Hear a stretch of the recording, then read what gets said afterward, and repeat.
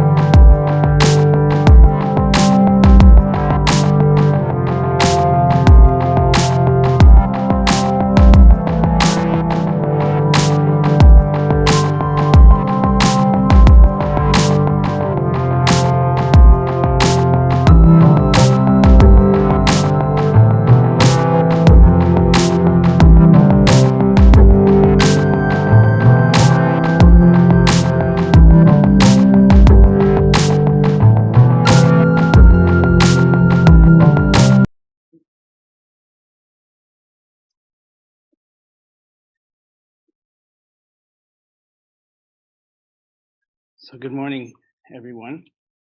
So first of all, I would like to thank Dr. Perry. I'd like to thank Dr. Hoffman, Dr. LePage, and all my fellow esteemed colleagues for having me here today. My name is Philip McCristall. I'm a postdoctoral fellow here at the university in the Center of Hate, Bias, and Extremism. And my presentation today is mapping the social cultural factors and right-wing extremist ideology among Canadian military personnel.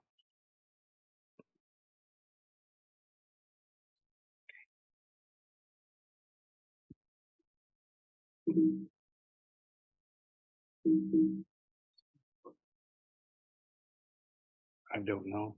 I'm not sure. Is this being recorded, Barb? Mm-hmm. How do we do this? Do your scroll down here on this thing? That didn't work. Oh, there we go. Okay, so first, we're going to start with this.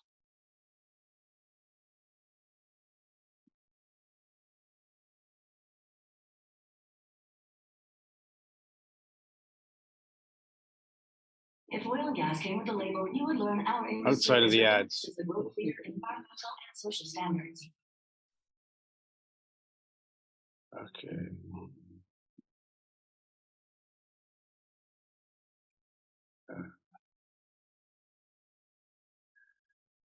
A new report released today by the National Security and Intelligence Agency found white supremacy poses an active threat to and within the Canadian military.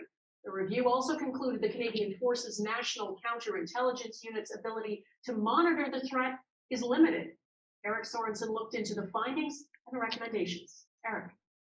Donna, the review focused on the Canadian Forces National Counterintelligence Unit and its domestic efforts to identify insider threats. It found there has been inadequate integration with other security teams in the Defense Department, and that the unit has not been up to the task of countering extremism in spite of multiple reviews. The counterintelligence unit has been the subject of 10 internal studies in the last quarter century. All found the unit suffered from resource and policy limitations, resulting in an inability to fully meet its mandate. This review does not significantly depart from these previous assessments.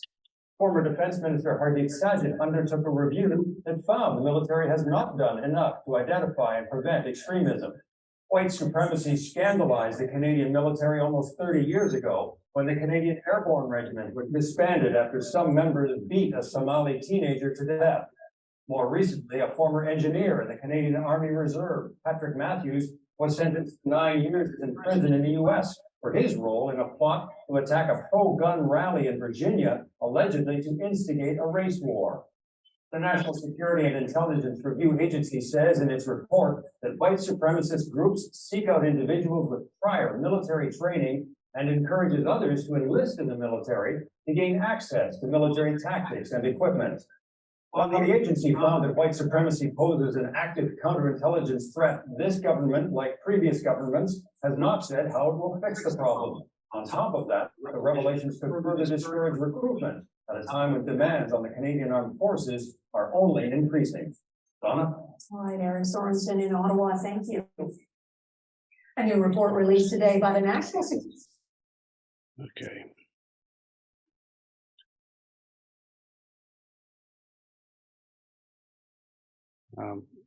Barb.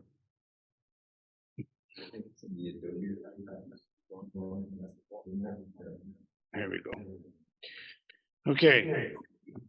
So the 21st century has foreshadowed the future of global uncertainty. Within the last decade, North America has witnessed several situations at its borders that stimulate questions about the social order. Try again? No, it's not working. So this is the one projecting. That's the one who's projecting, yeah. So keep going. I'll try and figure this out. All right. So, for example, on January 6th, the U.S. Republican Party supporters violently attacked U.S. Capitol. Former U.S. President Donald Trump has been noted as citing this violent attack, basically instructing his supporters to walk down to the Capitol and state that if you don't fight like hell, you're not going to have a country anymore. Court documents reveal that of those particular participants who were charged with criminal offenses, 15% had military experience.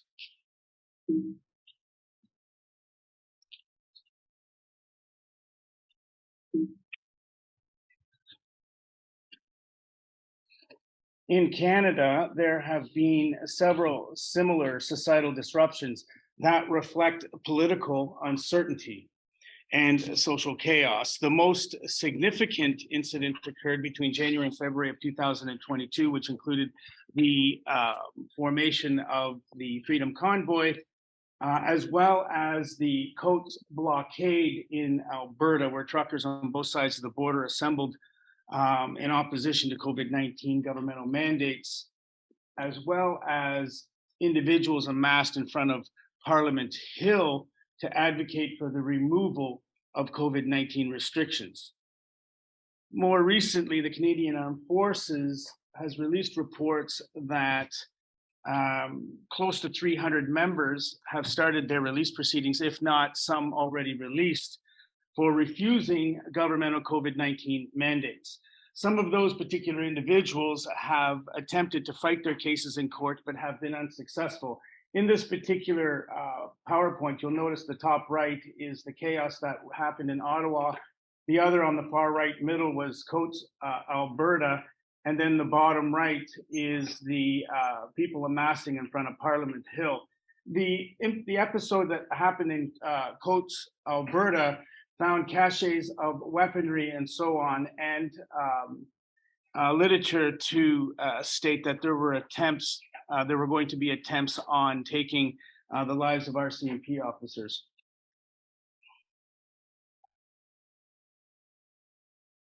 So from an individual perspective, there was the storming of the gates at Rideau Hall on July 2nd, 2020, where a 46-year-old Canadian Armed Forces active reservist who was on duty at the time, named Corey Huron, who basically felt betrayed by his government. He wanted basically to let Prime Minister Justin Trudeau know how angry he was about the gun ban and COVID restrictions. Huron stated in an interview that Trudeau is a communist who was above the law and corrupt. He had previously served in the artillery between 97 and 2000. He got out and re-entered back into the military, attached himself to the 4th Ranger Group in 2019. These incidences have all sparked public outcry, driving us to question what fuels certain groups and individuals to engage or facilitate in such behaviors. A study conducted by Dr. Perry, Dr. Hoffman, Dr. Scrivens suggests that not only is it very difficult, if not impossible, to answer that question fully, but also to understand which side of the political spectrum these members of anti-authority community in Canada are situated. So many of the participants in that particular study, professed of being what is considered apolitical, basically not claiming support for either side of the political spectrum, but rather they were more concerned about accountability from government leaders and policy makers. So this particular ideology reflects what Dr. Hoffman called was the sovereign citizen, which is basically a decentralized infraction subject who believes that their inherent liberties are being threatened by a corrupt federal government. Organizers of the Freedom Convoy feel that COVID-19 mandates basically infringed upon their civil rights, freedoms, and liberties. These particular activists protest that it was more about Canada and their activities were for the betterment of Canadian society. So these particular protesters felt that their actions would lead to a better future by standing up to government agency.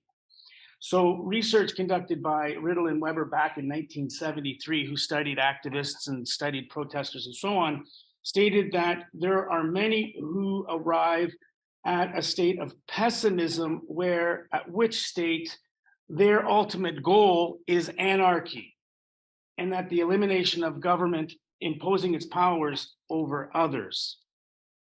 These particular protesters that amassed in front of Parliament Hill, those that stormed the Capitol, these military personnel that are acting out on their own all feel that they are better equipped to solve society's problem that government leaders, policymakers, and other professionals have failed to solve. So from this particular perspective, this has resulted in what is considered a wicked problem, a term that has been used already in military literature to reflect the sexual misconduct issue that has occurred in the military, but framed from a right-wing extremist ideology. It refers to a potential malignancy or a vicious trickery in that it is difficult to measure and is or can be aggressive in nature. Needs to be noted here that the acronyms that are used currently in the literature, RWE, is now going to be expanded in this particular presentation to RWEI, which is right-wing extremist ideology. So let's see here, okay. So right-wing extremism, according to the literature, is a loose movement focusing on racially, ethnically, and sexually defined nationalism, often framed in the terms of white power. But in Canada, these groups are loosely connected, resembling what is known as groupings of lone wolves. But a study conducted by Davy Attell in 2020 found that this particular movement is morphing into splinter groups that are also hibernating online, and 6,600 right-wing extremist channels have been identified online, mainly Twitter. And of these particular groupings, the literature has also indicated that the majority of those are ethno-nationalists. So research suggests that these people are doing so to avoid detection, and strategizing their potential to organize political violence or other forms of defiance. So understanding the social factors that influence these types of behaviors continues to elude academic scholarship, especially why radicalization and mobilization to violence occurs. Which brings us here to my research. I am looking at two particular questions that demand exploration. What are the social cultural factors in military culture that may produce right-wing extremism in some individuals? And two, what social processes are involved for former current military personnel who are considering right-wing extremism? As one step in recognizing patterns of social cultural factors affecting RWE members, this presentation assembles 31 cases of active duty, full-time, reservists, part-time, and veteran military former members located through open sources from 2015 to 2022. These particular participants were subjects to an analysis of several key different variables, including extremist group affiliations, when a particular individual is radicalized, the element in which they served, their time in service, and if any disciplinary action was taken by military or civilian courts.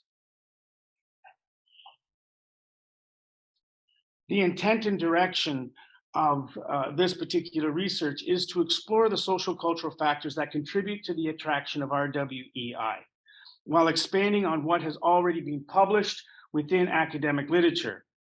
According to the research, the process of radicalization is vast and travels in very distinctive directions, creating difficulty in understanding its initial origins.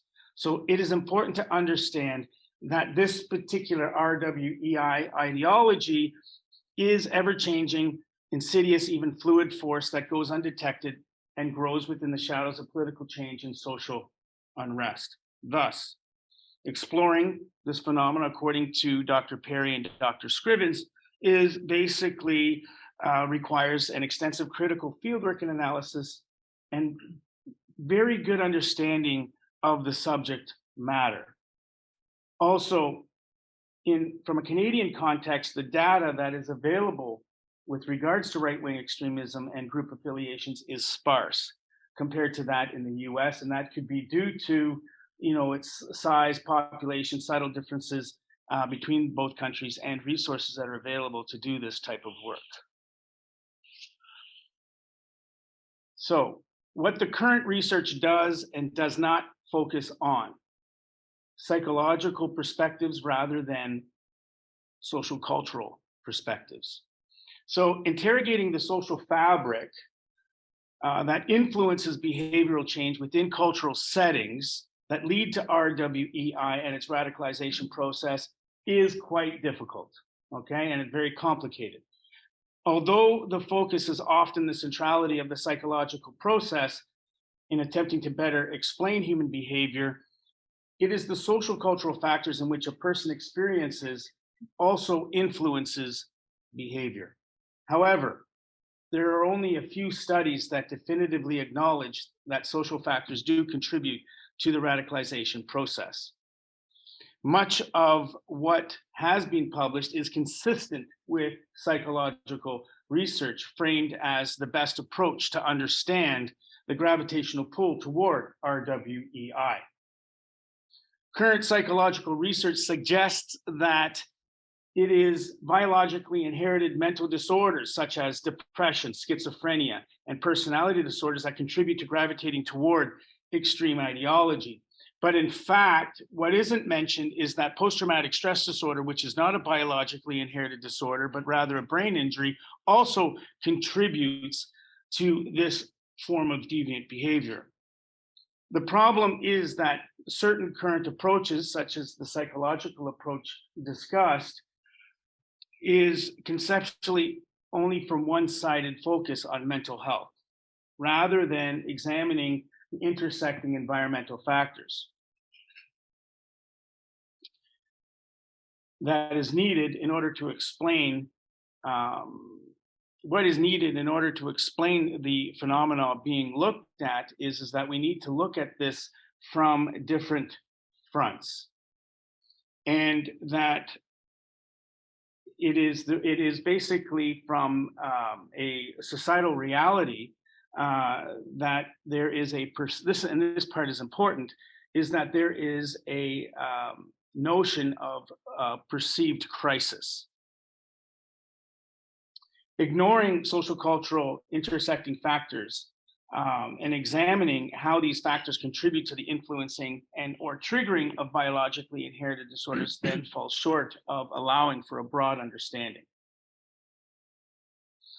Many of the events that have occurred on both sides of the border between 2017 and 2022 appear to have been very loosely planned by individuals who possess many of the behavioral characteristics of sociopaths.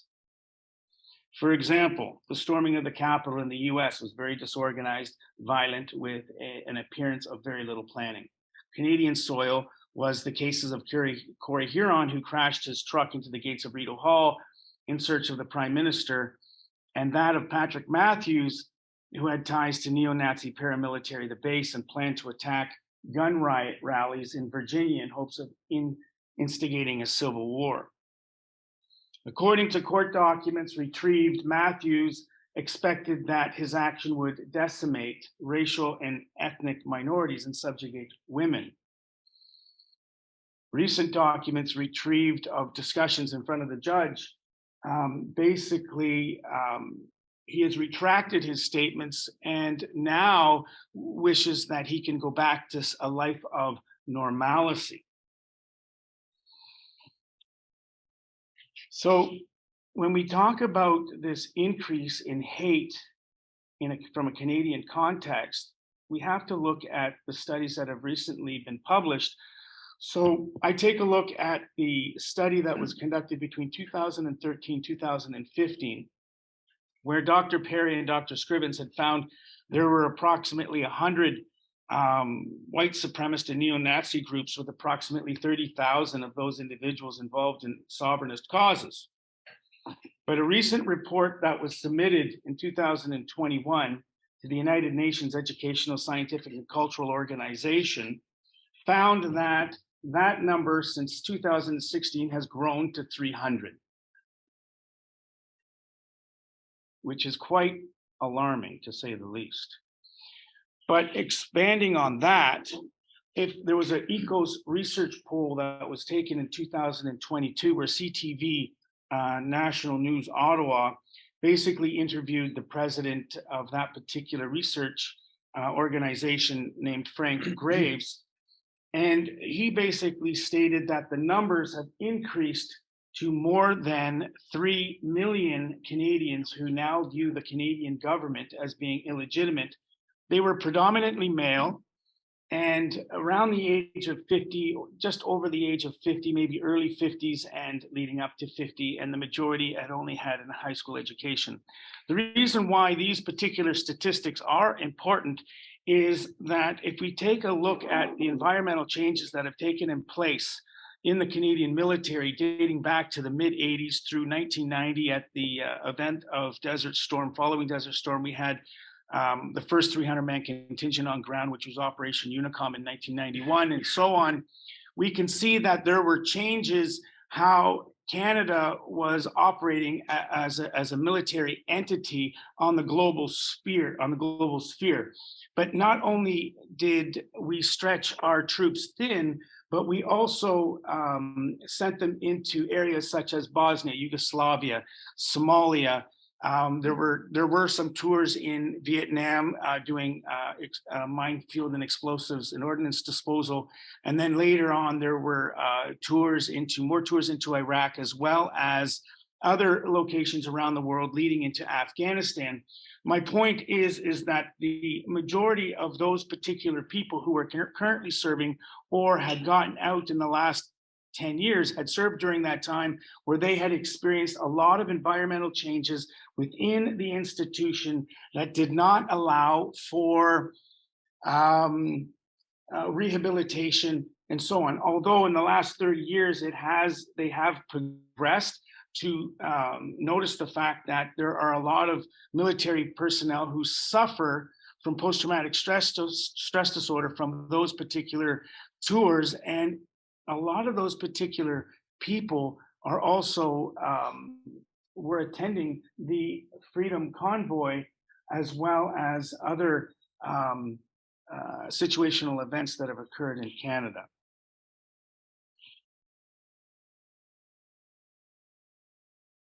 Now, I put this on here, which is the presence of hate groups across the U.S. in as well as doing a comparable analysis to that in Canada. But you will see that the number of groups in the U.S. between 2010 to 2021 has dropped to now a number of around 733 groups in the U.S. But in 2018, there were approximately 1,020. The majority of these particular groups are congregating along the eastern seaboard. Now, according to some literature, the locations that are undergoing demographic diversification related to other racial categories in which have an increasing median of individual income, one can argue that it is those particular changes within the political landscape on both sides of the border that have contributed to the growth of demographic diversification due to government policy on immigration. But also with that results in societal changes that welcomes diversity, but also ushers in an unwelcoming element that rejects inclusivity and diversity. Perpetrators who engage with RWEI are less socially connected to their communities. They rebel against societal changes, and they see as a thwarting their personal freedoms and liberties. They feel that there is a risk to their freedoms and liberties. So when we look at the environmental scan that took place in 2015 with Dr. Perry and Dr. Scrivens, we can see that although this environmental scan was done in 2015, these particular groups have increased, which can be further elaborated upon with future research. But we can see that that these particular groups congregate on the western seaboard and flow east to the eastern seaboard in Halifax, let's say Nova Scotia.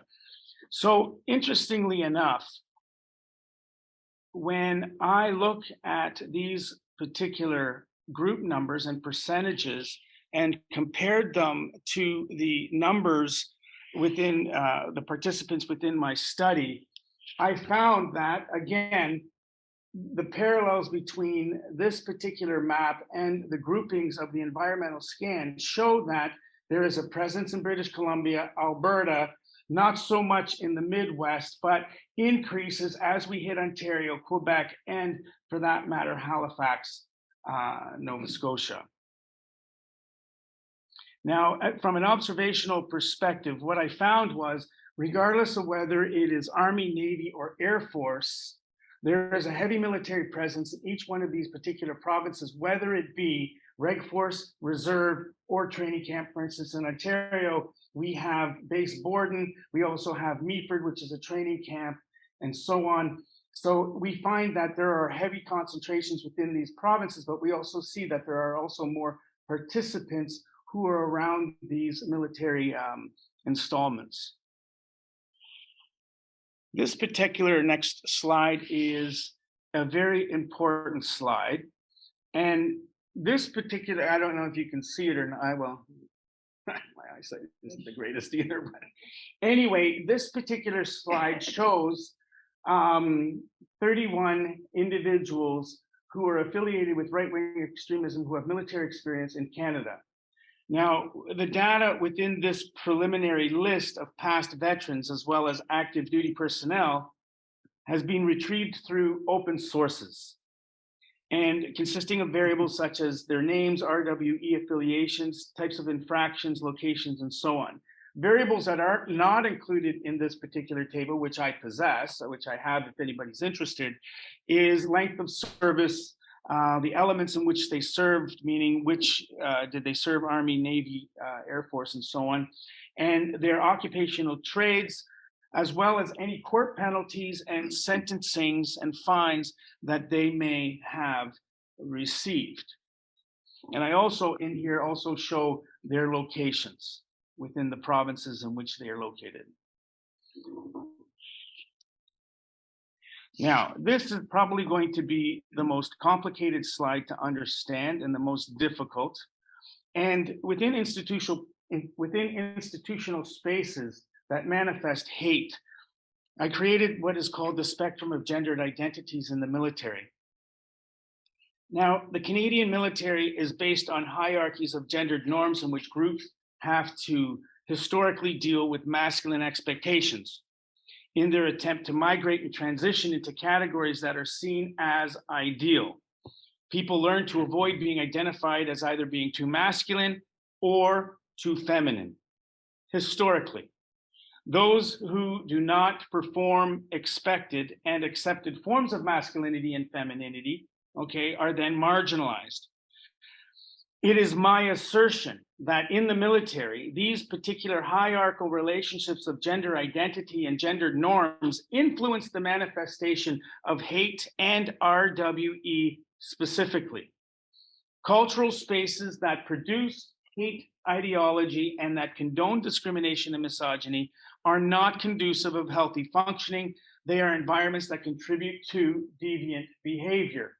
The literature, in particular, Kovitz, refers to these particular working environments as being conflict zones that promote, and this is important, that promote feelings of powerlessness, and some actually experience what is called precarious employment that hinders occupational advancement.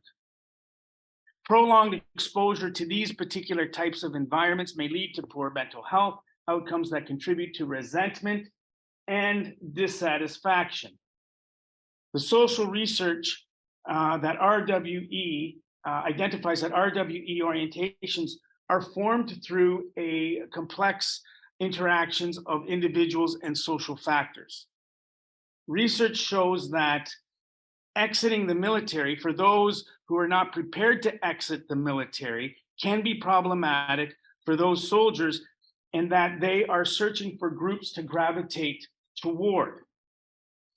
Some of these particular members have been medically discharged after suffering from physical and or psychological injuries sustained while serving.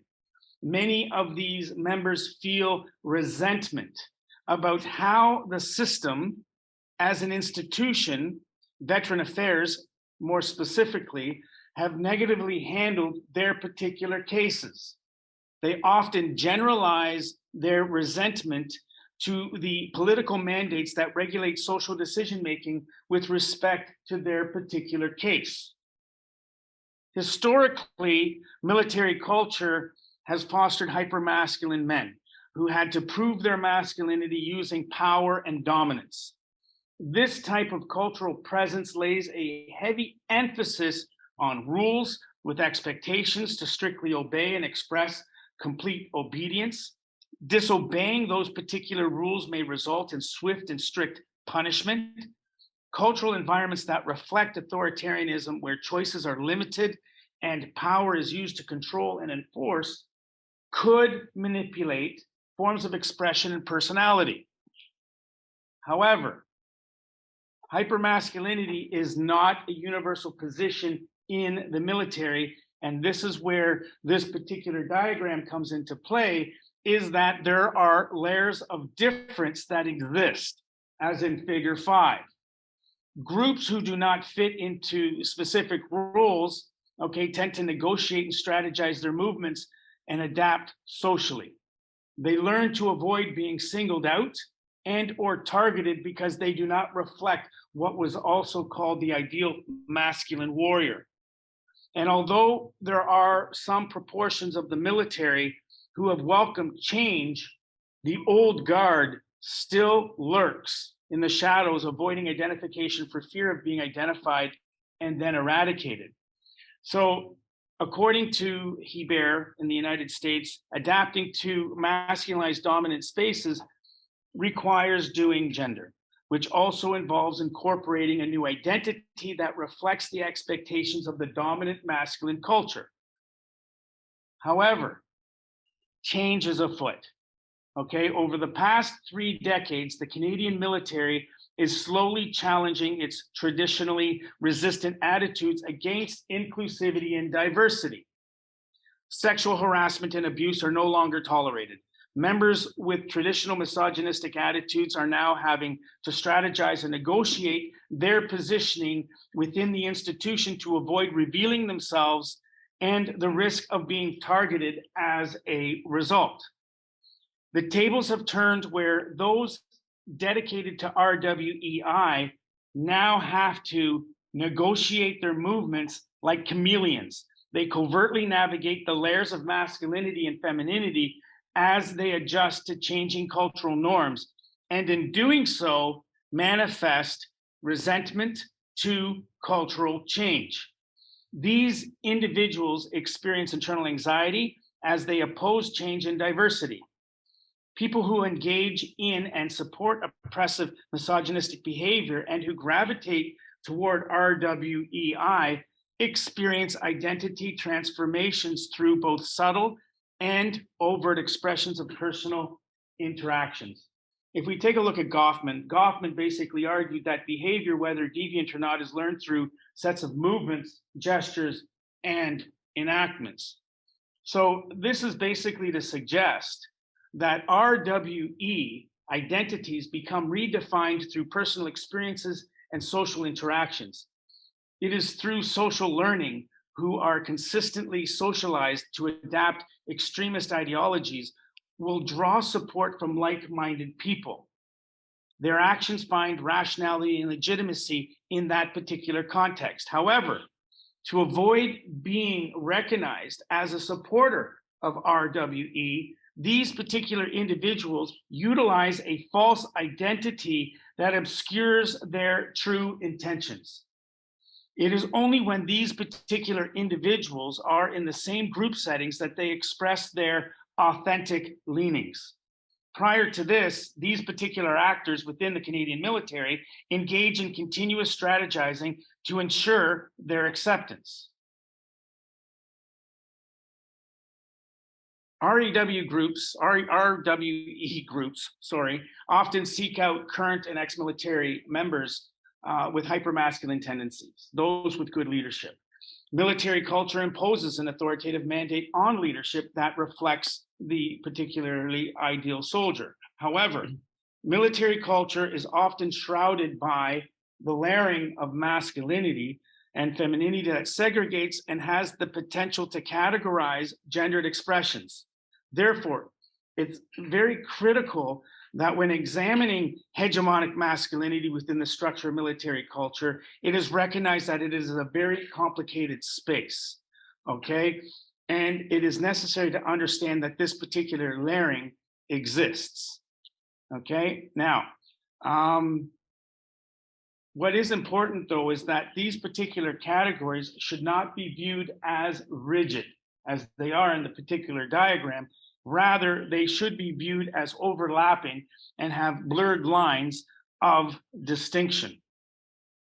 Now, you'll notice on the far right, the side of femininity, it's very blank because it needs to be expanded upon and researched. There is very little research to no research on that particular side of the spectrum. So there is a huge gap in the literature with regards to looking at that particular area. Now, with regards to my observations, while it is premature to suggest answers to the research questions within this particular presentation, it is possible to formulate early observations linking abstract social-cultural factors and concrete actions taken by these 31 men who have affiliated with 16 different RWE groups in Canada. The current and past members labeled within the tables of this particular presentation possess characteristics that reflect xenophobia, racism, and populism that is inherent in RWEI. Seeking out the parallels in individual profiles, I found that the majority of those particular members were of low military rank under junior leadership. Many served in the reserves, departure from the military for all different circumstances. Many were followers with a willingness to carry out plans perpetrated by RWE group leaders with tactical experience. And while they served in the military, they were eager to carry out instructions given by strong leadership. It is likely that there are more than 31 known Canadian participants mentioned in this presentation who have all been identified, again, through open sources. This is a comprehensive list, not an exhaustive list, and more research would be required to expand upon what has been investigated. These particular RWE groups, whose ideologies conspicuously overlap, are continuously attempting to recruit active and past military veteran members, hoping to capture elements of their experience. Okay. The majority of the men within this presentation affiliated with anarchists who are against government and political control that erode forms of social hierarchy. These are the particular groups that these people were associated or affiliated with. And I've also placed the counts of, and they overlap. Some of these particular groups have also been identified in the terror list that occurred, that the government implemented in February of 2021. Well, they added to the terror list in 2021. So in contrast to the trends towards the psychological framework in research on individuals who attach themselves to RWE groups and ideology, this particular presentation emphasizes social cultural factors by examining participants, active, past members of the military. Surveying these particular individuals, I found that they do not necessarily identify themselves as political reactionaries, but instead they reassert their vehement disapproval of the government and its leaders and are prepared to take direct, often violent action to disrupt societal social order. Anti-authoritarian, anti-democracy, and a hatred of sexually diverse ethnic, religious, and racial groups are their definitive positions. So an example would be from the literature. You could take a look at the 3%ers, for instance, who they loathe the federal government, they loathe federal policy, and are fixated on using coded rhetoric that uses and also expresses anxiety toward historically disenfranchised groups. In closing, even though progress has been made in the military to respond to liberal social norms, traditional social cultural factors continue to endure. These involve hypermasculinity, whiteness and heteronormativity, misogyny, complete obedience to strict rules of conduct, a gendered hierarchy, institutional discrimination, powerlessness, and precarious employment.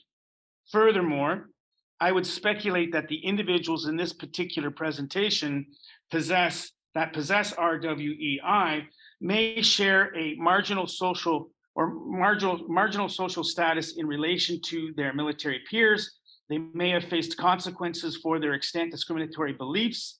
They may feel resentment or a sense of injustice due to their departure from the military. They may wish to establish their belongingness to an RWE group as a surrogate community to replace the military. And the social cultural factors that influence RWE ideology may be discovered by examining the institutional spaces that manifest hate, considering the layering of how gender plays a role in manipulating behavior. And a question that really begs me to try to expand upon is that now that women have been exposed to combat and are trained to do so in Canada since 1989, this begs the question as to how many women are being recruited into these RWE groups and what exactly would their roles be.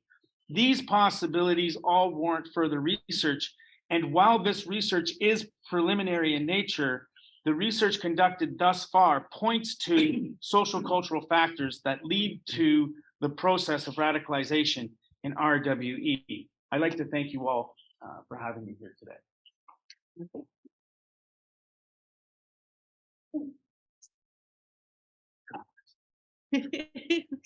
Thanks, Phil. Appreciated that. Let me get rid of that.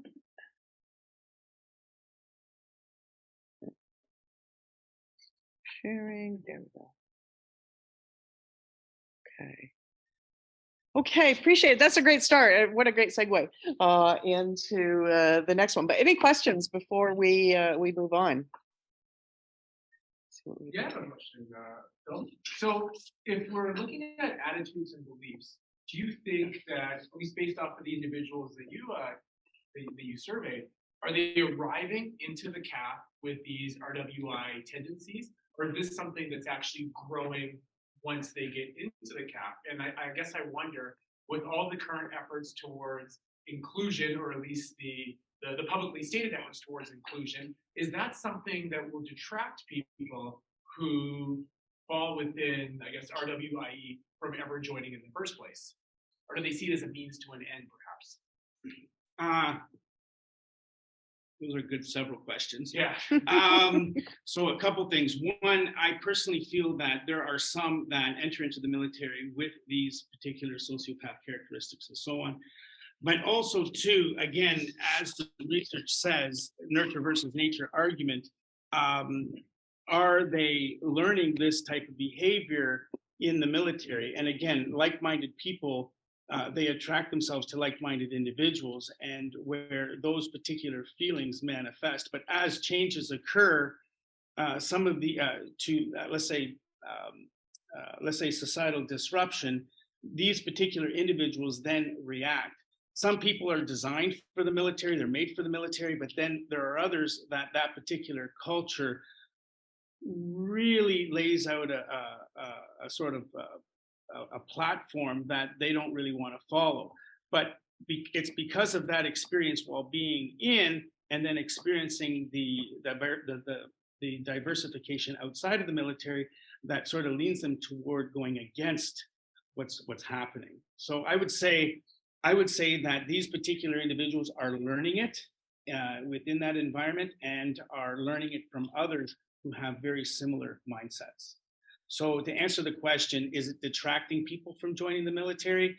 When you have Major General Carignan, who is now running a lot of the military operations and so on within the military, she has a policy that if there is any forms of misogyny, any type of behavior that is not conducive of healthy functioning, then that behavior is addressed right away. And those people are, they have to make a decision as to whether or not they want to stay in the military or they're going to leave the military, right? So I would say that the military is changing. It is changing for the better, but it is a very slow moving machine. And there's a lot of people within that environment that they have to address, and a lot of different personalities and so on. And I believe that one of the important aspects is that they understand that there is this layering of gender that does play a role. And up until this point, you know, those particular individuals who possessed these ideologies, you know, ran rampant in the military. You know, they targeted vulnerable people in the military. And now it's on the other side of the foot, where they're the ones who are being hunted rather than the hunter itself, is how I would like to put it. And they're hiding, and like I said, they're negotiating their presence, they're strategizing within the ranks of the military not to be detected. So I think that those numbers are dwindling, which is a good thing, and I think it's a generational thing. I think that eventually, you know, the military will have a culture that is inclusive and equitable. And anyone that wants to step outside of those expectations are going to be targeted. Does that answer your question? Yeah, it does. Absolutely. I guess the one thing I would add, based off of my experience in the military, the common refrain is, you know what, it's dinosaurs. It's people who've been in 20, 30 years. That's where all the idiots lie. But that's not my experience. My experience is hate doesn't know age or rank, and we saw it from 18-year-old. This is Army experience, of course. Right. 18-year-old privates up to NCOs, up to officers Sure. with a wide range of years service. So I don't know if just you wait long enough and the next generation coming in, everything will be great.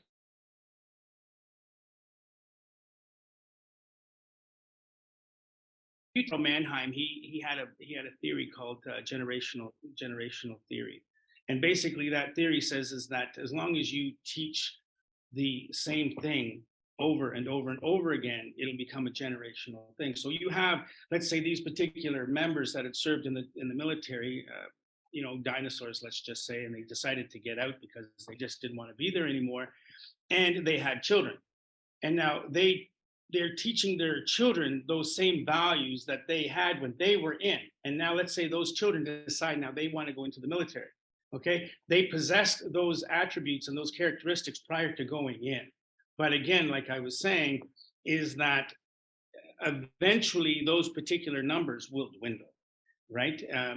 Because the culture will not warrant that type of behavior, in my opinion. You're right. You can never get rid of it 100%, but you can definitely put the alarm bells out there, say that if you're going to act this way, then this is what's going to happen. You're going to be targeted. So instead of being blatant expressions, it becomes more either implicit for that matter, or again, waiting in the wings as, being that they're an insidious group. Any other questions? No, it's great. Thank you. Okay, well, I'm sure there are other questions, but we'll bring those back up again, I think, this afternoon. So now we will bring up Vincent, and I think it really is a good segue. Your conversation about masculinity to move now to talk about sort of the and this is a question I want to raise about hypermasculinity as opposed to hegemonic masculinity and all of those pieces. But Vincent is focusing on the male warrior archetype and how that plays into these spaces. So that's the right one. Yeah. So if you want to come on over here. Oh, okay. Thank you.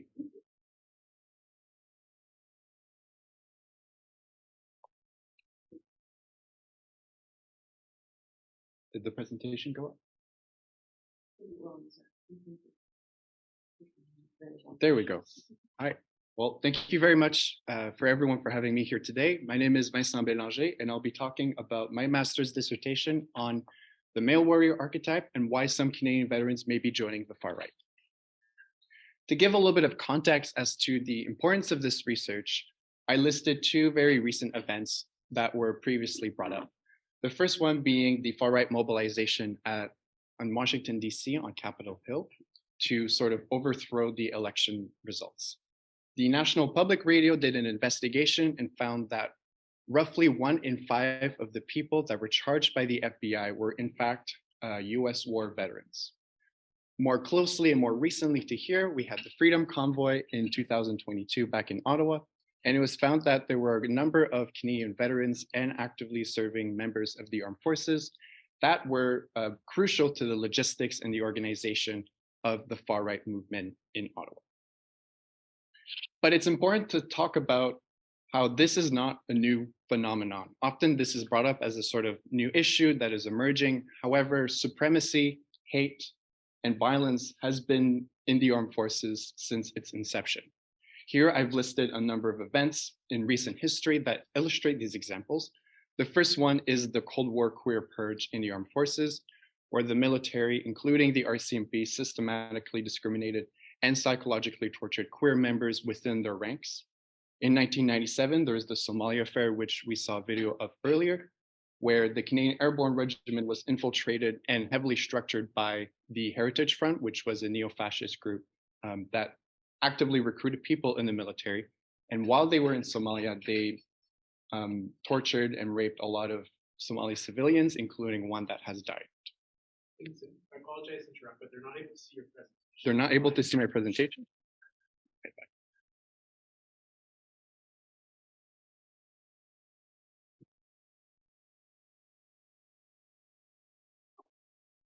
Apologies for the technical issues. Are people able to see the presentation now? Yeah, they see exactly what you have on the screen up there now. On the screen here? All right, well, I'll just keep it like that then. And so what I was saying, now with the Deschamps report in 2015, it found that the culture in the military is actively violent towards women and towards the queer community. And last year, an anti-racism panel was summoned to draft a report on white supremacy and systemic racism to be drafted to the Minister of National Defense. And it was found that, in fact, patriarchy, colonialism, and white supremacy are the sort of foundational blocks of the armed forces. And this continues to manifest itself, albeit perhaps in different forms, but continues to happen to this day. And when I talk about culture, what I'm talking about specifically is this male warrior archetype. The literature summarizes this as a sort of combination of two concepts. The first one being hegemonic masculinity. There are different ways in which masculinity can be experienced and reflected. However, typically in institutions, there's a sort of form of masculinity that is imposed against all the other ones, making this masculinity the standard and all the other ones a form of corruption that needs to be erased. In the military, this form of hegemonic masculinity was imposed by a process known as militarization, which is the sort of combination of resources and labor towards the production of militaristic purposes, typically known as violence. And scholar Shireen Razak explains this as a sort of way in which different militias and now the Canadian Armed Forces did this by sort of displacing and exterminating Indigenous people in Canada to sort of impose Canada as a colonial project. And this sort of set the standard for hegemonic masculinity, being the white, able-bodied, straight men are the ones that need to serve in the military to protect the women from the racialized other, either in the newly imposed Canada or outside of its territory. And so the male warrior archetype is kind of the consequence of all these different factors, where certain individuals in the military, through their service and through their combat experience, will sort of develop a superiority complex because they think their masculinity has been proven through their service, and other masculinities are inferior and will think that women are weak, need to be defended specifically from the other, which traditionally have been Indigenous people in Canada and more contemporarily have been racialized Muslim people in the Middle East. What the literature also shows us is that there's a lot of overlap between the military and far right in general. Statistically speaking, right-wing extremists are more likely to have military experience compared to other forms of extremists. And within that population, there's an overrepresentation of veterans. And there's sort of two reasons for that. The first one, perhaps more obvious, is because veterans have that training, they have that combat experience, and they have access to intelligence and to weapons sometimes. And so these groups are actively recruiting these individuals so that they can then train their organizations to sort of mimic the military in return. And this brings me to the second reason why there's an overrepresentation of veterans, and it's the culture. The culture in far-right groups actively mimic the military, as well as the structure of different forces. And veterans that typically join these far-right groups usually have difficulty reintegrating society after their service, sometimes feel disillusioned towards the government, or have experienced trauma from their wartime experience. And this is where the archetype sort of factors in. Sometimes if they feel like they do not receive the respect they think they need to receive from society, and they sort of get this negative reaction when they're reintegrating into society, or if they're being challenged by the institution they serve, there tends to be some sort of identity-based grievances that helps this push towards the armed forces of the right-wing groups. And typically people with military experience, including veterans that join these groups, tend to have a higher degree of trauma, also PTSD from going out to war and other indicators, will have a perceived sense of marginalization, and will have a recent social diminution in social standing. Usually this could be seen as being dishonorably released or discharged.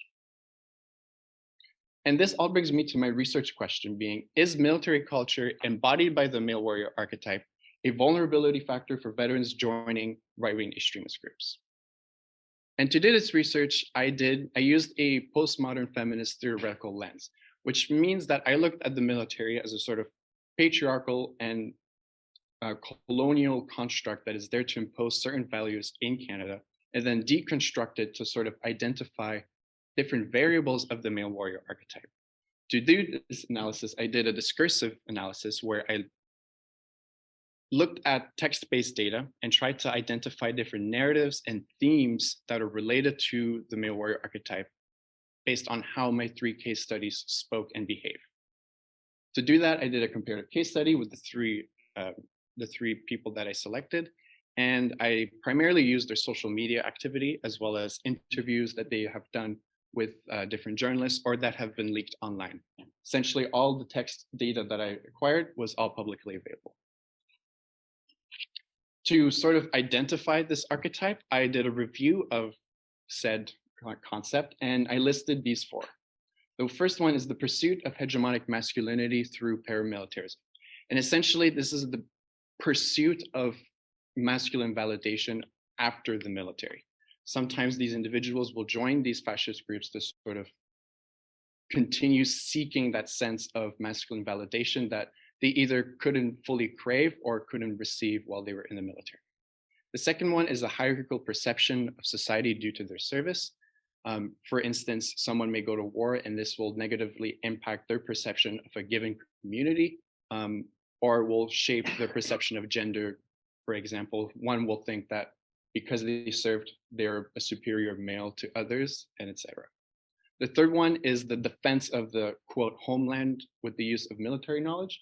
And I put homeland here in quotes because it is that sort of colonial term where we are here to defend Canada from the racialized other, and doing that with the use of military knowledge. So it's fairly self-explanatory. And the last one is sort of a combination of all of those in one, being a negative reaction to their warrior identity being challenged. And so this is often seen when there are crackdowns in the military, and some will think that their identity is being directly challenged by the institution they served, or if they get dishonorably discharged, then typically that is a huge red flag. They will often try and seek similar groups afterwards. My 3 case studies were Patrick Matthews, who was a recruiter for the neo-Nazi group The Base, Patrick Baudry, who co-created with another Canadian veteran the Islamophobic watch group La Meute, and Jeremy McKenzie, who is a leader of the conspiracy group Plaid Army, as well as the founder of the neo-fascist group Diagolon. My first case study, Patrick Matthews, based on the data that I acquired, likely that his sort of trigger moment to join the base was his relationship breakup. He was in fact in an interracial relationship that ended after a pregnancy scare. And based on his social media activity and testimonies from his parents, it's likely that a negative breakup with his interracial relationship was the sort of thing that reeled him in to joining the base, which initially he said was only presented to him as a xenophobic group, but then later on got eased into the more accelerationist aspects of this group.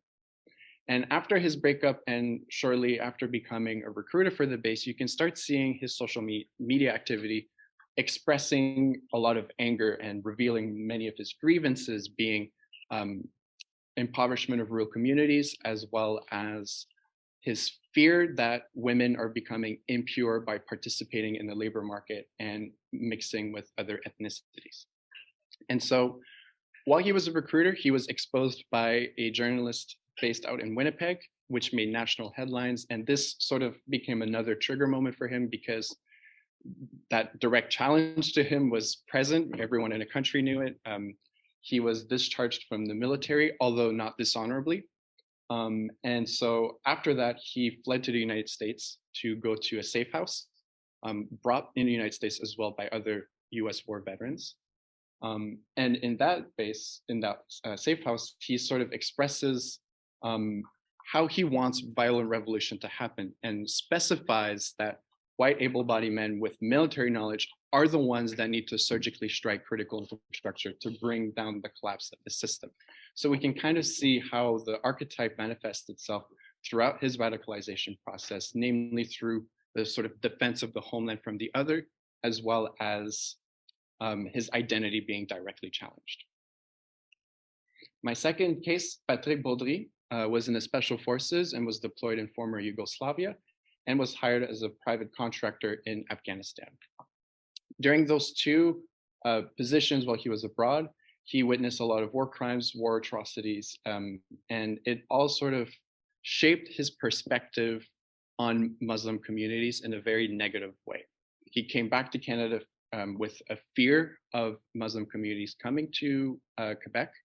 And with the rise of ISIS and the spikes in attacks in 2014 and 2015, he started to believe in a conspiracy that Sharia law was going to come to Quebec and commit a white genocide. And the trigger for him was the 2015 elections, where the Liberals announced they wanted to increase the number of Syrian refugees coming to Canada. And to him, that was the sort of confirmation of his conspiracy theory. And so him and another Canadian veteran formed the group La Meute. And he stated that he took inspiration from the military to structure his group, and also added that military indoctrination is the best way to sort of impose certain values and make sure that your group follows orders. And in another interview, he states that while he doesn't think this needs to happen in Quebec, that men in Europe need to start arming themselves and patrol the streets to defend women from the Muslim community.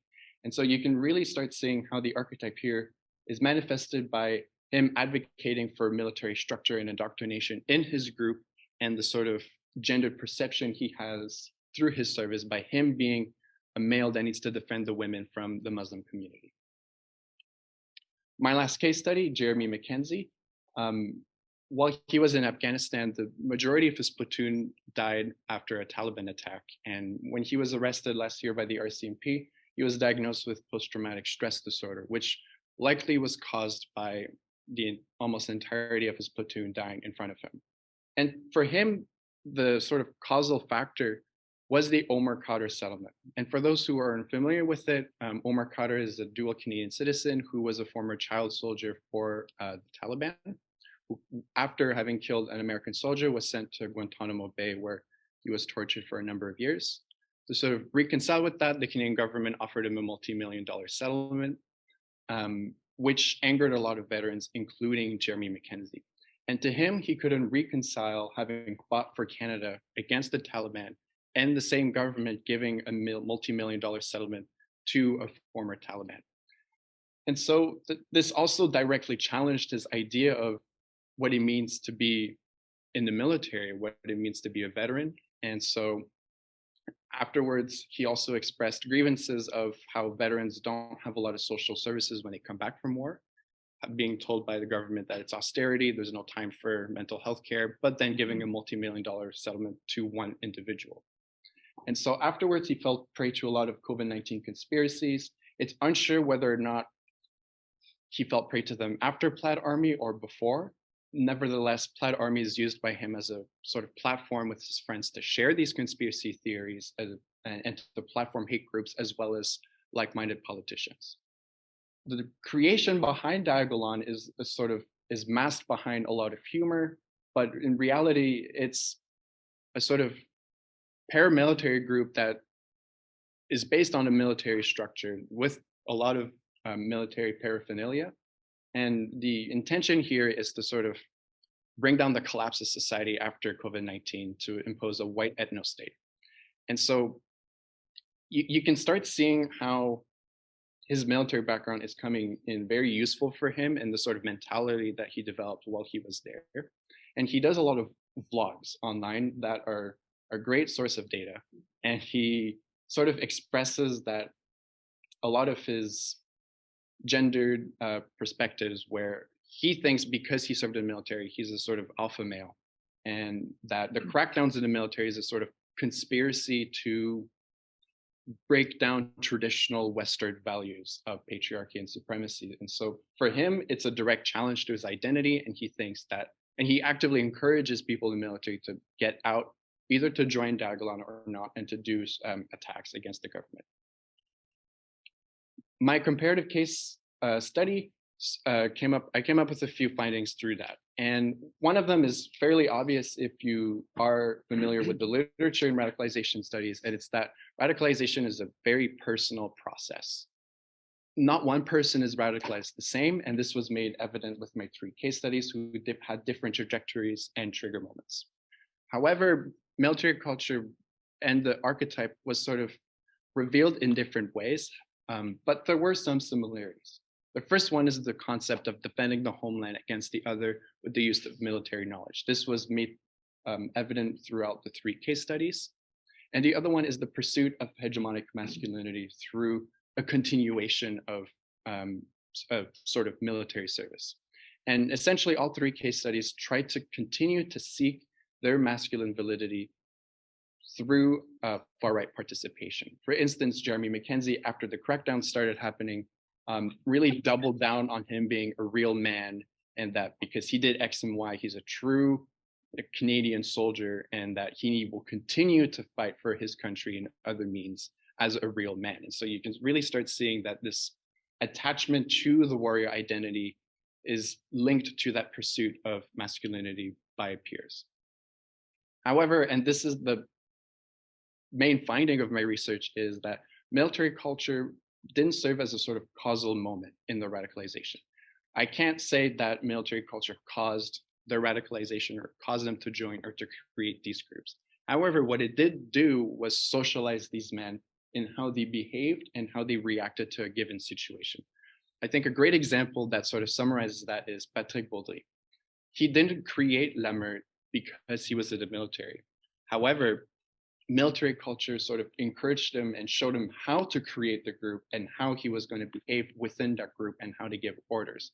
So you can really see that because radicalization is an individualistic process, you can't say military culture causes it, but it is likely that it acts as a vulnerability factor for that sort of far-right pipeline.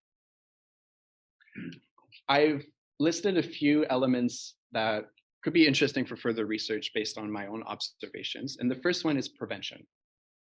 How do you prevent the warrior archetype and toxic masculinity in the military? A lot of people will talk about diversity and inclusion as if not the solution. However, doing so without addressing the root causes of this hate will further perpetuate this violence on the marginalized communities you seek to recruit.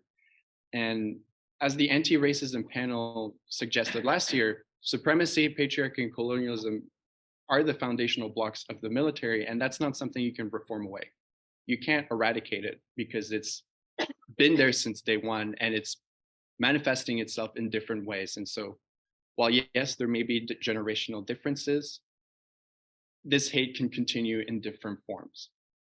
And so this is an obstacle that needs to be kept in mind. And solutions are there. They have been presented to the military for decades under different reports. Whether or not they have been listened to or have been implemented is a different story. Martialization is another warning that has been identified in the literature. Scholars DeLint and Prano looked at martialization as a sort of byproduct of militarization, being the indoctrination of members in the armed forces and the imposition of nationalistic values. And this is sort of seen as the sort of purpose behind the military, to rally the troops and whatnot. But it's also seen as a factor of dehumanization against other nations to facilitate violence against the other. And so these two scholars argue that as martialization increases, right-wing extremism may as well. And the sort of warning that comes out of that is, as the military takes a bigger space in society, there may be a risk of increase in right-wing extremism that follows suit. The third element is the retreat from Afghanistan. Scholar Kathleen Bellou wrote an excellent book on Vietnam War veterans and how their grievances against the American government and against the Vietnamese population factored in them creating the vast majority of KKK faction groups in the US. And what I'm seeing with veterans coming back from Afghanistan who have grievances, justified or not, against the Canadian government, there's a lot of similarities here between the pulling out of Vietnam and the pulling out of Afghanistan. And so while they're not necessarily the same grievances or the same situation, it's something that should raise some alarm bells and should be monitored closely. And the last thing I want to talk about is the position in the military. We know veterans are overrepresented in these groups, but what do we know about the role they had in the military, right? What do we know about people who are in the reserves as opposed to people in the rec force? What about someone that's in the Navy or in the Air Force, right? How is one's role in the military translated in their participation in far-right groups? And so it'd be really interesting to sort of do a demographic research on the individuals who join from the military to right-wing groups, and to sort of see how are their techniques being translated into these groups and whether there may be something to prevent here. And so with that, I thank you very much for your time. And if there are questions, I welcome them. So stay on board there for the questions, and since David's not on the Zoom, maybe repeat this question. Okay. I only caught the tail end of your presentation, but makes me wish I could find all of it. I have two questions, if you don't mind, and I'm not monopolizing. One's more of a comment, one's more of a question. So position in the military, actually, Philip and I and one of my graduate students just came out with a book chapter in Barb's book on North American far-right extremism that looks at this into some degree. It's actually based on the data from my graduate student, where she looks at does someone's role in the military play a factor in acceptance of right-wing values? And she found yes. This is basically it. And then of 30, she would be 30 Canadian forces. So there have been some steps in that area, and I'd love to have a discussion. I'm sure Phil has a lot to say on it too. If this is something you want to pursue. So sorry for the self-promotion. The second thing is with the martialization. I find this fascinating. It's something I have to admit never really occurred to me to look at it at a social structural level like that. And this might be a little bit of a facile question, but I'm hoping it'll generate some discussion. Do you think that just the veneration of the military in the U.S. Compared to Canada, does that play a significant role in how the rates of far-right extremism in the U.S. versus Canada? I just want to hear your thoughts on it. Right. I mean, it's more complex than that, you know, as social scientists, but I mean, that just rings so true. So I'll try and give like a short answer, and I don't have data in front of me, but it is a safe bet to assume that there is a stronger amount of these individuals in the US. And I think my answer to that would be kind of looking at the sort of negative reaction to warrior identities being challenged, right? There's military institutions in North America are veneered in some sense. And so there is a lot of pride attached to it. And through service in the military, if you sort of adopt this archetype mixed in with the pride of serving and whatnot, and it is being challenged, I think that's a huge risk. And so in the United States, the military has a far bigger presence than in Canada, which may be why there's a stronger component of veterans joining these groups. However, the big caveat is that the research focuses almost exclusively on the United States, and it's less known in Canada. But sorry for interrupting. Okay. And I was just going to say, and the sort of interaction with far-right groups and people from the military has always been there, right? The earliest records is people joining Confederate Army from Canada, and as well as KKK groups in Eastern Canada. And so it's always been there, and I think it may only grow as time continues. You see this, I mean, one of your case studies, Jeremy McKenzie, I watched a bunch of his videos too, and he almost universally starts, within the first 5 minutes, he mentions that I'm a 17-year veteran, yes. And always it's a virtue signal.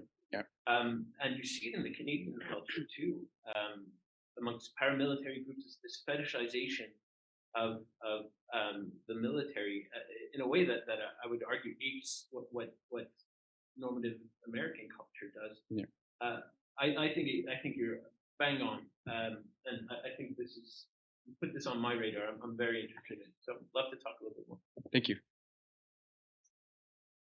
Just to follow up on that, a thought that I had, full disclosure, I'm an Afghanistan veteran, and listening to the story of Jeremy McKenzie, I'm fascinated in terms of the role and the position of people within the military, also how they modify their own stories. Yeah. Because when you say like his whole platoon was wiped out in Brunswick, That struck me like immediately. there's the A-10 strike, there's the Nyala, but there's like 2 or 3 instances where We lose 30 people in a single. right. instance. We had like 2 occasions where like 6 people were killed in a day in a single event.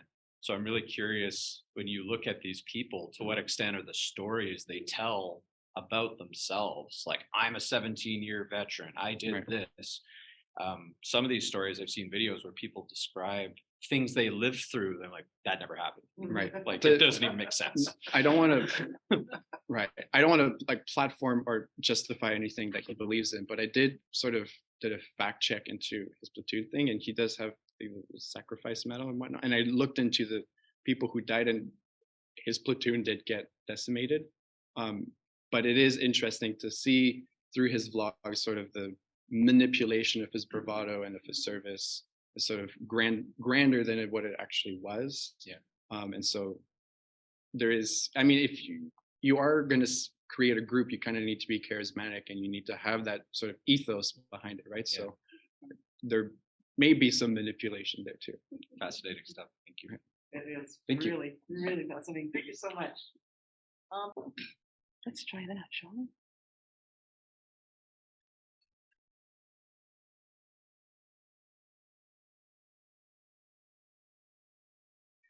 Okay, I just seem to like it when you do presentations. So I think just Okay, so I just do the arrows to go through. Okay, perfect.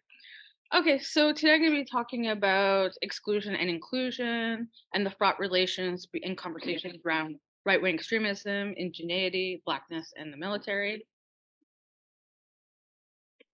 So it's very much inappropriate to locate oneself in positionality whenever you're, doing events or you're conversing with other people. So people know how to place you. They know who you are in relation to others, and also to, in terms of transparency, in terms of who your kinship relationships are and your community of origin. So I'm a member of Ermineskin Cree Nation. I grew up in the traditional territories of the Haudenosaunee and Akwesasne area.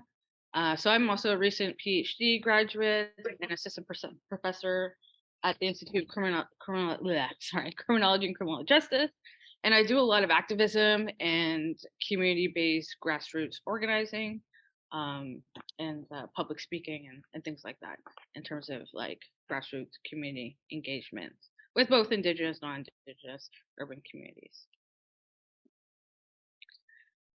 So this presentation discusses the exclusion of right-wing extremism, just post the efforts of inclusion in respect to representation of Indigenous Black people in the Canadian Armed Forces.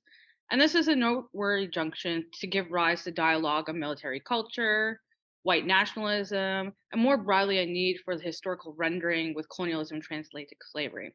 So I agree that strategies and tactics to combat right-wing extremism necessitates the targeting of the cultural climate, colonial logics, and violent ideologies that underpin right-wing extremist thinking and actions. So to get started, I think it's really important to delineate the distinctions between Indigenous epistemologies, worldviews, and Western worldviews and social orders and governance systems. That's super important as a starting point to make intelligible some of the things I'm going to be talking about, because it is very different, right? So in terms of epistemology, it's like, how do we produce knowledge? How do we know what we know, right? So, most people in, Western settler society have been socialized and educated within the parameters of the Western epistemological views, right, that originate from Europe, right, and that's they're very different, and that tends to be situated with a very much, kind of going back to what he was talking about, a very specific heterocolonial patriarchal order. A lot of Indigenous communities, especially the Haudenosaunee, are matrilineal, so women had a lot of say in terms of political decisions. They were always at the table in terms of decision making, which was very different with Europeans who had really very rigid gender roles, and women were not seen as equal to men, and they actually were relegated outside the public sphere. So they were just thought to be, domestic servants in the home that took care of the children, that they had no place in public matters, things like that. So European men traditionally did not respect women or two-spirit identity or any kind of gender diversity. And that these ideals and these, ideas around heteronormativity and white maleness also came with these ideas came with Europeans when it came to what we call Turtle Island. That still kind of pervade the white settler society to this day. So I think that's really important distinctions to make. There's a history, but also very, very different cultural and political orders and understandings, right? So during contact, this was very unusual. Like white men didn't understand, like, why did the indigenous chiefs have to go back and consult the women? They thought that was abhorrent. They're like, what? Why do you have to go back? They thought it slowed down the process. Like, why are they even involved? They didn't like that very much at all. So there's very different normatives in terms of social orders, in terms of decision making, things like that. And in fact, like, chiefs could be removed from service of the community in their leadership role by the women, by the clans, like the clanswomen, because they actually are the ones that were the caretakers and had, the power within the community. So if they didn't feel like the indigenous chiefs were serving their community well or weren't honoring their responsibilities in the ways that were supposed to, they would be removed from power and replaced by someone else who is more deferential to the community needs of the community. Very different. And I think that's an important starting point in talking about some of these distinctions between indigenous worldviews, social orders, things like that. Indigenous people have their own governance systems that still exist today. Okay, so there's a reason why there's nation-to-nation agreements between the Canadian settler state and indigenous communities. Okay, that's not because indigenous people were never conquered. That never happened ever, even though this is a myth or a narrative that cannot like tell itself. Even in the very inception of during Confederation. I'm going really quickly because there's a lot of ground to cover to even to segue into the things I'm trying to say, and I'm trying to pack that in 20 minutes, which is it's a lot to unpack in 20 minutes. And so, even during Confederation, there was a reason why there are nation-to-nation treaty agreements. And that is because, in terms of negotiating land and things like that, even amid the broader context of colonization, which did happen, which was a very violent process, there was still, embedded in that were still very pertinent negotiations over land and trade during this time. So even embedded in the very Canadian Constitution, is this existing, social orders or legal agreements about these nation-to-nation understandings around Indigenous sovereignty that still exist in our present day moment. A little bit different politically than what plays out in the US. The US had a very different way in which they handled relations with Indigenous communities. This is also why Indigenous people on this side, the medicine line, sided with the British, okay? Because they seen what was happening on that side of the medicine line. They didn't want to have any part of it. So they're like, okay, we're going to side with the British during the War of 1812. And so that's kind of how it played out. And actually, it was because of Indigenous roles serving alongside the British that they successively were able to defend this side of, the medicine line. Otherwise, we'd all be the United States of America as well. So Indigenous people were very pertinent to that role. And again, a lot of it was because they seen what was happening over there, and the way that a lot of the burial grounds of people who were their fallen soldiers their graves were being decimated, and that was abhorrent to the spiritual cosmology of a lot of Indigenous communities on this side. So that's a little bit of historical context and understanding. And the difference is in terms of how even Indigenous people think about the land. We think about land as sacred, that we're in relation to the land, that it's not something which is different from a Western worldview, who thinks it's something that, in terms of individual property, think of it conceiving as something you can own, extract, and things like that. And we see the impacts of it, like the global devastation of the environment. It's unprecedented in how much the world has been, globally, the environment has been ruined in a very, very short period of time. And actually a lot of, government security policies are actually now in our contemporary moment really invested in that conversation in terms of how to preserve the environment. So it's very relevant emerging conversation in terms of how nation states are even thinking about these things in terms of even the context of, you know, the devastation of the environment. So if there's one way, if I were to conceptualize an Indigenous worldview distinction, it's really predicated on this idea of relationality. And what I mean by that is, we, like, again, saying in terms of how do we see ourselves in relation to the land? You know, how do we see our relationship to the animals, to other people, things like that. So if there's one way I could kind of just, you know, encapsulate it without trying to overgeneralize the very, very distinctive Indigenous cultures, nations, languages, communities, I would say it would be relationality. And this idea of reciprocation and accountability to the collective experience of others. So it's very different. Like, for instance, like Indigenous leaderships, they always have accountability outside themselves. They have accountability to their kinship, to the future generations to come. That's kind of foundational approach. So it's very different from a very much an individualistic Western approach. So these are very important distinctions. So in order to make some of the things I'm going to say, you know, make sensical, I guess you could say, that there are different epistemologies, that there are different ways of knowing and engaging with the world. And for us, this is Turtle Island, so we're Native American. So there's a reason why that term exists as well. There is J treaty, so there's legal treaties where Indigenous people can both live in the U.S. and in Canada freely. So it's, for us, it's borderless. There's no Canada, the U.S., you know. It's borderless for us. So we see this as Turtle Island, and we have longstanding ties to this land that extend thousands upon thousands of years. Like, our kinship relations are part of the earth. We are part of the earth, and we're intricately tied and will be and have been since time immemorial. So that's just kind of like a starting point to segue into things I'm going to be talking about. So this is kind of just talking about that, you know, in terms of thinking of this as Turtle Island, borderless. There's existing legal agreements. Like, I have a U.S.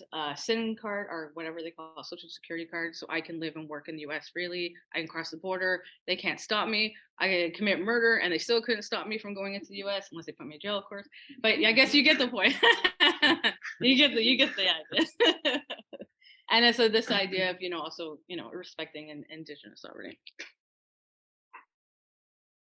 Okay, so this again is talking about, I'm talking a little bit about, you know, this graph kind of talks about, you know, this nation to nation relationship and the historical treaties that cover, you know, most of Canada's landmass. And there's also unceded territories too. So for example, in the West and West Wet'suwet'en, it's unceded territory. That means it was never negotiated through treaty, nor was it ever conquered. So it's still Indigenous land in the true sense. It's not Canada's land, although Canada would like to tell itself that. But because there was never anything that had happened legally or otherwise to extinguish Indigenous title to certain particular areas. So talking a little bit about this, okay.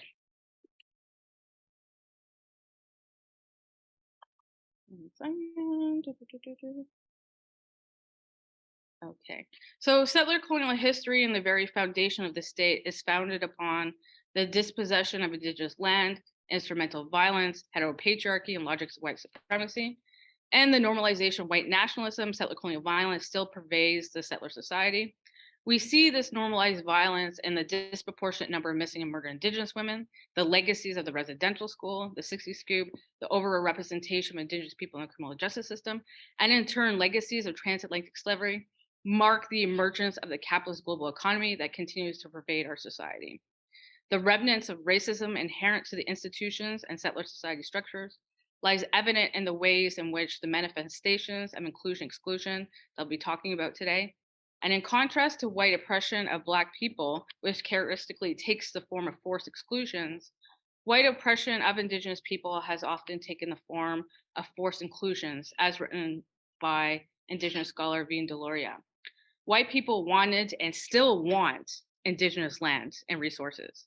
And the goals underpinning segregation, exclusion, were designed to keep Black people out of society.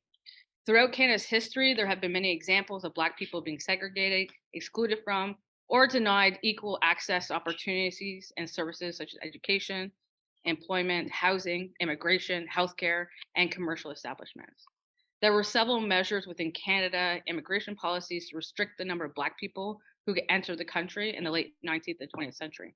In respect to Indigenous people, Black people in the state, there is ambivalent, discursive, and material connections to conceptual frames of inclusion and exclusion.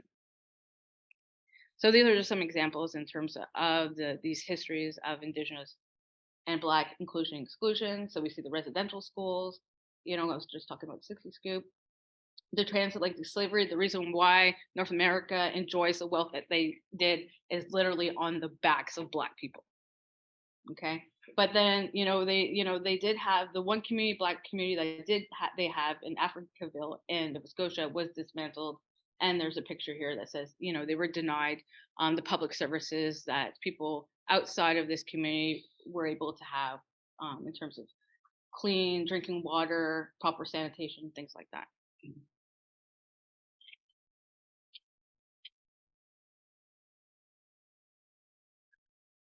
So there are limits and challenges within military institutions and a threat of right-wing extremism at large when solely situated within a Euro-Western epistemological frame due to the connections between heteropatriarchy, the military, and nationalist ideological frames. From the onset of European contact and landing in the Americas also came with it this heteropatriarchal settler society structural order in which heterosexual men possess the most amount of control and power compared to women and queer people who are disempowered by the system. So Philip McCristall's work around the military as a deeply gender space empirically documents gender power differentials, systemic discrimination, lack of integration, and sexually inappropriate behaviors from members within the Canadian military. Statistics and other empirical research reveals the Canadian military is a predominantly white cisgender institution. And according to the Ministry of National Defense Advisory Panel on Systemic Racism and Discrimination, Black and racialized people account for 25% of the available workforce, but only account for 13% of its members. The number is even smaller for Indigenous people, respectively. There are very few Indigenous soldiers, 1.6 for women, 1.8% of men. Yet, Indigenous inmates in Canadian prisons represent 28% of the total federal in-custody population, while only comprising just 4.3% of the Canadian population. Over the last 10 years, the number of Indigenous federally sentenced women increased by 60%, going from 168 in March 2009 to 270 in March 2018. At the end of the reporting period, 40% of incarcerated women in Canada were of Indigenous ancestry. So what this picture tells us is we got a very, very, very marginal number of Indigenous soldiers employed in the military, but a disgusting, huge number of Indigenous people, particularly women, in the Canadian prison. So if we look at 1.6% versus 40% in prison, we have a glaring systemic racism colonial problem as a society.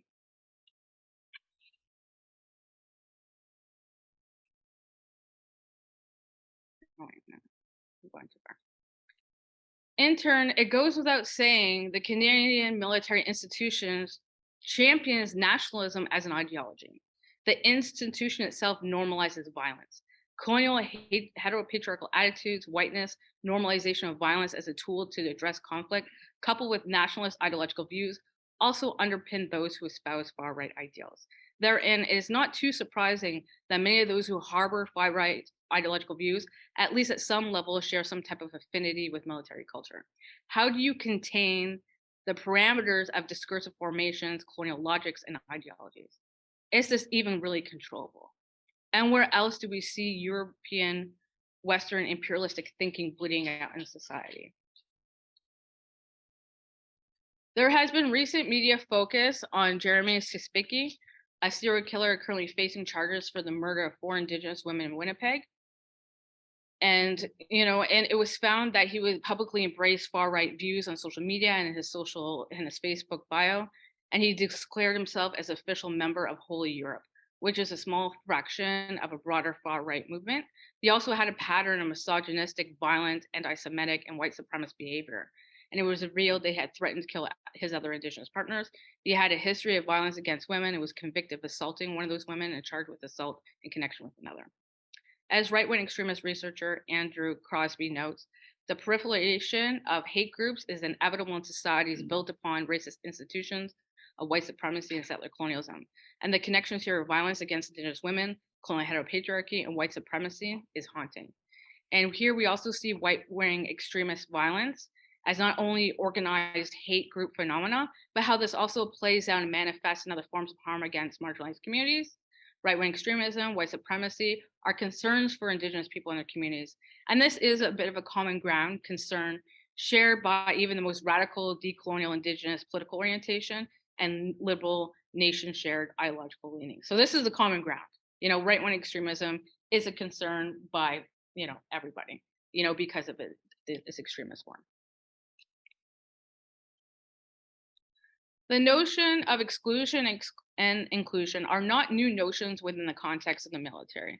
In fact, the institutional structure is designed around inclusion, exclusion criteria, and quite regimented in many respects.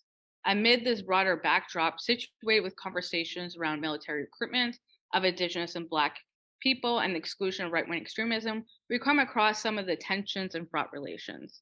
Improving the representation and cultural support of ethnic diversity within Canada was identified as a goal in the House of Commons Standing Committee on National Defense and the 2019 report. Indigenous people in Canada have a long and complicated history of serving in the army, dating back to the War of 1812, and during World War II, over 3,000 Indigenous people enlisted, and this was even despite the ill treatment of Indigenous veterans upon returning home from serving. The fruits of settler state inclusion vis-a-vis serving in the military institution and putting their lives on the line during the war did not manifest in more equitable social conditions for Indigenous veterans. The clearing of the plains and the starvation of Indigenous people to force them onto reserves and the physical, sexual, and emotional abuse their grandchildren who later endured in residential school evidences this. In our more contemporary moment, the weaponization of the Canadian military against Indigenous land defenders complicates and muddles the dynamics of the inclusion of Indigenous people in the military and the exclusion of those who espouse right-wing extremist ideals, because Indigenous connections to the land is even considered a threat to the state under certain circumstances. In 1990, the famous image of the Mohawk warrior face-to-face with a Canadian soldier personified the Oka crisis. This land dispute involved the Mohawks of Kanesatake and the town of Oka, which wanted to expand a golf course and build luxury condos on land claimed by Mohawks that contained an ancestral burial ground. The military police-style invasion of Western Wet'suwet'en, unceded territory by the Canadian state, further evidences the tensions between sovereignty, territory, and land. A soldier stabbed a 14-year-old Indigenous child in the chest during the Oka crisis, and she had been carrying her 4-year-old sister. And this is still imprinted in the psyche of not only the Mohawk community, but others as well, and how far the Canadian government and settler society will go to protect white capitalist interests over Indigenous land-based and ceremonial ones. Interesting enough, the Canadian Armed Forces does not see itself as purveyors of extremist violent acts or as an oppressive entity, although it also acts in ways and arguably enact terror, and then there lies the problem. Turning to the work of Patrick Wolf, we can make sense of this conflicting narrative of military Indigenous exclusion, inclusion, and right-wing exclusion. For Patrick Wolf, Indigenous peoples' connections to their lands and sovereignty threaten the settler colonial state, and logics of settler colonialism works to extinguish the number of people who can lay claim to their land. So according to Patrick Wolf, settler colonial power relations represents a context for land, which indeed are contexts for life. And these contexts for life are premised on logics of elimination and assimilation. And the motivation behind settler colonialism is the desire of the settler state to narrow race claims to indigeneity, so Indigenous people will disappear and the nation state can replace them. Patrick Wolf argues that within the logic of settler colonial rule, Indigenous people are recognized with a provisional humanity for amalgamation by nation states. And in any way in which their marked return of the colonized subject, the native repressed continues to structure settler colonial society. And the desire to fold in proper Indigenous subjects into institutions such as the military aligns with the objectives of the settler state. Whereas right-wing extremism is seen as a threat needing to be expelled and is set up as exclusion because of its mere violent nature, both Indigenous connections to the land and right-wing extremism are conceived as threats to the state, but in different ways. That said, when Indigenous people resist against capitalist extraction projects on their own land, they too are classified, often conflated, under the same categorization of right-wing extremism and can be targeted for state violence. This is not to say that right-wing extremism and Indigenous people share some type of fundamental affinity, because they do in fact do not. And even though CSIS and Canadian national security do erroneously conflate the two as one and the same in many incidences, ideologically, politically, structurally, these groups could not be more polar opposites.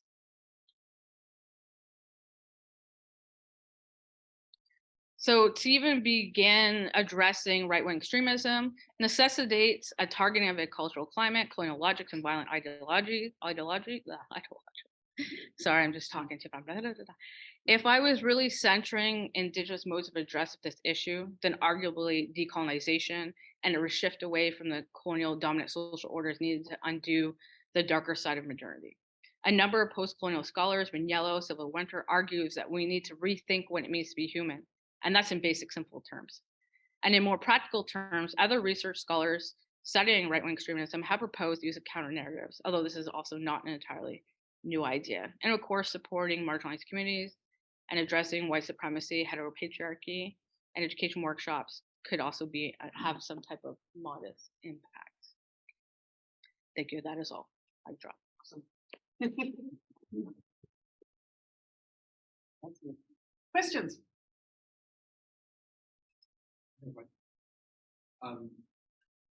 This is something that I'm starting to notice when I do nerd literature reviews on the side. Do you think the sort of continuation of that culture and the sort of advocacy for capitalist interests is sort of transferring itself from the military to law enforcement? Absolutely. I think like Wentzell, perfect example. Absolutely. RCMP that's just structured like the military and has more equipment than the military. It's using that to continue the sort of fight that we've externalized outside of Canada with the armed forces, but continuing here through law enforcement. Absolutely. Absolutely. What's interesting is what I'm finding, and David maybe will say the same thing, working with the D&D and CAF on right-wing extremism, they've been far more open than law enforcement to these sorts of conversations. I mean, that is really a closed system, and I don't know how we're even going to scratch the surface on that. We've got a few sort of informants that keep us abreast of what's happening internally. But if we wanted to do a large-scale project with law enforcement in terms of their sympathies, I mean, it comes out organically very often, but one of us has to go to police college to become a police officer, I think. There you go. Yeah, we'll infiltrate. I volunteer you.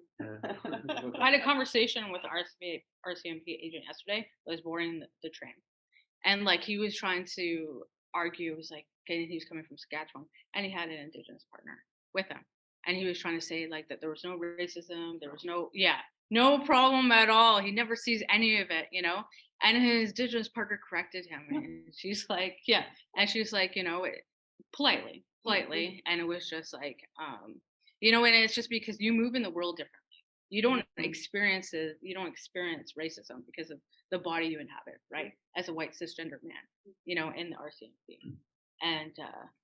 And then she thought about it, but like because he doesn't see it, it doesn't exist. Mm-hmm. Yeah, because he doesn't experience it. Exactly. Yeah.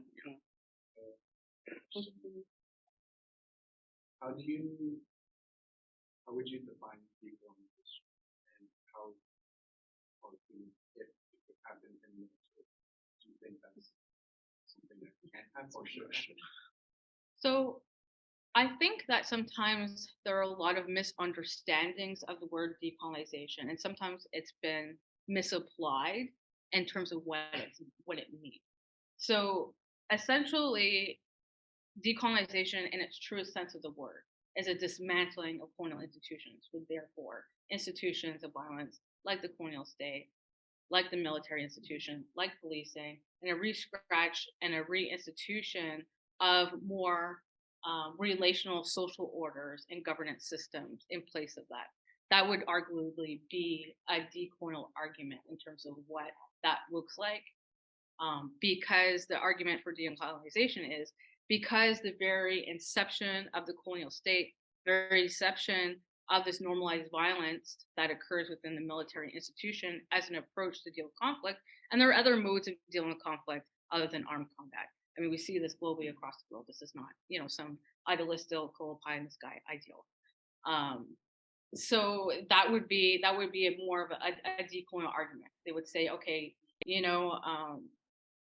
that we just need to, because of the foundation of these institutions and the logics that pervade them, and then this normalization of this heteropatriarchal order. Sylvia Wynter, she's a post-colonial scholar, and she argues, she kind of looks at things from the roots of things. She's looking at things in terms of epistemes and epistemological lenses, and how we got to where we got through a process of modernity that have played out historically from even the 17th, 18th century, that we still see pervade our very moment, and how we need to drastically reconceptualize what we think of the human outside of this white cis male ideal. Yeah, and Catholic, I thought in a question. First, it'd be just fascinating to look at how the RCMP at Depot compared to the military, whether it's at RFC or the recruit school, is just dealing with culture and the difference. But I wonder about your third point. So send a strong message and take solid positions condemning patriarchal, misogynistic views. And while I think you're seeing that in the military from leadership, at least publicly stated, what do you think the effects are from political leaders as it relates to either supporting or countering what military members are saying, and then the end result for people? As an example, if I don't like the current things that are going on in the military, well, maybe it'll be different with the next government, or maybe it won't be. And what kind of influence do you think that has on, just waiting it out? Marginal. Okay. Yeah. Marginal. I mean, again, coming from a very a really indigenous, grounded, decolonial lens, for us, it's one and the same. You know what I mean? It's just, it doesn't get at the roots of the problem. It doesn't get at the roots of some of why this is manifesting. And of course, we have a stake in this, right? Obviously, indigenous communities, indigenous women particularly, are going to be affected by right-wing extremism, right? I mean, I demonstrated that in the case of Winnipeg. The impacts of this, these logical thinking, are also very much a pertinent concern for our people. Are there any models that you've seen anywhere that are worth thinking about or worth emulating? Because the thing I teach, and I talk a lot about decolonization to the best of my abilities within what I teach. But the thing I always get caught up on at the Canadian Forces College is normalized violence is like our mission statement is to train joint warfighters. Yeah. It's there's lots of things we can do within that to be, I'll just say better, as a blanket term, to be better. But at the base of it, it's an institution but for normalized violence is another government department that still has, plenty of colonial trappings. Do you have any thoughts on that, or models that exist? Antithetical to an indigenous worldview. It's like the foundation of and the it ends whole up thing. just creating more harm to try to recruit indigenous people. It's just another form of residential school. It's just another form of criminal justice system, putting people in prison. You're really just removing people from their cultural connections and who they are, and then confusing them, and then assimilating them into a European ideal that's not theirs. Like anything about normalized violence, when it's antithetical to our worldview and our teachings from our elders and our ancestors wouldn't be happy. And yet there is a very different history of a martial history in Indigenous communities. Is there anything that the organization could strive towards that could close that gap, or is it just burn the whole thing down and get rid of it, or nothing? I'm trying to come up with a goal in my head that I can inch towards. Well, if it's anything, we're talking in terms of the ideals in a practical sense, and Indigenous people recognize that we have to navigate the current reality. right? We have to navigate spaces because of colonial domination, because of systems of oppression, right? We have to navigate that. So you'll see a lot of Indigenous people leadership, there's, nation-to-nation agreements, we have to be in conversation, have to come to the table, right? I mean, and we still have to navigate, these complex global environments where other countries do have military institutions, right? We have to navigate these realities, and hence why, Indigenous people also served in, world wars, right? I mean, there's a reason for that. So I would say that, I don't think I would say that, inherently it is, the normalization of violence or the military institution as a European institution is antithetical to Indigenous worldviews and values and orientations and things like that. You wouldn't see myself probably serving in the police or the military institution, I spent a lot of time invested in decolonialism in my mind. And I try to move in community very differently in how I relate to people. But I would say that there are people who would serve in the military and the police force, and because the materiality of having a job, and trying to navigate, this reality. I mean, I don't know. There's not really an easy answer to that, unfortunately. Yeah. I think you just do the best you can. I work in a colonial institution as well, which is the university. I navigate that space. You just do the best that you can within that space, right? And I think that for me, in terms of practical advice, would be that, teaching and advising people in terms of understand, it's hard to, the reason why right-wing extremism is bleeding out of the military is you can't contain that. How do you contain violence like that? And you can't. It's like, you ever watch that Purge movie, the recent Purge movie? It's the same logic. It's like, oh, the government thought they could control the purge and the violence, and all of a sudden it bleeds out and they're like, what happens? That's what happened with the military. It's a breeding ground, I mean, there's no way around that, but I mean, but you can try to instruct people that, to learn self-control, and that it's, not a means to end. It's not the first, it's a last resort option, so I mean, there are teachings you can give in terms of how they defend themselves or the land responsibly. I think the report from last year, the panel to the report, the Minister of National Defense, fantastic stuff. So if you are looking for more solutions and more understanding to the root cause of the issue, it essentially says they stop asking us for solutions because we're giving solutions forever. But it stops quite far short of what we're discussing. It doesn't give an answer, because like you're saying, it's not something you can eradicate, right? It's built in, but there are ways you can do it.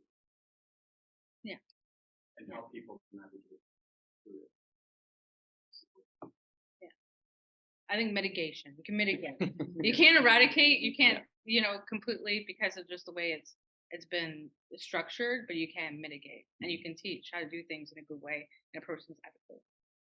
Because our culture, our communities did have wars. We did have wars, right? It's not like that didn't happen, but they were very much, the structure was different. Yeah, completely different. Yeah. I think, additional questions till this afternoon? We have more of a round table. Good, awesome. Thank you so much. Brilliant. Thank you for your time. I know it's a provocative talk. The coffee is real now. Real?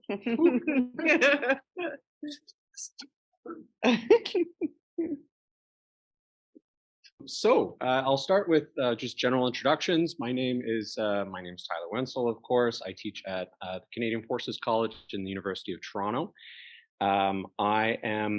My main project right now, my dissertation is the formation of the Canadian state security apparatus from Confederation up to 1885.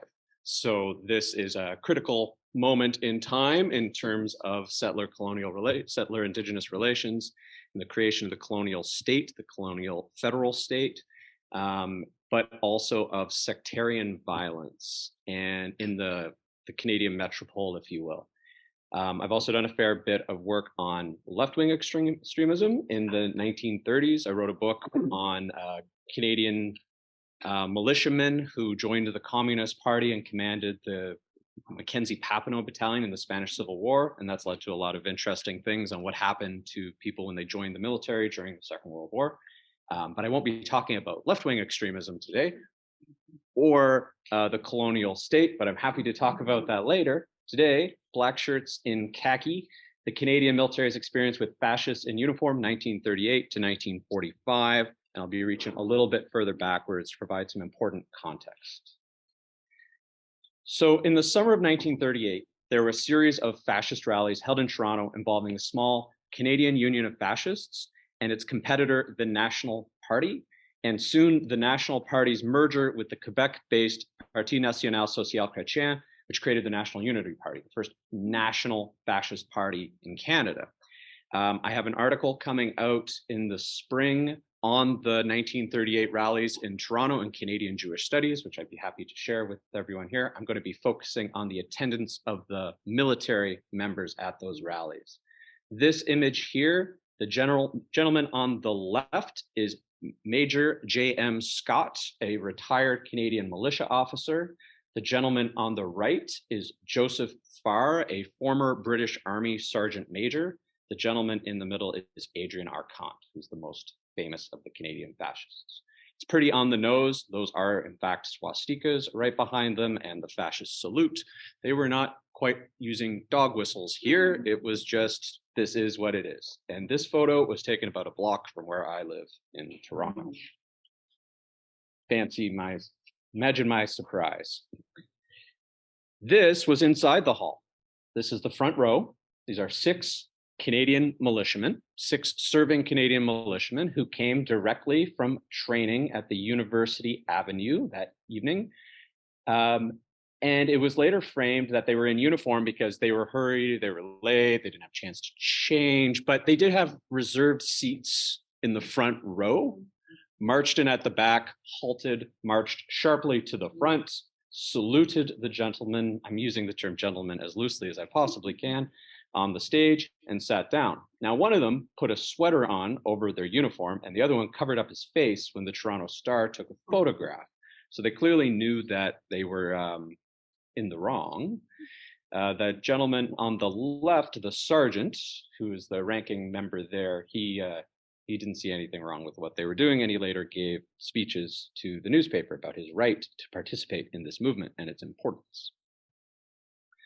So what I'll be talking about over the course of this presentation is regulating extremism in the 19th century. I'm using extremism in quotes because the state didn't see anything about the Orange Order, which is where I'll be focusing, as being extreme. It was something that could be steered and managed and was in fact quite helpful for the establishment of the colonial state and the solidification of colonial apparatus. Much of what I'll be talking about is what happened in the summer of 1938, that rally in particular, and the inquiries that followed and the wrestling with the regulations or the non-wrestling with the regulations, and the concept of unsuitables in war, the people who joined the military or were not allowed to join the military because of their fascist sympathies. That part is very much in progress, but I'll share with you what I've found so far.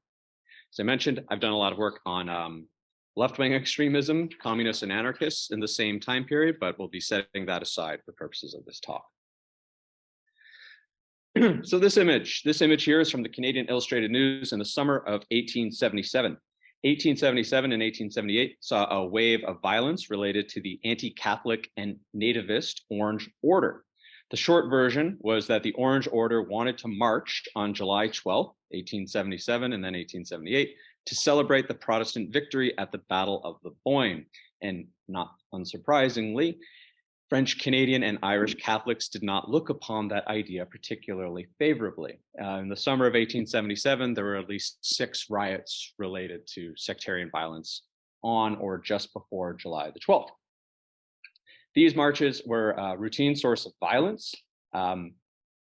It's helpful for these marches are a source of violence because they're scheduled, you can organize, there's rallies, there's protests, there's counter protests. And that's exactly what happened in Montreal, St. John, New Brunswick, Charlottetown, Gananoque, Ottawa, Montreal, Quebec City, and elsewhere. This image here is from Montreal. The militia had been called out in advance of the marches, and so they were guarding their facilities. And for the most part, it was Irish Catholics who liked to come to the gates and shout at the guards. And on this particular day, there was an altercation, and a soldier stabbed and killed one of the people who was doing that. Of note, and there are modern analogies here, the soldier and the victim were both Irish Catholics. So there was one battalion of French Canadian and therefore mostly Catholic militia in Montreal. They were on duty that day.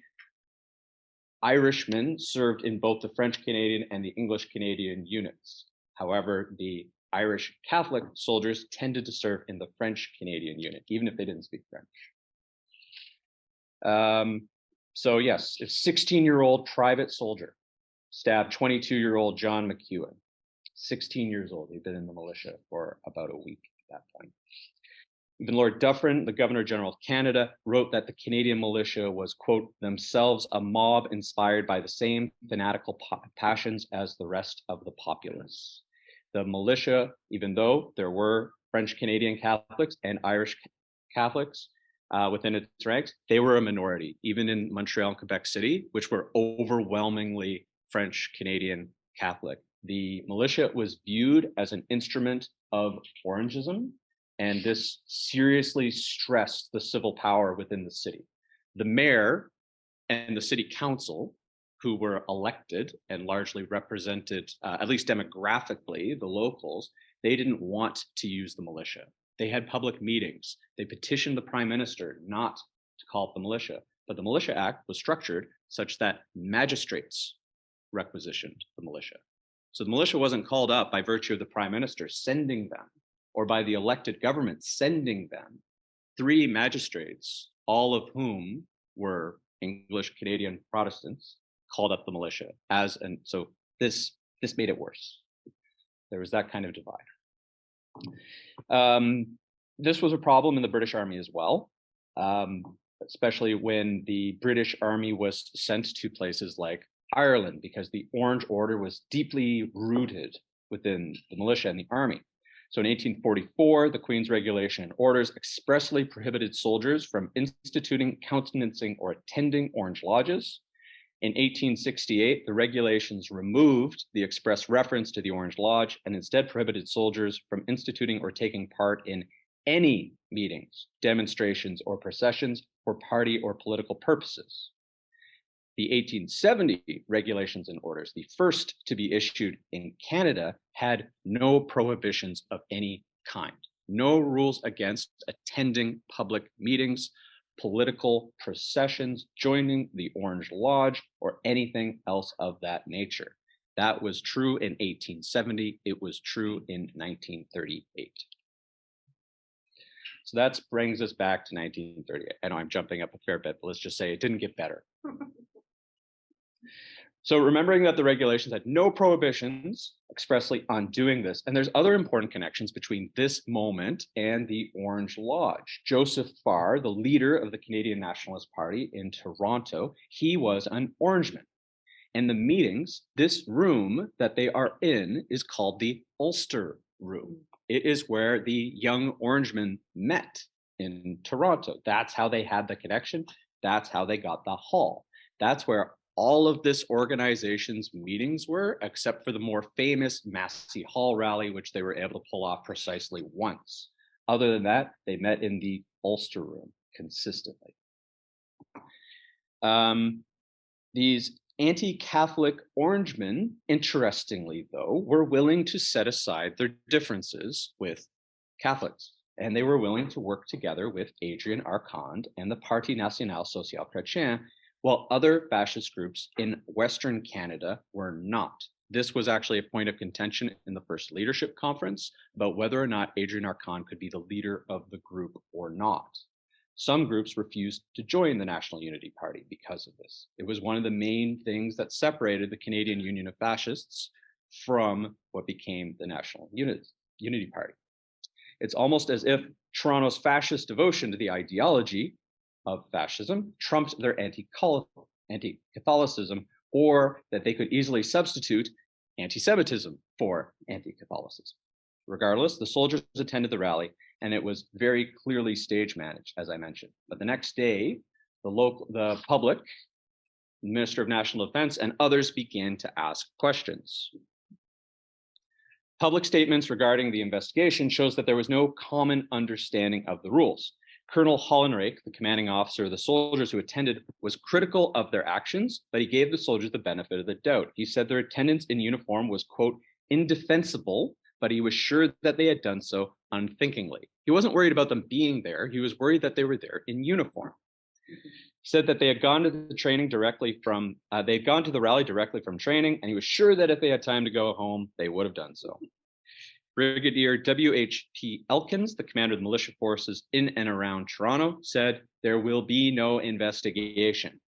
But then in Ottawa, the Minister of National Defense, Ian McKenzie, said there would be an investigation. And so there was an investigation.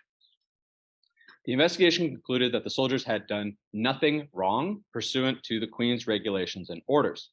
Section 435 included a prohibition about participating in any meetings, demonstrations, or processions for party or political purposes while in barracks, quarters, or camp. So if they had been at camp in Niagara-on-the-Lake, for instance, and then done this, that would have broken the rules. But this, what they did that night, they did not. If they had misbehaved at the meeting while in uniform, then they would have been subject to discipline under the Army Act.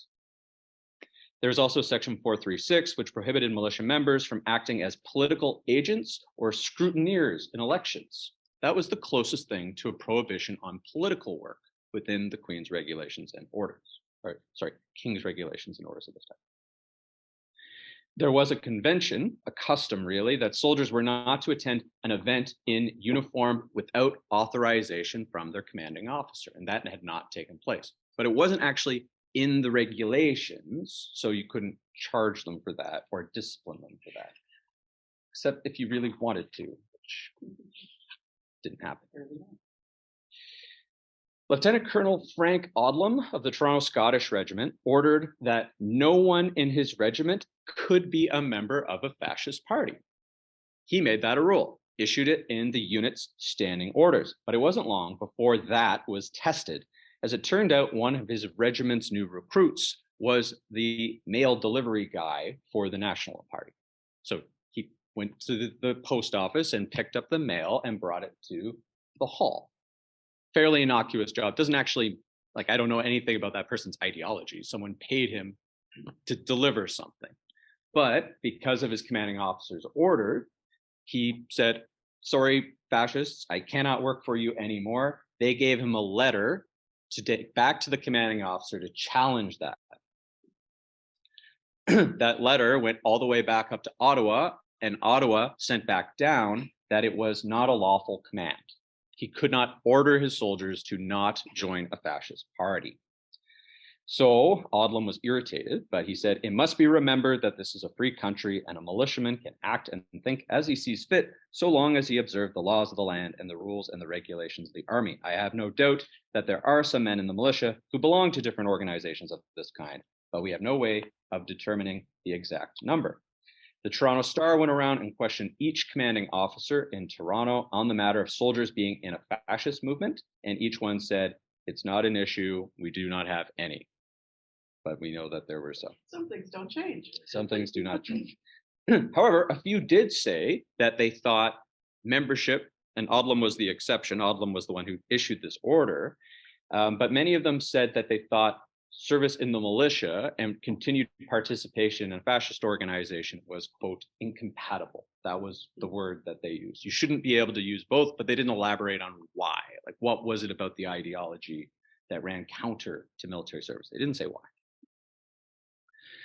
There's this great letter to the editor from John J. Glass, a member of parliament. He wrote to the Globe and Mail that fascism could only be brought about by violent revolution. Therefore, how any right-thinking man who calls himself a believer in democracy and a loyal Canadian can subscribe to a fascist platform for Canada is beyond my capacity to comprehend.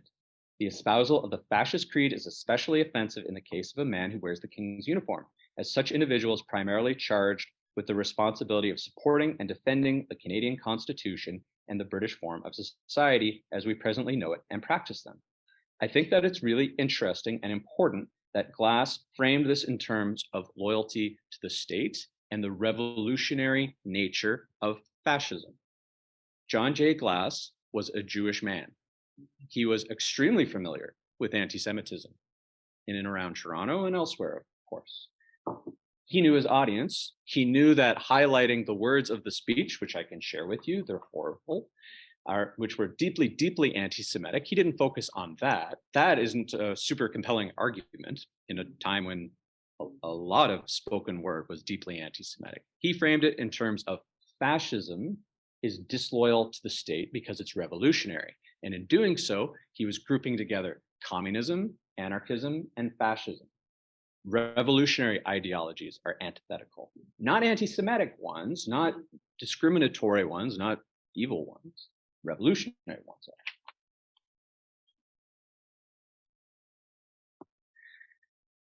So the next obvious question is how many Canadian soldiers were involved in the fascist movement? The pamphlet here is by Fred Rose.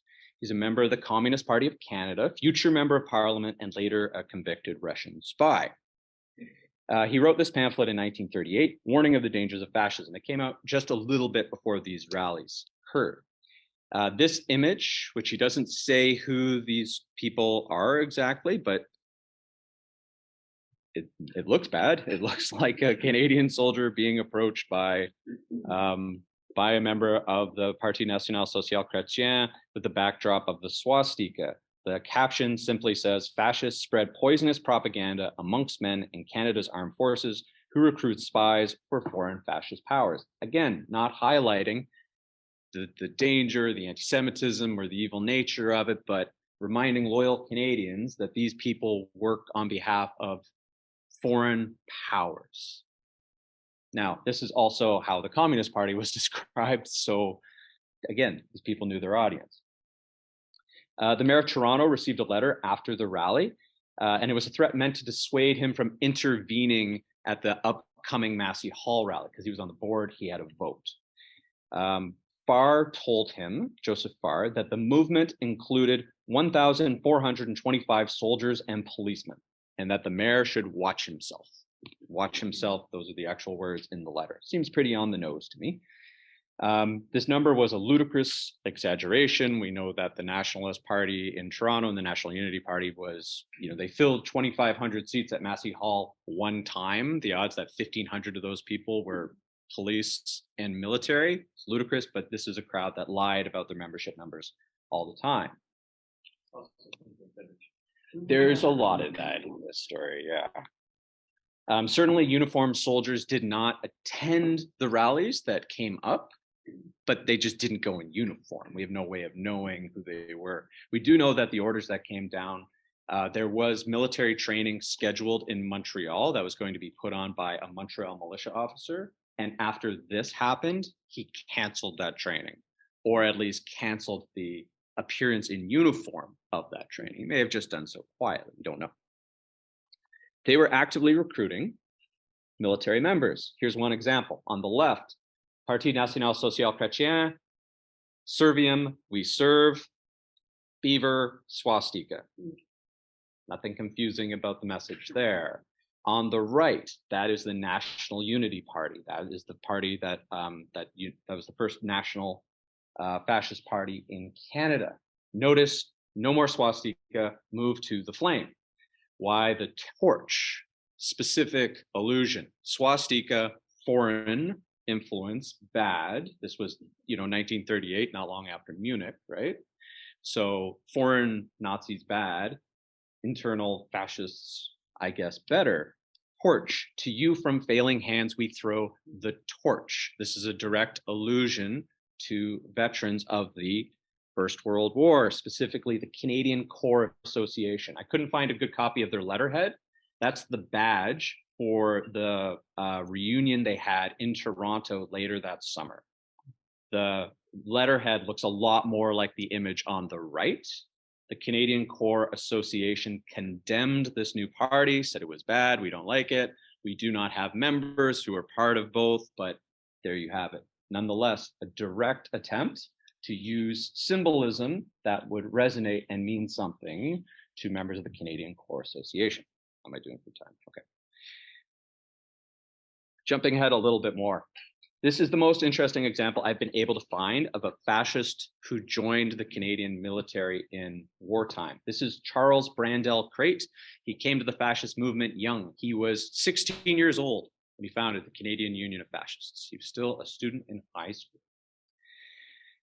This was the smaller, kind of less dynamic fascist movement. It was also in Toronto. It was competing against the other movement I've been talking about, but it had more of a following in Western Canada, where the anti-Catholic message resonated a little bit better, although parts of it later joined the National Unity Party.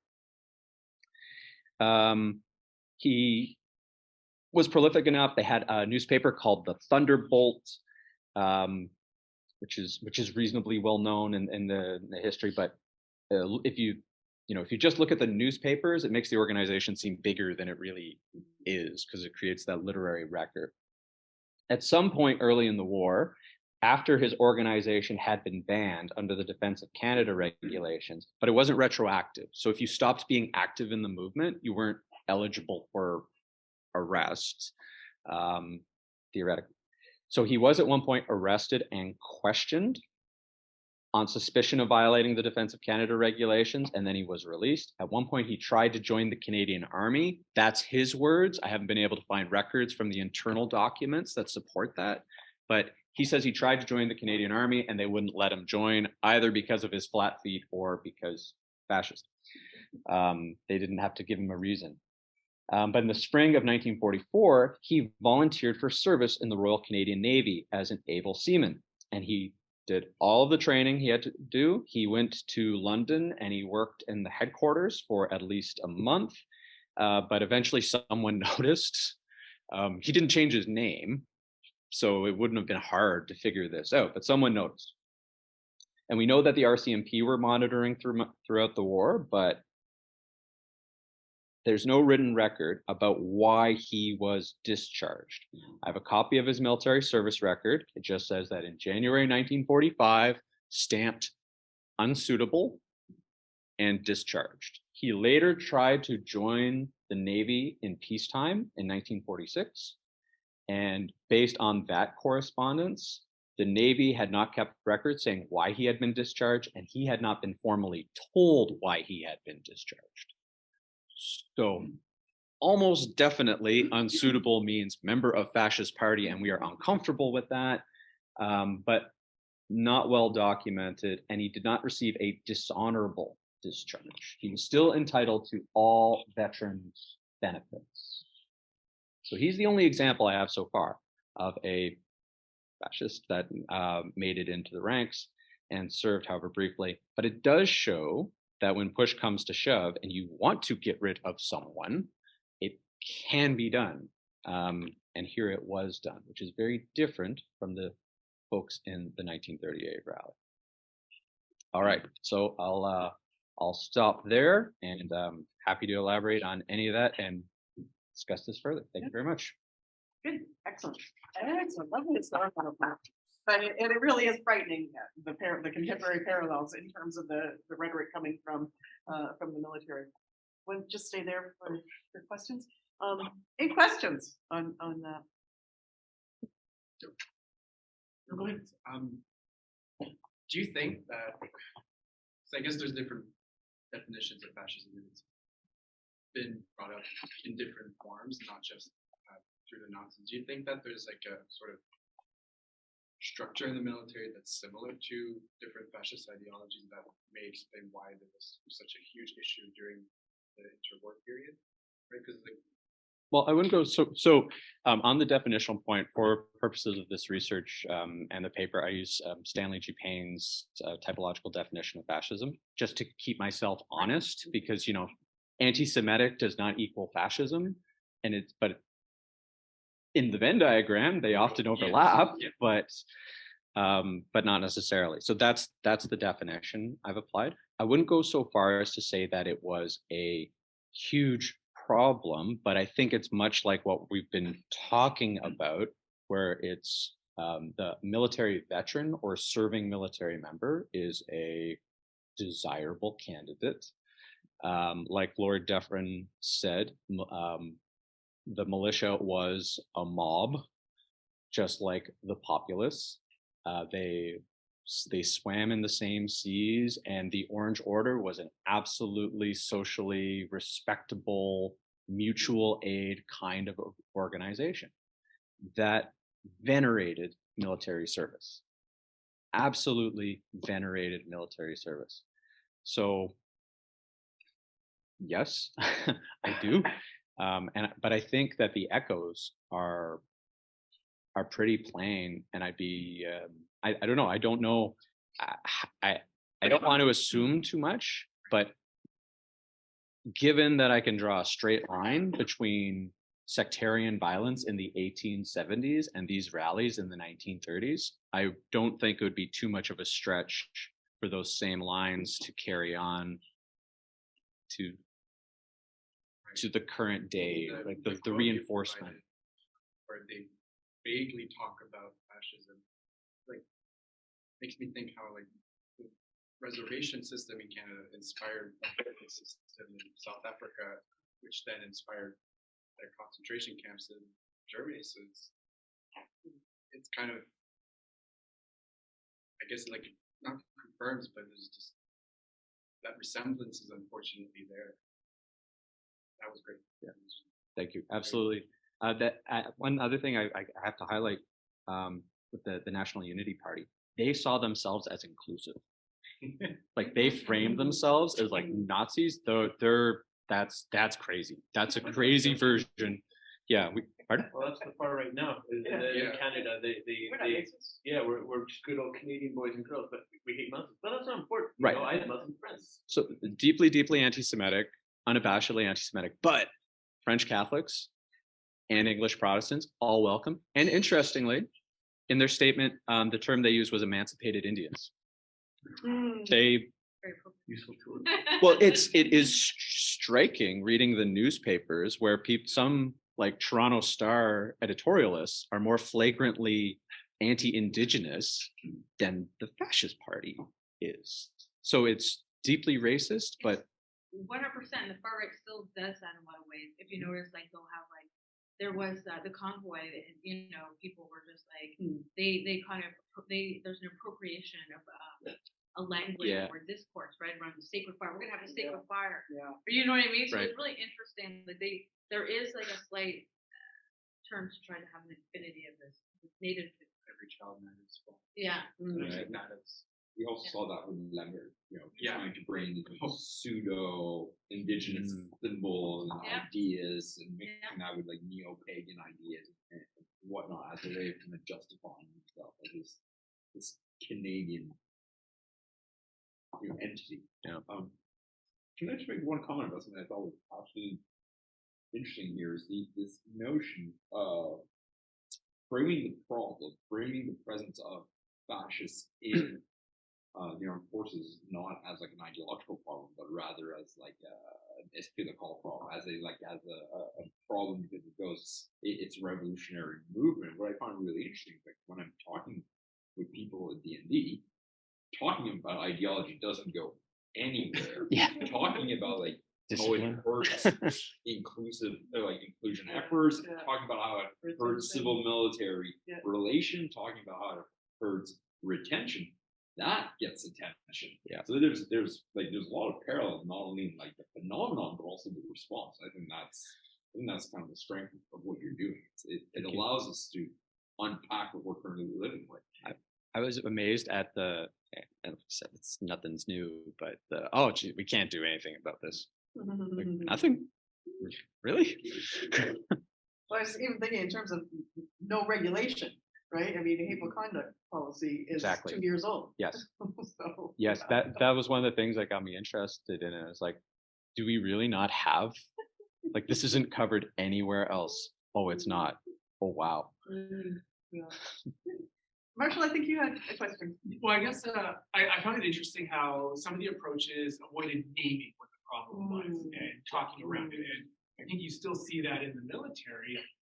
And if you don't name the problem, you're not going to be able to dig into it. So if we look at sexual misconduct in the military, predominant number of perpetrators look like me, but we don't. But the military doesn't approach it like that. It's a gender neutral solution, but it's ignoring the fact that it's all the men in the military that are the perpetrators. Yeah, there's other examples, absolutely, but like that's the bulk. Yeah. When you speak to hateful conduct, harmful conduct, I wonder if there is a fear to name it, as it is like a political consequence, as it is a recruiting consequence. Yeah, you're not getting enough people in the military, and you don't want to ostracize those that maybe you can change them later once they get in. And I wonder if there's a fear there to actually naming the problem or being very clear in what it is. And I think you can see that in a variety of different examples when it comes to inclusion efforts. Yeah, totally. Yeah, I mean, as you said, right, it's hateful conduct policy. It's not a policy against right wing, white supremacy. Even like the hateful conduct policy, yes, it's a few years old. It's the military often reacts with a new policy because they're not enforcing the existing policy. Yeah, so like right at the very beginning, joining the military, one of the requirements is not clearly defined, but it's suitable character or good character, something along those lines. Yeah. Hateful conduct, racist, misogynist, that's not suitable character. But let's come up with another policy to show that the military is doing something in response. And then, in a few years, you can have some stats to back up that you did something. Yeah. That's no problem. But to add to that, with regards to the entrance, I think a lot of it has to do with this repackaging and making it more colorful than it is at the recruitment stage. How many times have you heard that at the recruitment stage, they lied to me, they didn't tell me this, they didn't tell me that, and now I can't do this. I can't remuster because this is what I wanted to go into, but this is where I'm at, and now I can't get out, and I want out, so I have to, whatever the case may be. But I guess it ties back into what you said is that they just repackage it, and it's just a Band-Aid on a Band-Aid on a Band-Aid on a Band-Aid. And it's like, okay, where do we start? How do we eradicate this issue? How do we address the problems? We just rip the Band-Aid up, and unfortunately, there's another Band-Aid underneath. Yeah, and so right? like two quick things. One, I had an infanteer tell me what the Navy was going to be like. So let's just say there's a little bit of disconnect when I showed up on a ship. But I think part of the problem is the military, 15, 20,000 people under strength, plus it lacks all these specialized areas. The people aren't there to really think in-depth solutions to these problems. And for better or worse, they don't have the time to do this because everything is a priority. And I think that's an issue, and if it's circular, if you don't get more people in, why would they want to join? But I think it definitely contributes to not being able to dig into this. I was at a symposium last week, and one of the things that was brought up is that they're looking for solutions because they don't have the personnel to be able to figure out some of these things. It's difficult though. Yeah.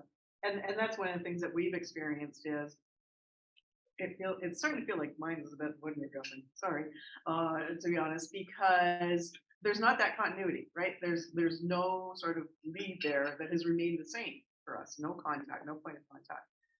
And so it's been really disruptive to the work that we want to do. As open as they've been, there's also this, it's always on the corner of someone's desk rather than on the middle of someone's desk. And so then so you're a Minds Funded network.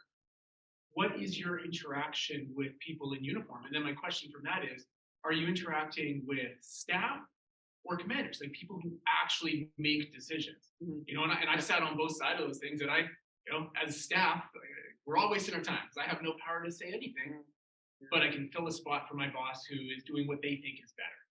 And I wonder if often the military just sends staff out so commanders don't have to make decisions, or they don't need to weigh into this. Yeah. Well, I mean, it's sort of because early days, it really was with command. I mean, we sat at how many?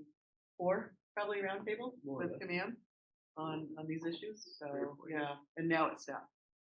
I wonder if it weighs into that there's less of this in the media than perhaps a few years ago, because now the media is focused on something else. Yeah. Also a big leadership transition when the initial CDC champion got ousted. Yeah. No. Yeah. Excellent, great. Well, generated a lot of ideas about comparative historical work, I think. Okay, to have our guest join us, Daniel Kohler, who I'm sure those of you working in this space are very familiar with. And I've sort of asked him in to talk about their national context, more comparative context. We just had a little bit of historical comparative work here. Now we're going to look internationally. So it's starting. Okay, good. Looks good. It's there. Okay, take it away.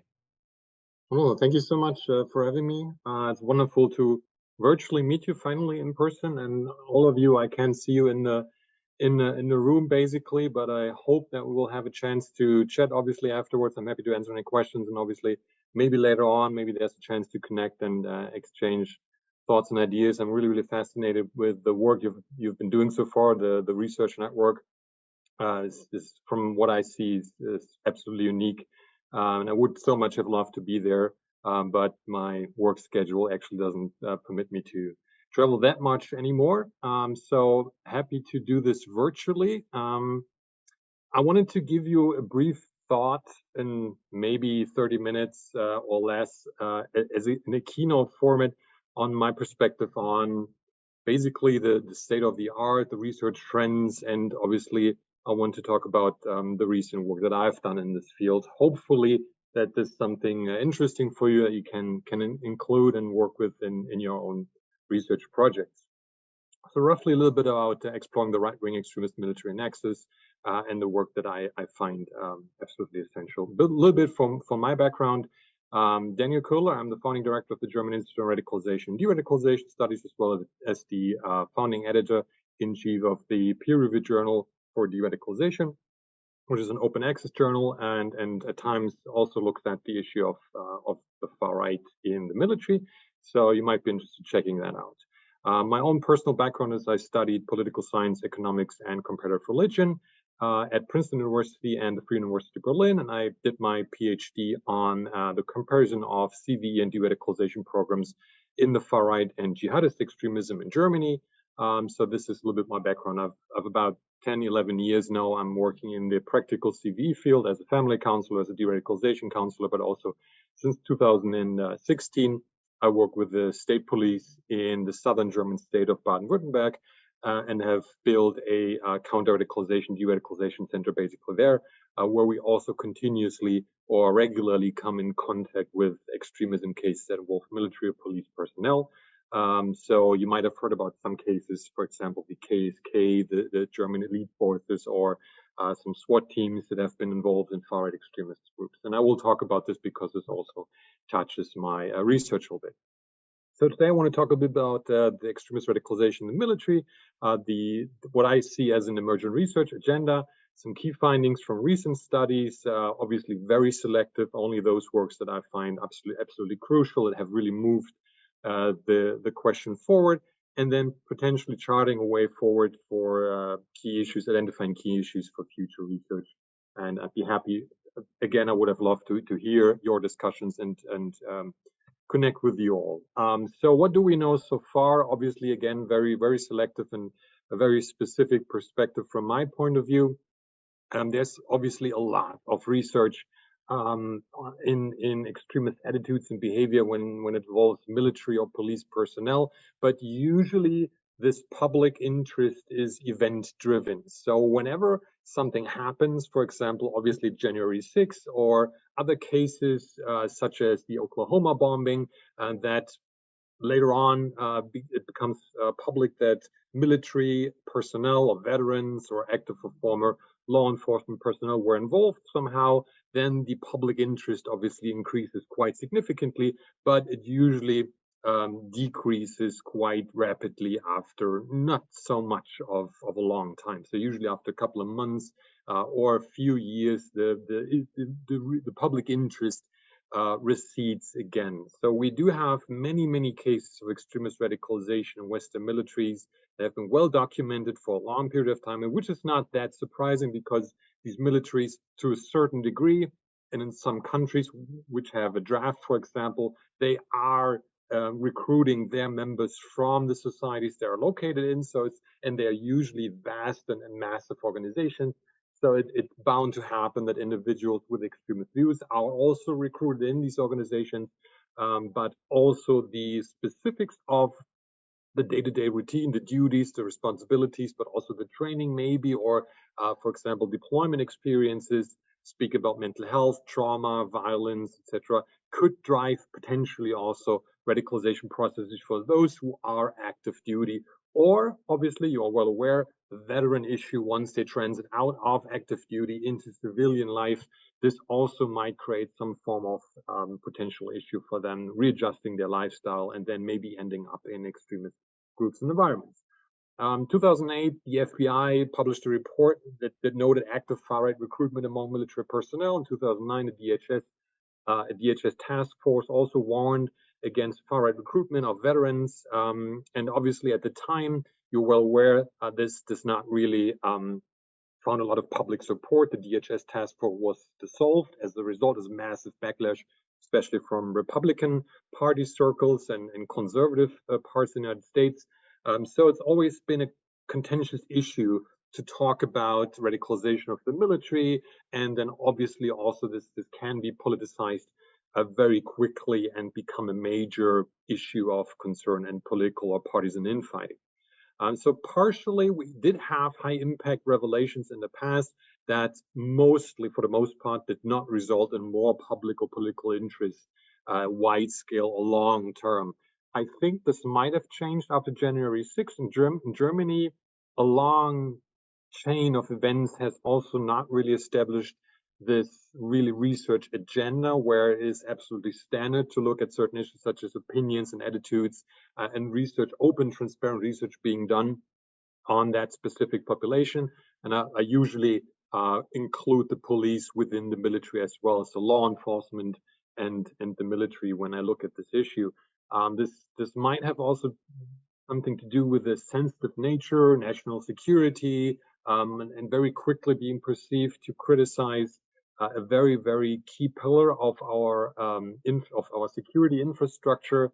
Also, obviously, there's a natural tendency of these environments, of these professions, to protect themselves, to immunize themselves against such external criticism.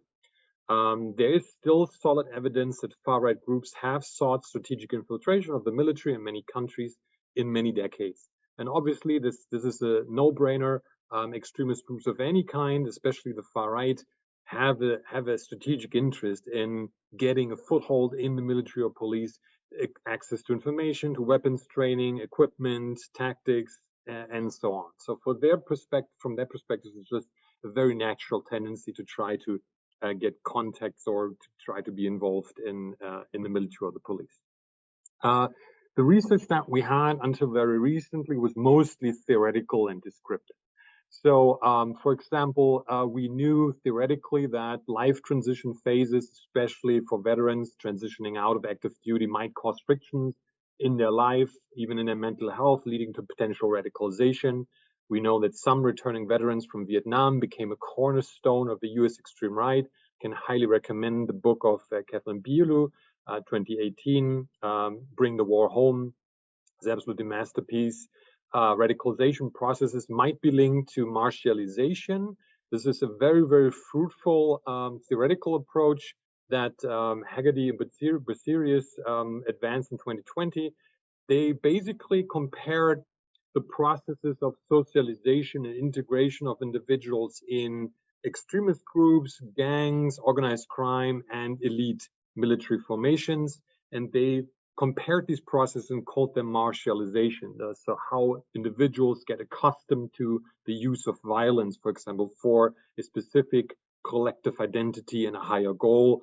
That obviously varies from group to group, but it's a very interesting concept to see that some of these processes might actually look familiar from one side to the other. So for military personnel, it might look very familiar how neo-Nazis, for example, speak about a warrior identity or fighting an enemy or fighting oppression, for example, while on the other hand, for the far right or far right extremists, the process of learning to become a soldier and the use of violence might also be very familiar when they speak about fighting in their ideological enemy, for example. It's also been postulated group isolation and threat, for example, group polarization and desensitization to violence could be a key issue in military radicalization. So again, most of these works are theoretical in nature or descriptive, and few have started to bring in individual case studies. It's again very difficult to get the kind of data that we need to truly understand how these radicalization processes work within the military or within a veteran community. Obviously, you know the PIRUS database in the United States, and you can look obviously for those cases with a veteran background or military background.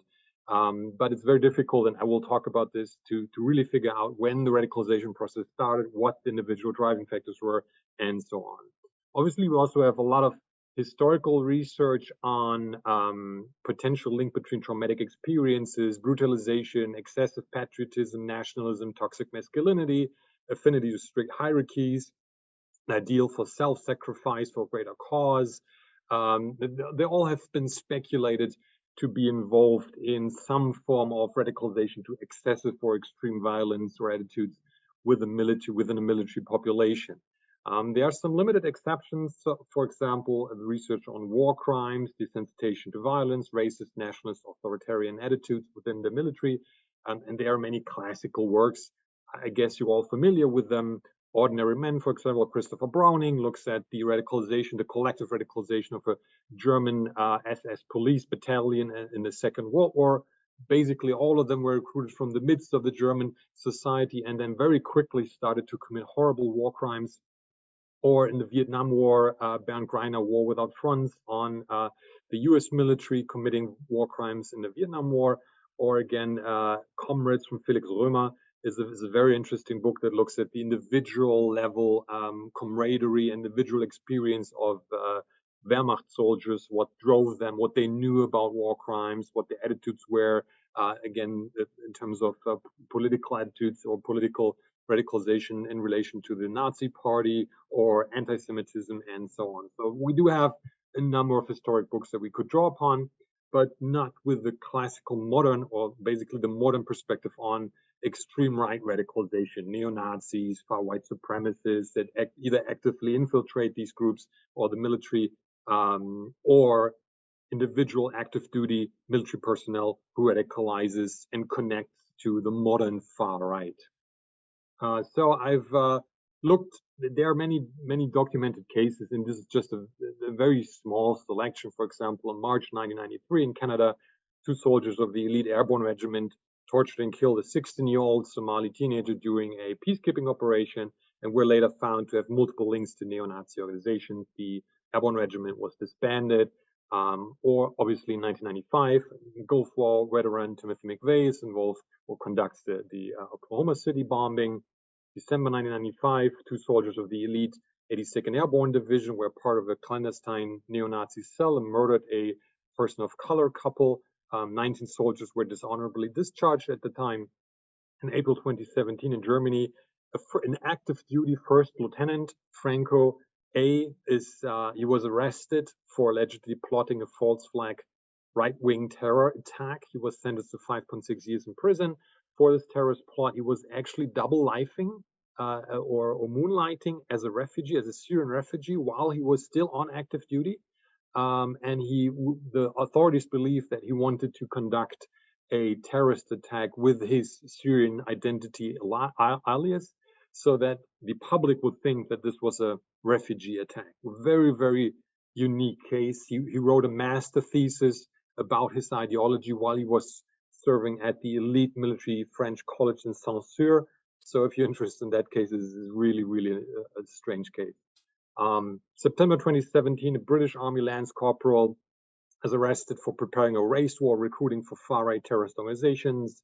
Again, 2019 in the US, United States Coast Guard Lieutenant Christopher Hassan is arrested for plotting far-right assassinations and terror attacks. Again, in Germany, 2020, the whole 2nd Combat Platoon of the Special Forces KSK unit is dissolved because it was found to be irredeemably influenced by far-right radicalization. The whole platoon was disbanded. It's also a unique case, I think, worldwide. It shocked the special forces military communities. January 2021, decorated Air Force retired Lieutenant Colonel Larry Randall Brook Jr. Was among the Capitol insurrectionists and intended to take hostages with later arrest. So what do we know when it comes to January 6th? Because it gives us an interesting perspective on the issue.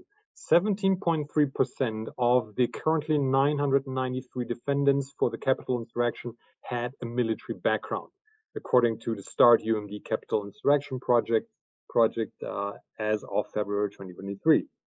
Now, we know from basic statistics in the United States that only about 8% of all American adults are military veterans, around 7%, or active duty, around 1%. That means that military background is significantly overrepresented in the group of the Capitol insurrection. When we look at the data from START, we also can see that when they draw on the PIRUS database, cases of military radicalization have massively increased in the documentation, and especially in 2021, a little bit already in 2017 and 2020. And most of them, the vast majority of them, are not actively serving at the time of their radicalization or arrest, so it means they are veterans. When we look at the branches, again, we see a quite interesting pattern. Again, most of them are veterans, but it seems that the branches are very unequally affected when it comes to far-right radicalization. The Army, Marine Corps are the most affected parts, even though the Marine Corps is much smaller than, for example, other branches of the military. So it would appear that at least the Marine Corps is overrepresented, and there are I'm not aware of any studies or any research that tries to explain why certain branches or certain units even are more affected than others, with the exception of my own research on special forces community. Now, when we take a detailed look, we know that most of these far-right radicalization cases with a military background were connected to anti-government militias or white supremacists. The most common crime by them was by far violent plots, 63.3%, but only 40% were successful, and that was less than those groups without a military background, 46.4%. This is quite interesting because it was speculated in the public and in prior research that military training and affiliation would make you more efficient and more effective in planning and conducting violent acts. So obviously, based on at least the START data, this was not the case for various reasons, and we can suspect why that might be the case. I want to talk a little bit about my own research study series on military and police radicalization. I started in 2019 to look at it with an ICCT policy paper where I compared documented cases of far-right military cases in Germany, the UK, Canada, and the United States. Then I conducted a study together with a good friend and colleague, Harvard Haugstvedt, in 2021. It was published in Terrorism and Political Violence, where we explored basically statistical background factors from the PIRUS database, those with and without military background. And then last year, the study on special forces, military and police special forces radicalization was published in Studies in Conflict and Terrorism. And I want to talk a little bit about the last two ones.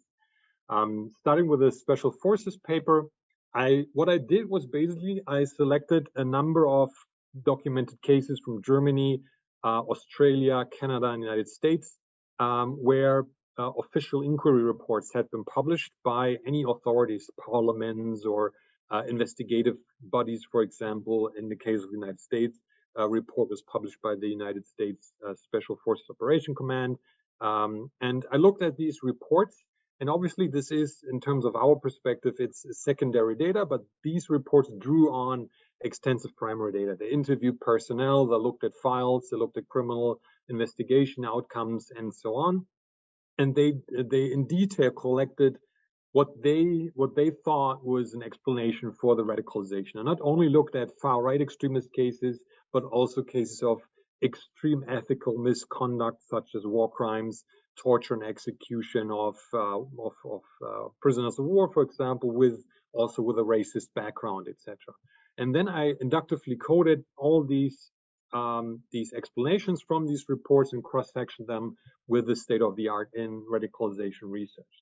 So what we can see from these reports, these public inquiry reports, is first of all there are general risk factors that continuously pop up as an explanation for general ethical misconduct or far-right radicalization in the military and in the police. Here, in this case, special forces. These general risk factors are quite straightforward: organizational deficiencies, ignorance of signs of problematic developments, overburdening through excessive deployment, leadership failure, inadequate personnel selection. You usually have gatekeepers, special gatekeepers involved with unofficial power, usually with high practical experience, like the highly experienced NCO who has unofficial status, or the lack of knowledge on how to spot radicalization and extremism. To give you one example how this can play out, in September 2010, a Marine platoon took a picture in Afghanistan with that flag of the SS Nazi Schutzstaffel. That would be illegal, that would be a crime in Germany. An investigation led to a credible showing that these Marines mistook the SS flag to mean scout snipers. So obviously they had no idea, and I'm taking this, the result of the investigation, I'm taking this for granted now, it's actually the truth.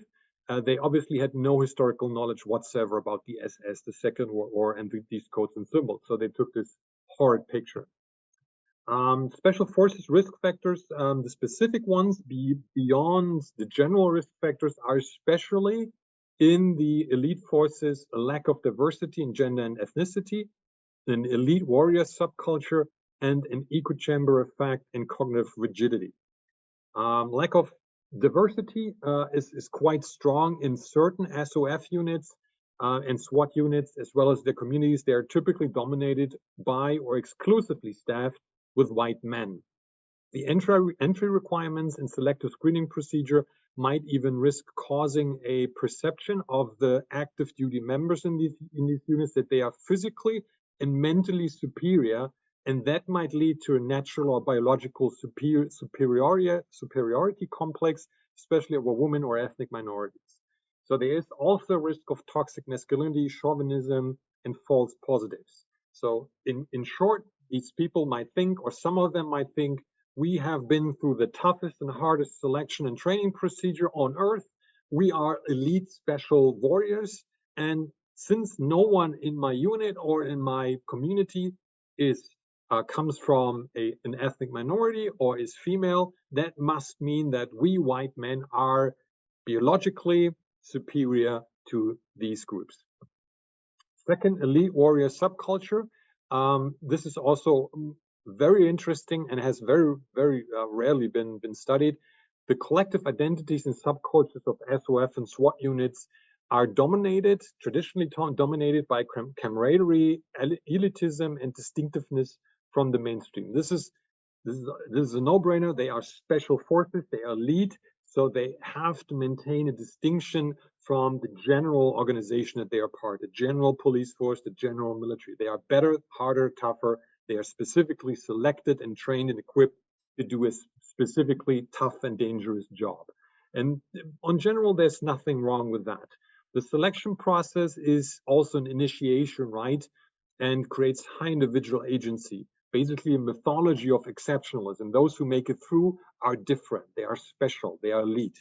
And this can create a superiority of all other groups in a given society or the community, and the ability or right to disregard rules, regulations, and ethical conventions. In short, what this means is because they are elite, because they know that they have proven themselves to be different and better and harder and tougher and smarter than all the others in their military or in their respective communities, this means that they are above the rules. The rules are made for the general populations, for the rest, but not for the elite, for the special forces in their thinking or in some forms of the toxic version of an elite warrior subculture.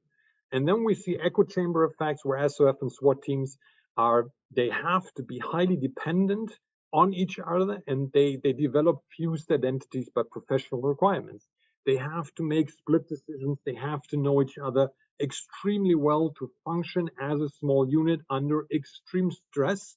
So again, this might be a natural outcome, a natural vulnerability that comes of their professional duties.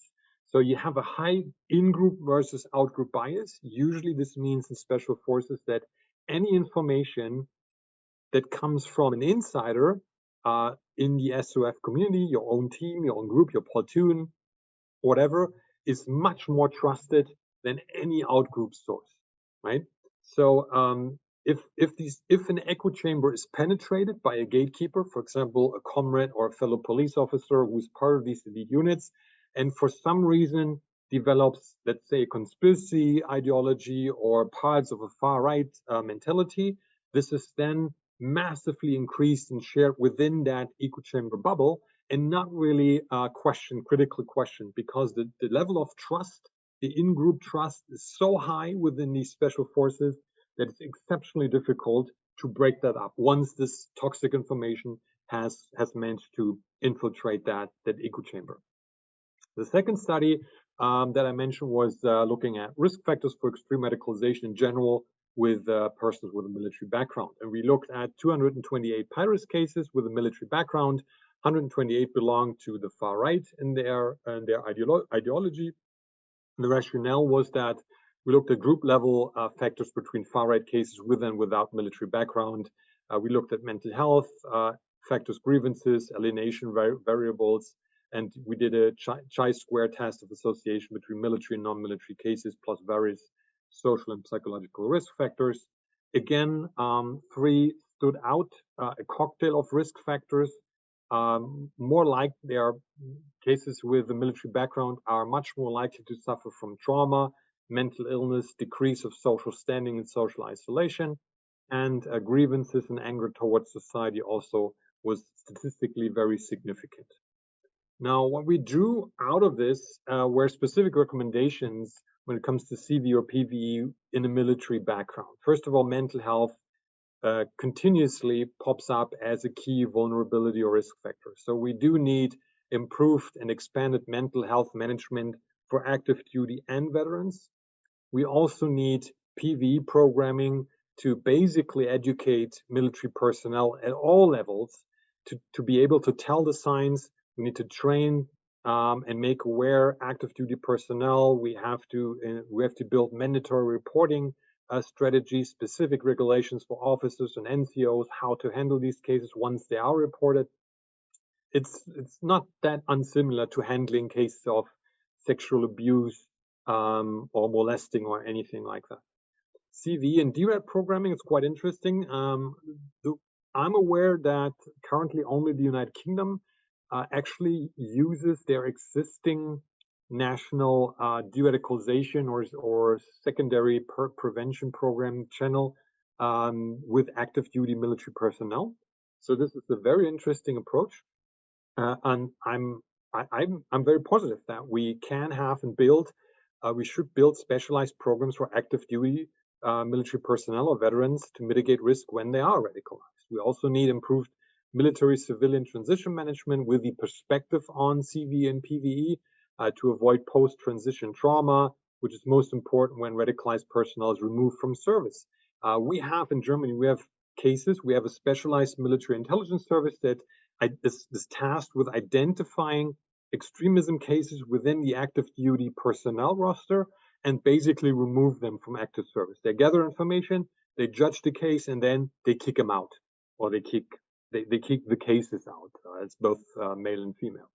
But what happens then? You have identified a radicalized person. You say, all right, we have proof he is a far-right extremist. He's been trained in weaponry. He's been active duty, has tactical experience, maybe even deployment experience. And now we take away his status, his income, his access to his friends and community, and basically shame him out.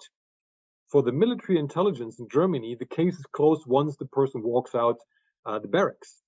And what then? So you have a highly radicalized individual with weapons training, identified extremist.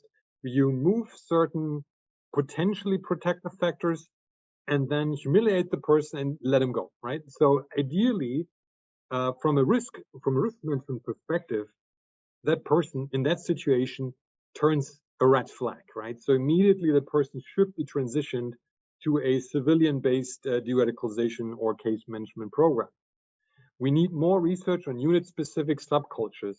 My study on special forces showed that radicalization, vulnerabilities, and reasons and backgrounds, they differ from unit to unit or from branch to branch. We need to understand what the specific norms and values of inter-organizational subcultures, collective identities, and dynamics are. SOF and SWAT units are just one example, but obviously radicalization cases within the army, let's say a tank battalion or logistics battalion or military police battalion, might look very different, or they are very similar. We need to know that. We need to adopt our PVE programming to the unit-specific culture, the subculture, the values, the norms, the self-understanding to really be most effective. We have many unexplored risk factors that we need to understand. For example, the effects of secrecy, role of death and violence when special forces are involved in highly classified missions that might give them the perception that they are the holder of some secret truth. They are in a position to tell basically what the public version of a certain incident is actually connected to certain truth or not, right? So they might feel special, they might be feeling superior to a large part of the population. And this could also be involved in radicalization processes for that specific subgroup. Also, the increase in diversity is obviously a recommendation. Ethnic and gender diversity are a key step forward to decrease toxic masculinity and sense of biological supremacy that can deteriorate even further. So future research that I would identify, there's obviously a lot to do. We have very little insight. I think the German Defense Department is one of the only Western democracies that has started or has begun to publish quite detailed statistics of their own identified extremism cases with their networks, with their backgrounds, obviously not on an individual level, but we have a very interesting set of reports of the German military and police forces that have been published. So we do have comparatively, we have a very good situation that can obviously still be improved. But I would say that in other countries, we have to start getting basic statistics first. How many cases are we talking about? Are there any studies looking at attitudes, for example, or changes in attitudes and political attitudes in that population, which is obviously very, very sensitive and political, especially in the United States. So we do need more qualitative and detailed analysis of pre and post active duty impact of the radicalization is absolutely necessary. With the PIRUS database, for example, we ran into this massive problem that we could not tell from the coding in the database when the radicalization actually started and why. Was it pre-military enlistment, during, how much after, when they were veterans? So we had no temporal relation between the military service and the radicalization. So we could only speculate that it happened at a certain time.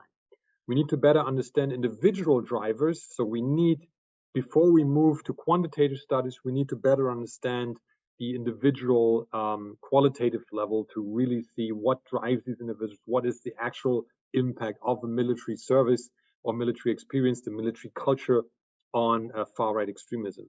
Also, we need to understand protective factors. What works when in a community that, by definition, is more patriotic, more nationalist. It's accustomed to the use of violence, organized violence. Even they have to be. That's their job to a certain degree, at least in the military. So we cannot really use a support for violence as a benchmark for PVE, for example, as this community could be expected to be overly supportive of the use of violence. They are recruited and they are trained in the use of violence, so they should have a very different relationship and very different performance when it comes to classical protective factors.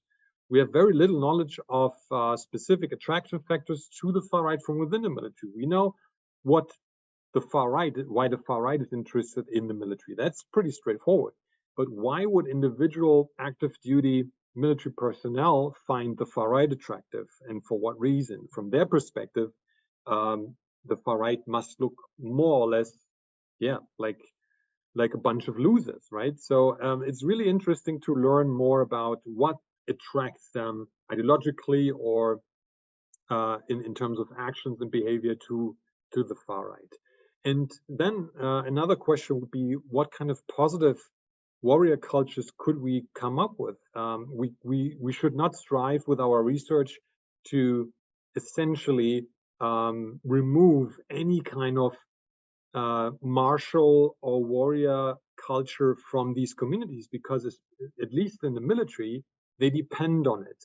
Their operational effectiveness depends on the willingness of their members in a given situation, which is a war, for example, or combat situation, to use violence to protect themselves, their unit, and achieve the mission. So there has to be a way to design a warrior culture or a martial culture that is pro-democratic, that is pro-pluralistic, and that has an inherent resilience against far-right extremism or any form of extremist radicalization for that matter.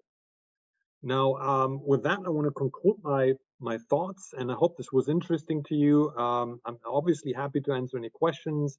Here are my contact details. Feel free to reach out anytime. I'll obviously send you copies of the papers if you don't have access to them. And yeah, I hope this was interesting. Thank you so much for having me. I'm just stopping to share the slides here. Just give me a second. All right. Thank you so much. I don't know if you could hear it, but there was a big round of applause in this Thank you. room of 8 or 7 or however many we have in the room. But yeah, that was absolutely brilliant, Daniel. Exactly what we were hoping for, and it's really interesting how it tied together many of the threads that we've been sharing this morning. So you know, very, very nicely put. And I'm sure there are plenty of questions. And as the chair, I'm going to take advantage of this and ask the first question. So what I found really interesting was, because this is something that we've been talking a lot about, is providing transitional support for people. And you were mentioning specifically those who have been flagged as already, you know, part of or sympathetic to the far right. But what are your thoughts? I mean, there's 2 other points as well. Your thoughts in terms of re-entry when people come back from combat duty, but also just general supports, because it's not just people who are in the service and are identified as far right, but people who have left the service and sometime down the road are vulnerable to recruitment. So, you know, transitional services, I think, in those two contexts as well, and what your thoughts are if you're aware of any programming elsewhere. Yeah, I think the main issue is that we don't really know in mass where the highest risk of radicalization starts are. If it's actually for most of them when they come back from combat, or is it when they transition to civilian life immediately after, like say in the first 3 years when they move from active duty, or is it long after they have left military service? We really don't have a good idea when and why this happens mostly. So where's the high risk phase in that? So but basically, just making an educated guess, I would say in phases where people have significant life transitions, the life in the combat zone, and then going back to the normal barracks life, the normal military life in the United States or in their home country is very different. So they have to adjust. And the same with transitioning out from the military, active duty to civilian life is vastly different. So I would suspect, based on what we know in radicalization psychology, that these transition processes, they create uncertainty, anxiety, maybe identity crisis, and I would suspect that they are more vulnerable in these phases. So it would make sense to have any kind of in-service and out-service bodies, programs that prepare these individuals for these transition phases.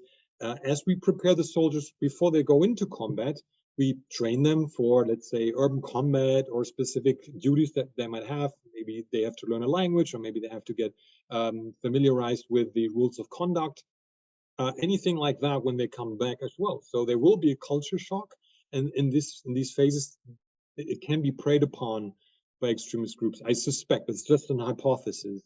I know that I'm not aware of any good program. We are trying to build a collaboration between a police-run de-radicalization program and the military intelligence that when they identify active extremist cases and they remove them from active service, that they are basically referred to the civilian de-radicalization programs, but there are massive programs with national security, information, data sharing, data protection between the different agencies.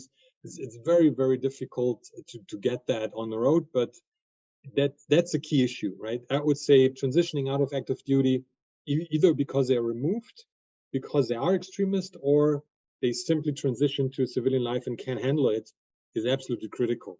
And I think with a vast organization like the US military, this would be a major investment in programming and in awareness raising and education.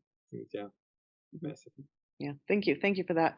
I want to encourage our participants on Zoom to post your questions in the Q&A function as well, so we can hear from you. In the room, what have we got? Yeah, go ahead. Yeah, hey, thanks, Daniel. This was great.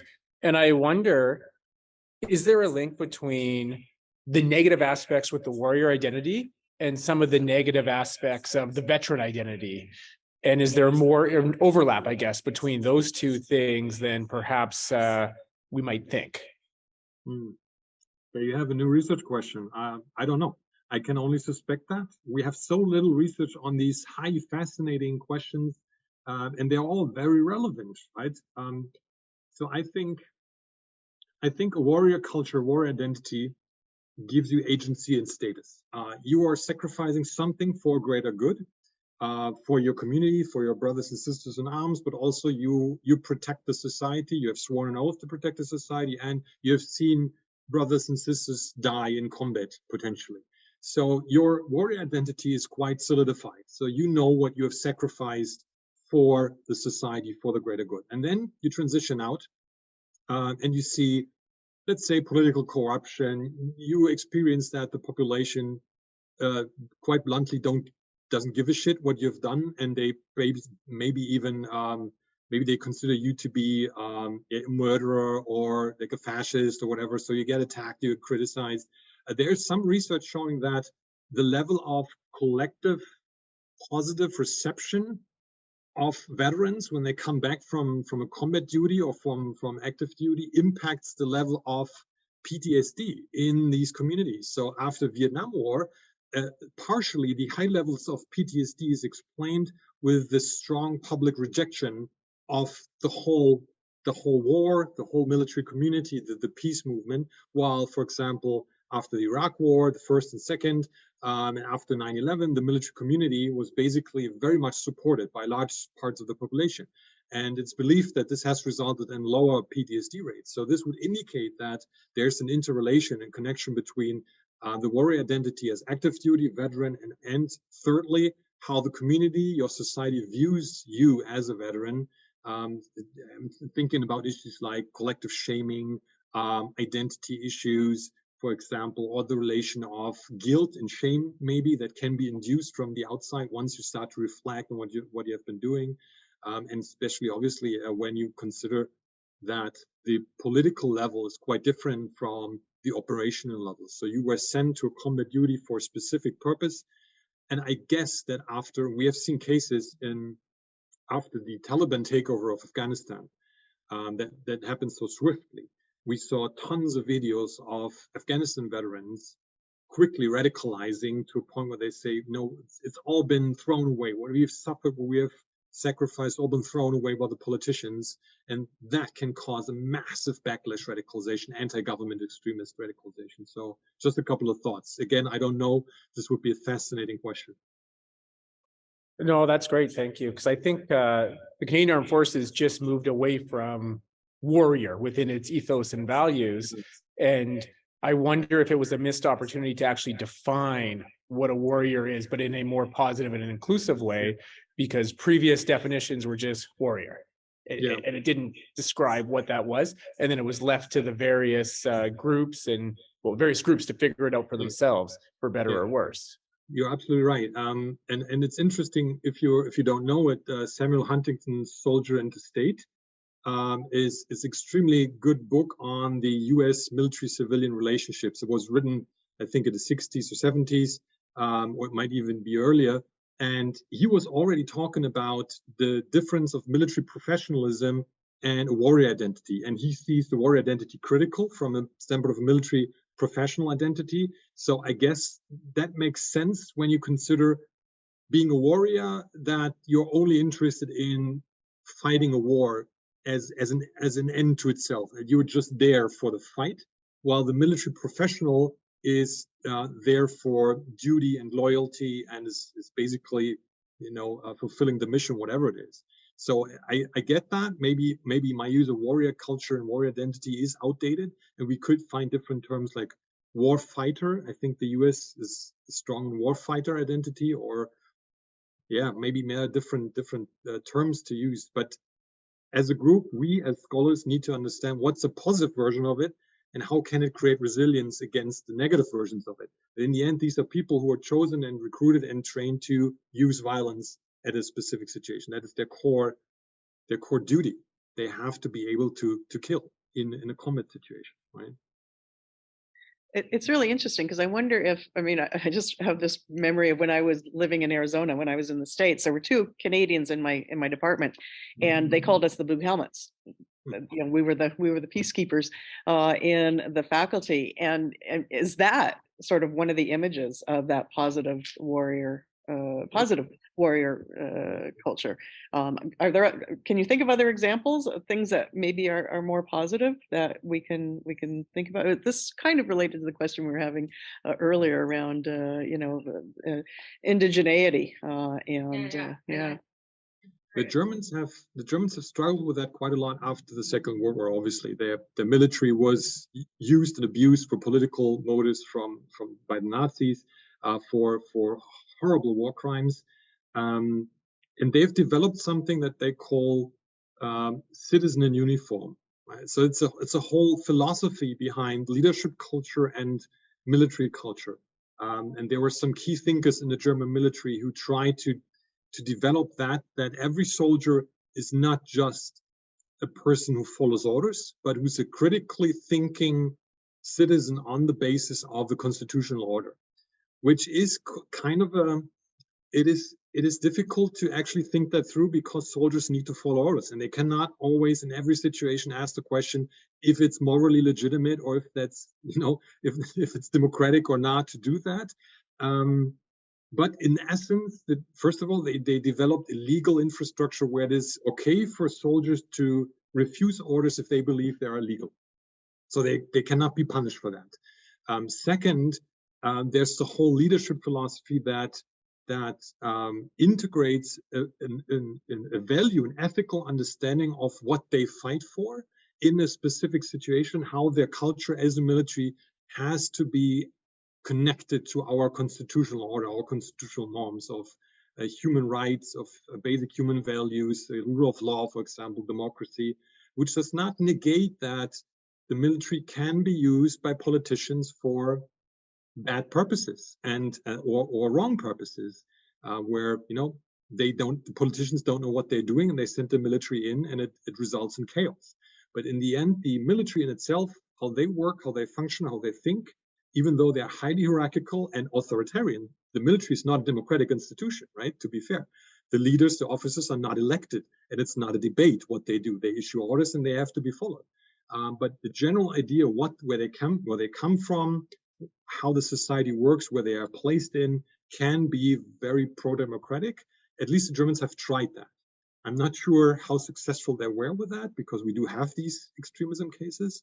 But it's worth to think about these basic philosophies. Who is a soldier in your country, in your society, and what roles and motives are expected from these persons? There's a very, if you allow me, there's a fascinating book by this New York Times journalist Alpha on the Navy SEAL case. What's his name? He stabbed a prisoner of war in Afghanistan, I think. I can highly recommend it, because at the end he talks about how the Naval SEAL community tries to get rid of a toxic subculture he calls the pirates. Within the Navy SEAL culture, he describes that there are those who consider themselves to be superior to all the others and all the regulations, and those who try to bring an ethical understanding of the Navy SEAL culture. And they basically design an ethical training curriculum designed from SEALs, for SEALs, in the training, continuous training, that they try to bring them closer to an ethical understanding of rules of engagement and a positive warfighting identity. So this is a very great book, especially the last part where he describes how they cope with it, basically.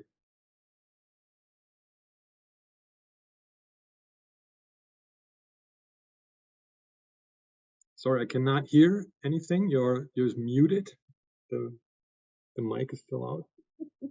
Okay. No, I was saying, Dr. Kohler, excellent presentation thus far, but I have a question. You did expand a little bit on the question that I have with regards to risk diversion. And you had indicated that when someone is identified as possessing or radicalized, that they are basically dealt with by the military and then referred to I guess, the civilian arm. And I just wanted to know if you could expand on that as to maybe your opinion, should there be more of a collaborative arm with regards to the civilian side in dealing with situations like this, where there is more of a civilian presence rather than a military one, when an individual is seen to move down that move in that direction? Yeah. Just to get a little bit more detail on the current situation in Germany. So what I described is an ideal where we want to end up with. It's not currently the practice that the military intelligence, when they identify active duty extremists and remove them from service, that they refer them automatically to the civilian de-radicalization programs. Almost every German state has their own non-governmental and governmental civilian de-radicalization programs, sometimes run by the police, sometimes run by the intelligence service, and they would be the ideal partners to take over these cases. But there are many, many hurdles and barriers for that. We're currently in the process of creating such a collaboration. And if successful, that would mean that once the military removes someone because they have identified the person extremist, there's a continuous counseling and monitoring of the person from active duty to civilian life. At some point, it's very similar to a person transitioning out of prison. When they have radicalized in prison, you have in-prison authorities, and then at a certain point, they have to start preparing the person for release and handing over the person to a probation officer, for example, or any kind of community service program.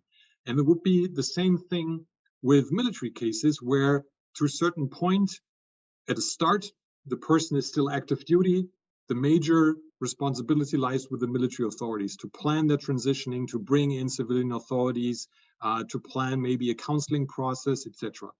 A short while in the transition phase, civilian and military authorities should have shared responsibility and coordinate, because there will be specific questions that relate to the military and specific questions relate to civilian life, like finding a new job, maybe job training, trauma therapy, maybe an addiction treatment, removal of tattoos, anything like that.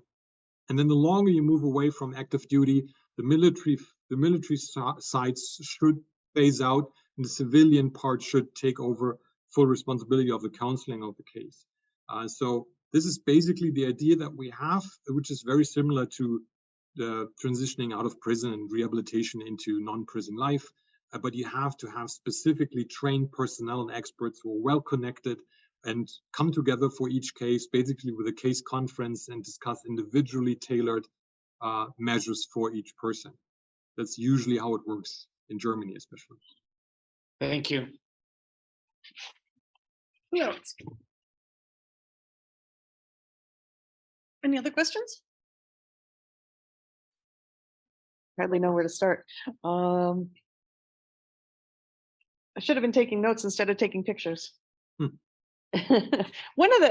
this is one of the questions that we'll pose this afternoon when we're talking in smaller groups, but you talked about, limitations of our research so far and challenges in doing the research. And what do you see as the key challenges to the kind of research that you would like to see done and that you think is needed?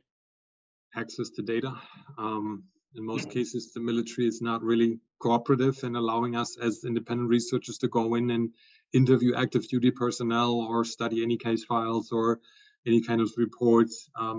So we would, as a start, we would need to have a representative survey of political attitudes in the military, for example, so that we can measure. What you're doing? That's what we're doing. Wonderful, perfect. Yeah, so that we have to have a baseline. So what's the baseline political attitude level look like, and then over time, how do they change on different levels in different units, etc. That's the start, and then we should look at these radicalization cases in much more detail. We need to find out why, how, when they radicalized.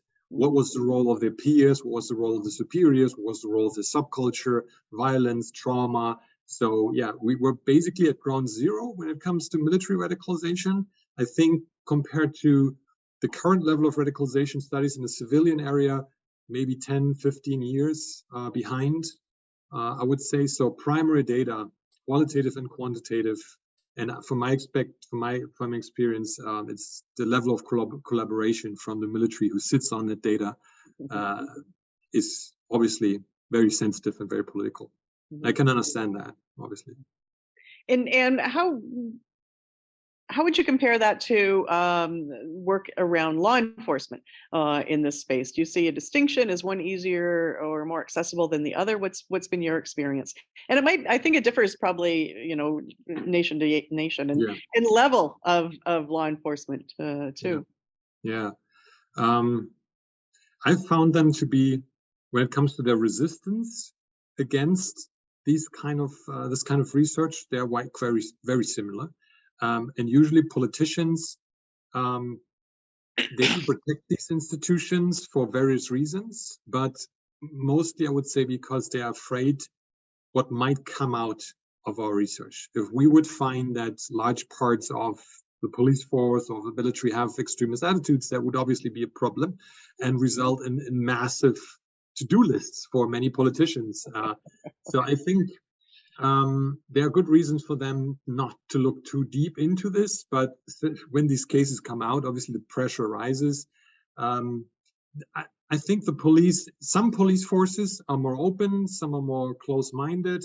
With the plurality in police forces in almost every country, this creates more of a competition. This creates more of a pluralist mindset, and the police, I guess, is more used to have this professionalization attitude. They're closer to the civilian life. They have, when they're not militarized like in the United States, they are obviously much more interested in being perceived as trustworthy by the community. They rely on the community to provide them with information that they can solve their criminal investigation cases, for example. So there's much more interaction with at-risk groups, ethnic minorities, etc. They are usually also much more diverse than certain military units, especially in the SOF community. So there are pros and cons. I think it depends on the departments and the units, but the problems are basically the same. It's access to data and being trusted. So I would say that the best thing we could do as researchers is to involve active duty police and military researchers who work together with us and who are trusted insiders in these systems and speak the language and can, avoid these pitfalls of using the wrong language, for example. I'm currently working on a very interesting project. You might be interested in that. We call these, it's a pilot project that's currently drawing to an end in the police force in the southern state of Baden-Württemberg in Germany, where we have trained volunteer police officers, 6 from each precinct, to become CVE strategy guides within their unit, within their precinct. So we trained them to know the basics of psychology, radicalization, codes and symbols, etc. And then they get a budget. And these police officers are completely autonomous in planning interventions in their precincts. For example, a workshop, they go to a memorial site, to a museum, so whatever is interesting for them on all different levels. And because they're insiders, they are not seen as a threat to their collective identity. So our idea was to figure out how could we insert CV and PVE content with the least amount of resistance from the target group. And we figured the best way to do that would be to train insiders, volunteers, pay them to do basically what they think must be done in their own units, in their own organizations. And we are currently evaluating it. We'll write research reports about that, and I'll be happy to send them along when they're out. Yeah. So, Well, given that you're part of the network now, you're bound to disseminate that amongst us. So. Thanks. And we do have a question in the Q&A here from Karen. Hi, Karen. Thank you. So thank you. Very informative. You mentioned the importance of better understanding military subcultural histories, values, beliefs, etc. We often talk about ethnographic approaches to studying military subcultures, which is too often resource prohibitive. What other research approaches would you recommend? Yeah, something that basically I just mentioned, collaborating with insiders or those people who know these subcultures. With my own experience and also with the pilot project that I just mentioned, as researchers who have not served or who have not experienced these subcultures, it's extremely difficult for us to even use the adequate language, to even pose our research question in a way that is not immediately off-putting to our target audience. Yeah. And the risk of being misunderstood between these two communities, research community and the military or police community, is massive. Believe me, it's absolutely massive. You haven't started to talk about your research question and they consider you to be an anti-fascist who wants to infiltrate the organization, destroy it from within. So they're very polarized, and the wrong language, even the wrong appearance, can make a huge difference. So when you can have a veteran or have an active duty person in your research team who can translate, and I'm really meaning translate, your work and your research question to these subcultures and explain to them what it means, what you're trying to do, and vice versa. When they have a very operational, pragmatic language, for example, that might seem detached from humanity or human values or the impact of the violence they use, but it's out of a necessity. Again, it's a very interesting book, Tangled Up in Blue, I think by a New York University, maybe Columbia University professor, and she actually, she wanted to study police violence, and she signed up to be a reserve police officer and went on patrol for a couple of years. So she actually became that subculture and took it in and experienced all that so that she could actually talk about what it means to be a police officer. So with these subcultures, I think it's absolutely essential to at least have some element in your research project who knows the subculture from within. Absolutely critical. And interesting because you have what, 1, 2, 3 of you in the room today have military background. Yeah. And we do, you know, within sort of the original elements of our network, we've got, I think, three or four that have that, who've been absolutely invaluable in helping us to bridge that great divide. Yeah, it's huge. Okay, any other questions? Thank you. Yeah, just to thank you. We get from over here. Yeah, absolutely. Really appreciate it, Daniel. And we'll see you again at the end of March. Yes. Yeah, someday we'll actually have you here in person, I hope. So that would be great. Okay. Wishing you all the best and keep me posted. Absolutely, will do. Take care of yourself. Bye-bye. Good. So good morning, good afternoon, everybody. My name is Marshall Gerbrandt, and I am a PhD student at the University of New Brunswick in Fredericton. And so I'll just add that while I'm a visitor here, I work and study in UNB, I live there, and it is on the unsurrendered, unceded traditional lands of the Willistic. And so we're lucky to be able to see the Willistic River, the St. John River, not from my office, because I have no windows, but from other places in the building, which is always quite nice. So today I want to talk about educating culture within the Canadian Armed Forces and looking at it as an adult learning problem. But first, I put the question forward as to why is this important? And so it's directly important to the members of the military, and whether it's recruitment, retention, or just their everyday lives.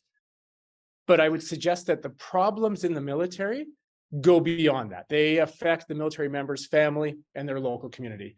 They go beyond that. They affect society, wherever those military members are, whether they're domestically in Canada or whether they're overseas.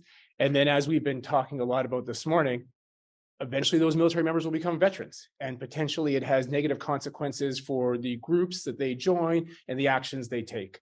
So I think there really is a need to address cultural issues in the military to set the conditions for success later on.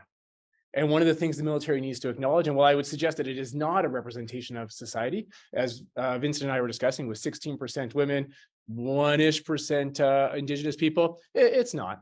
It's a representation of white men in society that now have joined a club. And I used to be part of that club. So I get that. So first off, who am I? That's a great segue. We started, Natasha talked about positionality statements earlier, and they are becoming more common. And I think that is a good thing. But I also think that they don't tell the whole story. They definitely provide a superficial level of like who I am. So, he, him, heterosexual, cisgendered, I'm married with kids. Doesn't tell you whether I'm a misogynist or whether I'm homophobic. I spent 20 years in the military, last 15 as an officer. So I left as a major, so like just made what you would call a senior officer, but like not that anybody in the military would really consider a senior officer. But I was part of the dominant group. My kit, my equipment always fit me. When I hopped in an armored vehicle, everything was at the right spot for my body. It's not the case for everybody else, particularly women or even really tall people. It's not the case for other people. But I bring this up now because I'll return to this at the end, because I think that even at a superficial level of recognizing who we are, it starts the conversation to figure out who other people are, and then bridging that gap between who you are and others. So today I want to talk about 4 things. We'll move from the Canadian Armed Forces, and I'll probably slip into just calling it the CAF because old habits are hard to break, and what it is and what people experience towards an approach to get to where it ought to be. And I'll rely heavily upon adult learning principles and theories as a means to do that. So what is CAF culture? So up on the board, I have espoused values, and this is taken out of the recently released Canadian Armed Forces ethos, trusted to serve. It's newer than the predecessor duty with honor, but there's a lot of commonalities. And I think what we see is what it wants to be, the espoused values of the institution. And just by looking at this slide, it sounds like a great place to work, right? We have respect the dignity of all people. Everybody's treated with respect. We talk to inclusion. So we're rejecting racism, sexism, hateful, discriminatory, and hurtful behavior. And then we move to leadership, which is developed through education and training. And that is the aspects I'll focus on. But what are the values in use? And while the CAF seeks an environment that rejects racism, sexism, heteronormativity, homophobia, xenophobia, hateful, discriminatory, or hurtful behavior, conduct, and association, and that's taken right out of trusted to serve, the reality experienced by members is different. So beyond the external reports by both Madams Deschamps, Arbor, as well as the recent report on racism convened by the Minister of National Defense, what I have up on the board is some academic research. So according to Tammy George, the military structure and culture is white, masculine, and heterosexual. Nancy Tabor expands to say that militarized hypermasculinity is privileged, specifically the heterosexual male warrior, which also represents a rejection of all things feminine. We talked a bit earlier, or we listened, I guess, a bit earlier to some of the negative aspects of warrior and warrior identity. This line of thought's also reflected in the work of Walter Callahan, Victoria Tate, and you can see it in the policies. Additionally, Tabor speaks to the hidden curriculum experienced during her time at the Royal Military College. Karen Davis expands upon this, and they discuss the integration and assimilation of various groups in the CAF. In a critique also of CAF-led research, which I think maybe is on point for some of the conversations, Walter Callahan suggests it often misses the point, or for the more cynical, perhaps it deliberately misses the point. And it focuses on a surface level understanding rather than attempting to explore the beliefs, attitudes, and behaviors which contribute to the misogynistic culture. And misogynistic culture dovetails into a whole bunch of other problems related to hateful and harmful conduct. So I suggest culture change in the CAF is a wicked problem, and exploring it through the lens of adult learning may provide some of the answers. Specifically trying to move from the everyday experience, the values in use, to what the CAF desires or what the espoused values are. And this isn't easy, but it's a way forward. So first, I'll just ask, what is a wicked problem? Drawing upon Sork, some of the attributes to a wicked problem is it's not true or false, but it's bad or good. Racism, bad or good? It's bad, you know? Sexism, bad or good? It's bad. There's no immediate or ultimate test of a solution to a wicked problem. If we look back to the last 30 years since women were allowed fully into the military, maybe 28, 25 years since there was no longer a ban on LGBTQ plus people in the military, they haven't found a solution to making the military inclusive. In fact, there's a lot of research showing that it's been exactly the opposite.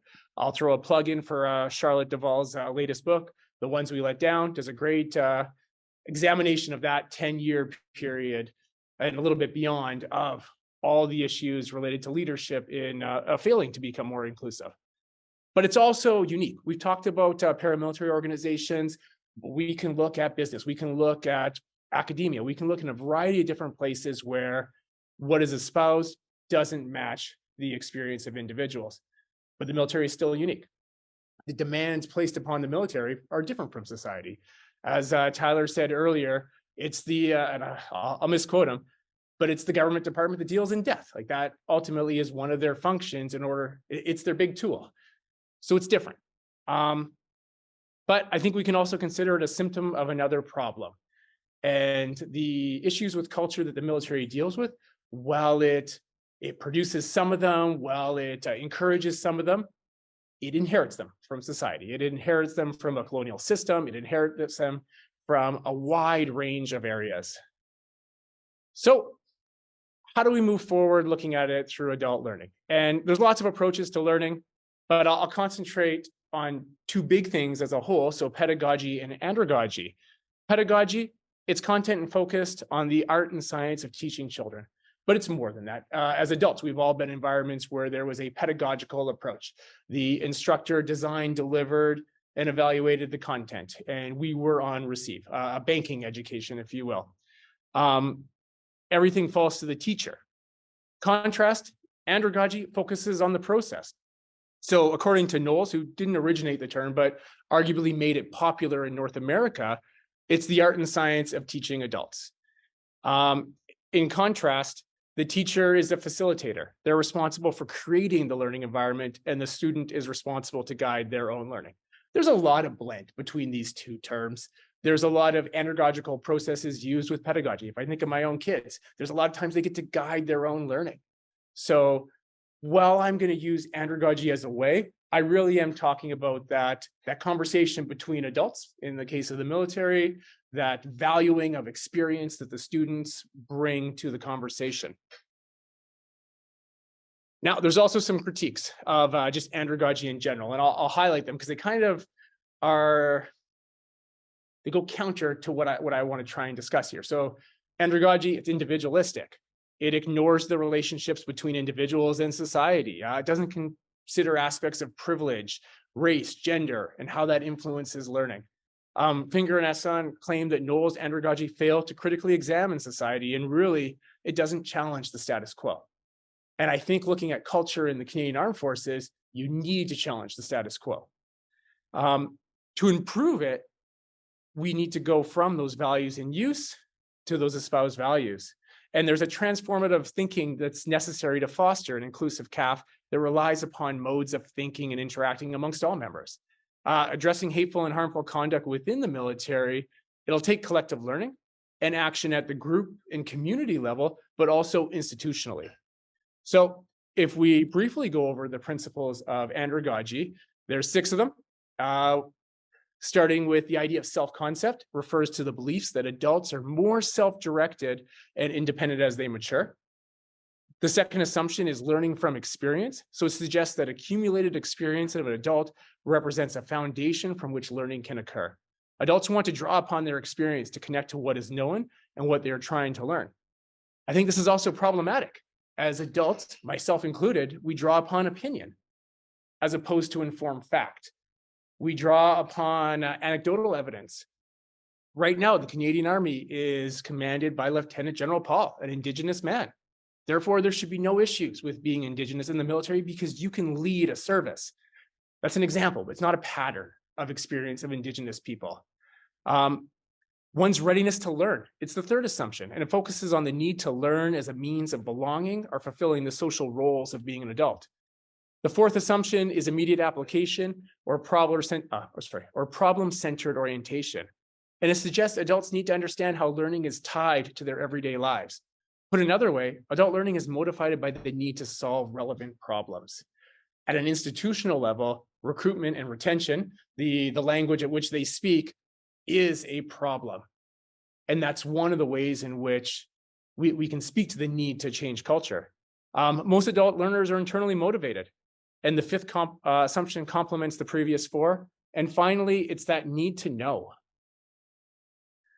Now, recognizing the individual aspects of it, I'll just add the ideas of individual rhetoric represent a way to move from individual to community. And we look at things like equality, eminent value, and self-determination, but it's recognizing yourself, but more importantly, recognizing others and the experiences and the truths and the things that they bring to what you're doing. So if our goal is to reduce the gap between reality and aspirations, perhaps, how do we do this?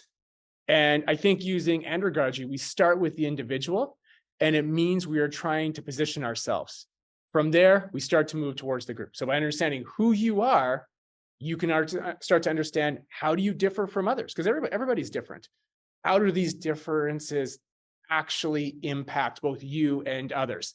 Recognizing and understanding involves looking both inwards, who we are, and what our place in society, and outwards towards others. And then I think this can occur as we move from understanding ourselves to recognizing those differences. To do this, I'm adapting an approach taken by Sensoy and D'Angelo in their book, Is Everyone Really Equal? An Introduction to Key Concepts in Social Justice Education. But it's just a framework to have the conversation. There's, lots of different books, lots of different approaches, but I think that at the basic level, they all involve figuring out who you are in relation to other people, so that way you can understand how you or the institution affects them. So there are some key things I think that occur here. Issues need to be named and not obscured. Individuals need to position themselves so that they can understand their relationship to others. Individuals need to understand how they are privileged or oppressed by their position. CAF members must recognize how relations of unequal social power are constantly negotiated at the micro, so like individual member to member, but also the macro, the CAF as an institution level. I think it's also necessary to accept some element of unlearning or rethinking will occur, and this will be challenging, starting perhaps from a place of fear, maybe leading to shame, but ideally going towards hope, because I think there has to be hope in everything we do. But this will help move from an understanding of oneself to understanding others. So briefly, I'll cover the 6 steps here, but they're aimed at reducing that gap. So going from left to right, opinion doesn't equal knowledge. Anecdotes don't equal pattern. It's about understanding the vocabulary between, what is research? What is peer-reviewed research? You tell people things, but they don't believe it. Why don't they believe it? And trying to explain that. There's the positionality is you in relation to others, and it filters what and how you see. So I mentioned a bit about my military experience. I know at times I made great decisions, maybe good decisions, let's be honest, but I also made bad decisions. I don't think I made the bad decisions because I didn't care or I was being deliberately out to get insert a group here. It's probably because I didn't know or I didn't see the issue. And so because I'm a white man where all my kit fits, I didn't see how that actually affects other people until I started to see that. And then once you start to see that, it's really hard not to see what the issues are. Identity is your positionality, and it groups you in relation to the dominant group. I fell within the dominant group. Prejudices, they're learned prejudgments, and discrimination, I would argue, equals prejudice plus action. Oppression, it equals prejudice plus power. And finally, I think it leads to recognizing the isms, racism, sexism, and the role that they play at the individual and institutional level. And to me, that last part, I think comes in, the role of the institution if we look to the past. So within each of these steps, there are 3 things that kind of have to occur. You need to deliver foundational knowledge, create awareness, and develop perspective. And the aspects draw from both a pedagogical and an andragogical approach. I think when you're delivering foundational knowledge, you are really relying on that pedagogy, that teacher, that informed expert trying to explain things to you. Whereas as you move down the path, you're looking much more to individuals to confront their own experience, talk about their experience, and figure out how that all fits in. So first, we need to develop foundational knowledge, much the same way new recruits are brought into the institution. They learn a new vocabulary, such as SMESC. We talked earlier this morning. SMESC is an acronym, but it's treated as a word, and it's the way in which military members ideally write and deliver orders. We need to understand the institution's history. So if I look back, I learned all about my corps, my occupation's history, the different things they did. I didn't learn about the bad things they did. I didn't learn about the bad things that the institution did, but I think that recognizing that is the first part to trying to not repeat it, trying to move forward. Here we move from a place of opinion to a position of informed knowledge.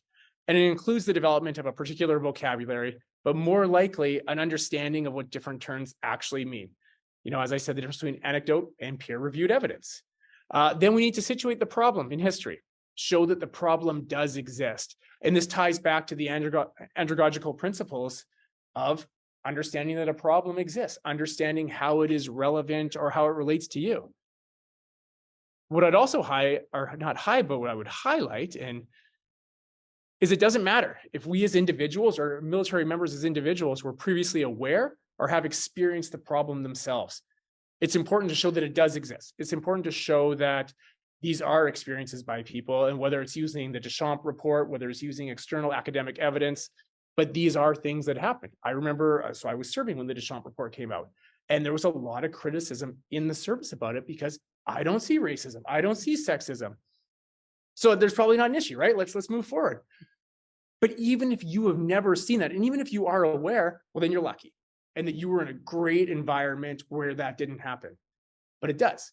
And I don't know, where an institution should decide the bar is set that, once it crosses the bar, we need to deal with it. But I would say that's a pretty low bar, and that the institution ought to deal with it to make itself attractive to members wanting to join, members wanting to stay in the military. But also, if we speak to soldiers, sailors, aviators representing the best of Canada, well, then they need to do that. They need to represent what Canada wants to be. So next, we move to identifying the problem at the macro level, and we start to look at ourselves and its experience and self-concept, and we draw attention to who we are. And this relies upon, the need to know, one of the assumptions, the self-directedness, the unique experience. By looking at individuals' lived experiences, either in conversation or through examples of others, it can help you relate to these problems as real and as necessary and needed to be looked at. And finally, I think it moves to offering perspective. And through perspective, we can start to understand and start to be inclusive. And it's that invitational practice. It's that opportunities for engagement where you find that balance between theory, so your concrete definitions, what is homophobia? What is power? What is privilege? All these different terms that we may even use day to day, but we might not truly understand what they mean or how they've come about in our system as jumping off points for discussion. And this is where I like to think that you really get into the adult learning side of things, of drawing the experiences out, allowing people to then use that as that jump off point to engage in the conversation. It's also the difficult aspect, because being confronted with what you are, what you've contributed to, might be shameful. And arguably, even before getting to that point, you might fear what you'll find out through knowledge. But only by going through this will you get to a point where you are starting to understand, where you are starting to share. And so what I'll do is I'll close that I think the challenge with learning, I think the biggest challenge is, how do you solve an individual problem within an institution that wants to apply that solution equally from coast to coast, bilingually, and and all those different things that a institution ought to do, But I think the challenge is to overcome the fear, and that's of learning truth, is to accept and recognize the shame, maybe your role, maybe the roles of others. And then it is to look forward or to look towards hope of understanding. And with that, I take any questions.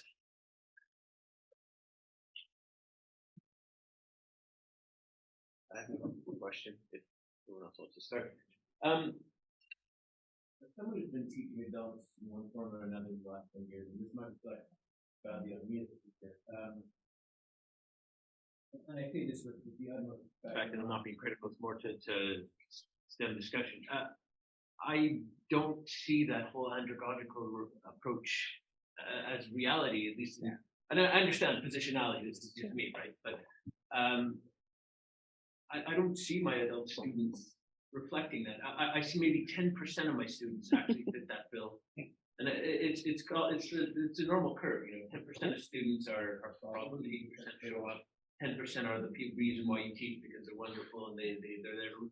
I mean, the vast majority of the adults I encounter just aren't reflective in this andragogical approach. So how do you apply these ideas to an adult population where I mean, this is the ideal, but the reality might be different.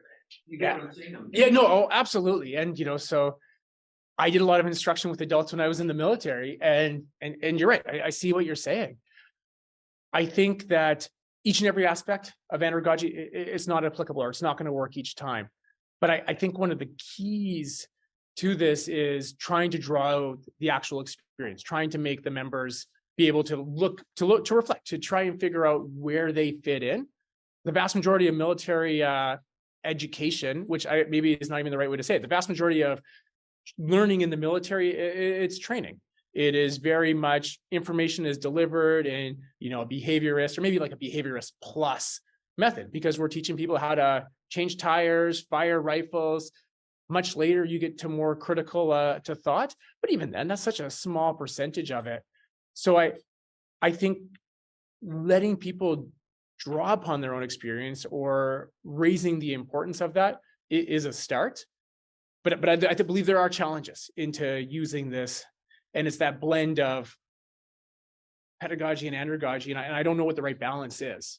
I found myself leaning, and again, this might be myself, leaning more to the pedagogical approach, just because I get faced with enormous apathy by the vast majority of at least my undergraduates. And believe it or not, sorry to pat me on the back, I'm one of the best way to teach in the department, and still faced with apathy day in, day out. And I love the principle. I think it makes sense. But I'm stuck on that. How do you bridge from theory to actual practice? Because I'm stuck on that before we move to the military stuff. That's so. I mean, I know there's no simple answer. It's just. Well, I think if I look back to over 20 years, I did everything from sharp sexual harassment and racism prevention to whatever the last thing that they were doing in the spring, and I can't recall what it was. But the vast majority was, and whether it was in person or whether it was online, it was stand and deliver from an instructor, and there was no engagement. There was no cause for individuals to reflect on their role.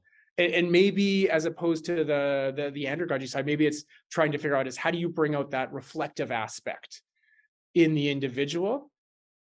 So they're not just there, in the military, they're not on their phones, but they're definitely not there focused on you, and just it's figuring that connection piece out.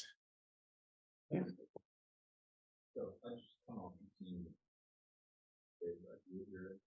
So I see the notion of adult education in kind of a setting where I don't know, there's like a 25-year-old that says, well, I need to learn about RWE, or I need to learn about languages, and you go to the seminar, and I can see those step takes, right? Very, very well in that type of setting where the education is entirely walking over the person. Clearly said, well, I don't want to work till I'm 100 years old, so I need to invest in RFPs. I need to understand what this is. I'm going to draw my experience and whatnot. How does it work when the education is mandatory? So when it is, sexual harassment training, it is mandated that you learn this. So this is where I think you're speaking to motivation, because you're right. So you know what? I chose to be a graduate student, so I'm intrinsically motivated to do that. As long as I was in the CAF, some courses I was intrinsically motivated to do to advance and be promoted. Others, I was extrinsically motivated because I was just told to be there and I wanted to get my paycheck. And it's trying to figure out, how do you motivate people to look at who they are and change? And I like to think that, like, by and large, there's a percentage of people that they're not going to change. They are going to be your bigots and your whatever, and you brush them off. But then there are those that either might learn, like, you know, there's the potential of learning, or they're just acting as who they are because they don't know what the effect they're having on other people. And I wonder is, how do you motivate them? And that's a question I haven't figured out, and it's a question I'm trying to read and learn about. So we teach contemporary issues. I teach Indigenous countries. So you gotta remember, these are all, so what I just did here, okay, I do about a longer, much more, maybe toned down version of it. But basically, you know, we cover the same kind of statistical challenges, right? Contemporary issues courses, mandatory, my Indigenous important, optional, you know, elective, you know, and interesting enough, you know, I think that we find that, you know, as long as the material is engaging, you know, because we're also, you gotta remember, most of our students want to be police officers, they want to be border agents, they want to go into the RWE, they want to go into the military, they have government aspirations, the vast majority of our students. And we have mandatory courses, and we teach this stuff. We teach about we teach about Black Lives Matter, we teach about, you know, and yeah, maybe there are some students who may not attend class, but they went anyway, no matter what the content was, right? And you'll have students who are more invested, or in the content, you have some students that kind of fall, most students kind of fall in the middle. They're there because they have to be there. They want the credit, they want the privilege, right? So, I mean, at the end of the day, you know, we do encourage critical thinking. Like, they have to apply critical thinking skills in order to perform on the course, right? We have reflective assignments where they're asked to draw on their personal experience, engage with the course content and materials in a particular way. There are pedagogical, like, approaches in which to address this stuff, and they do well. Some of my best students are white cis gendered men. Like, I'm not even kidding you. In my Indigenous Crim course, I had a student who's like, how do I get 100% on this assignment? I've never given 100% in my entire life, okay? In terms of, you know, I've never seen that kind of level of quality. It was a critical essay outline, and it was 2 or 3 pages. He submitted 8 pages, basically written the whole entire essay. You know, so I mean, there are tools, pedagogical tools that in which, you know, to get students engaged and interested and invested, even if it's their own self-interest. If you appeal to their self-interest, they're going to definitely 100% show up, even if they're not necessarily on the outset engaged or even agree with you. I don't like to But how do we scale up, right? If we can't clone 1,000 of students, how do we scale up when we deal with CAF, where 90% of the course delivery is done on D1, and it's this horrible, you know, hundreds and hundreds of PowerPoint slides, and there's like, here's a quiz. And then the opposite, and so then not the opposite, but you have that stuff that's done on the Defense Learning Network online. It, by and large, is terrible, but it has all the right information in there. And then you have someone who is a uniformed member of whatever rank now tasked to deliver this information by virtue of being a leader at some level, but without any sort of background. And I know that the information, so if we think of our initial Operation Honor briefings that came out following the Deschamps report, things I delivered because I was a leader at that time, I delivered because I had no idea what I was talking about versus stuff later on. And but that's a challenge, I think, in the institution, is how do you scale up, like, arguably, like, individual problems? How do you evaluate or measure an individual's attitudes and beliefs? And there's more character-based stuff, I think, within Trusted to Serve, and as they're going through with their annual evaluations now. They brought the new system in as I was leaving, so that was not a DLN course I was going to take. But I don't know the extent to which it actually will measure what someone believes versus just what they say out loud. Because as all this stuff happens in the military, and I think it was Phil earlier saying, you know, the patriarchy, it just adapts itself, and it thrives on whatever the system is. You know, people who have issues with inclusion, they just adapt, they just change where and how they speak about it. And so I don't know. Well, it's like, I think it's like the conversations that I've been having with law enforcement around hate crime training, for example, that if you don't have the subject matter expertise, there are plenty of us out here that, well, in hate crime, maybe not. There are some of us out here who do. And so I think that that's something the military, I think, has been hesitant to do, is to call on outside expertise. And I think, you know, they need to start thinking more about that collaborative. Or it's approach. one-off based on, so I've been in units where your commanding officer, regimental sergeant major is like, hey, you know what? Let's bring in someone from UNB to talk about something. And like the history stuff is really easy. Wish they would do that. I put myself out there for years. Yeah. I get whenever I went to like CCC conference and all Yeah. that, like, oh yeah, we're pretty good. Yeah. It's so it's so dependent on who the leadership is within that unit. And that changes every 2 years. And you know, I used to not understand that, but having commanded, I get it. Like you're burned out after that, so I can understand that aspect. Plus, you know, if you have a terrible boss, you can't wait for those 2 years to end. But I don't know how you institutionalize something like that, especially given, you know, Greg Center and CTC has a relationship, but it's, yeah, but don't delve into what's controversial. And I don't know. I've done both. Yeah. I've done totally in mind as kind of not like an on purpose like social experiment, but it became a social experiment. It's you're an outsider, you don't understand it. People at the Greg Center, they're not quite an outsider because they're you know Dr. Linder and then it's not that people who serve or people you know. They've shown up to enough reserve events that now they're de facto military. Yeah. They're not outside. I'm even in the Greg Center. I mean. And so like, so I was in the military and things I want to look at. I understand my experience of being a combat arms officer in the Army. I remember kind of what it was like to be a sailor in the Navy. I don't know what it's like to be in the Air Force. I don't know what it's like to be a woman. I don't know what it's like to be all these different groups, or even just within the logistics corps of the Army. And even though I've worked with them and I understand the things that they do, it's really tough. And then to bring in the outsiders where we have an organization, and at least I'll speak to the Army, where leadership relies upon expert advice to make decisions. So as an artillery officer, as a captain, I would advise a major, a company commander on, this is how you employ the artillery to achieve what you're wanting to do. Because all my training has led me to tell you this. And they would rely upon my advice.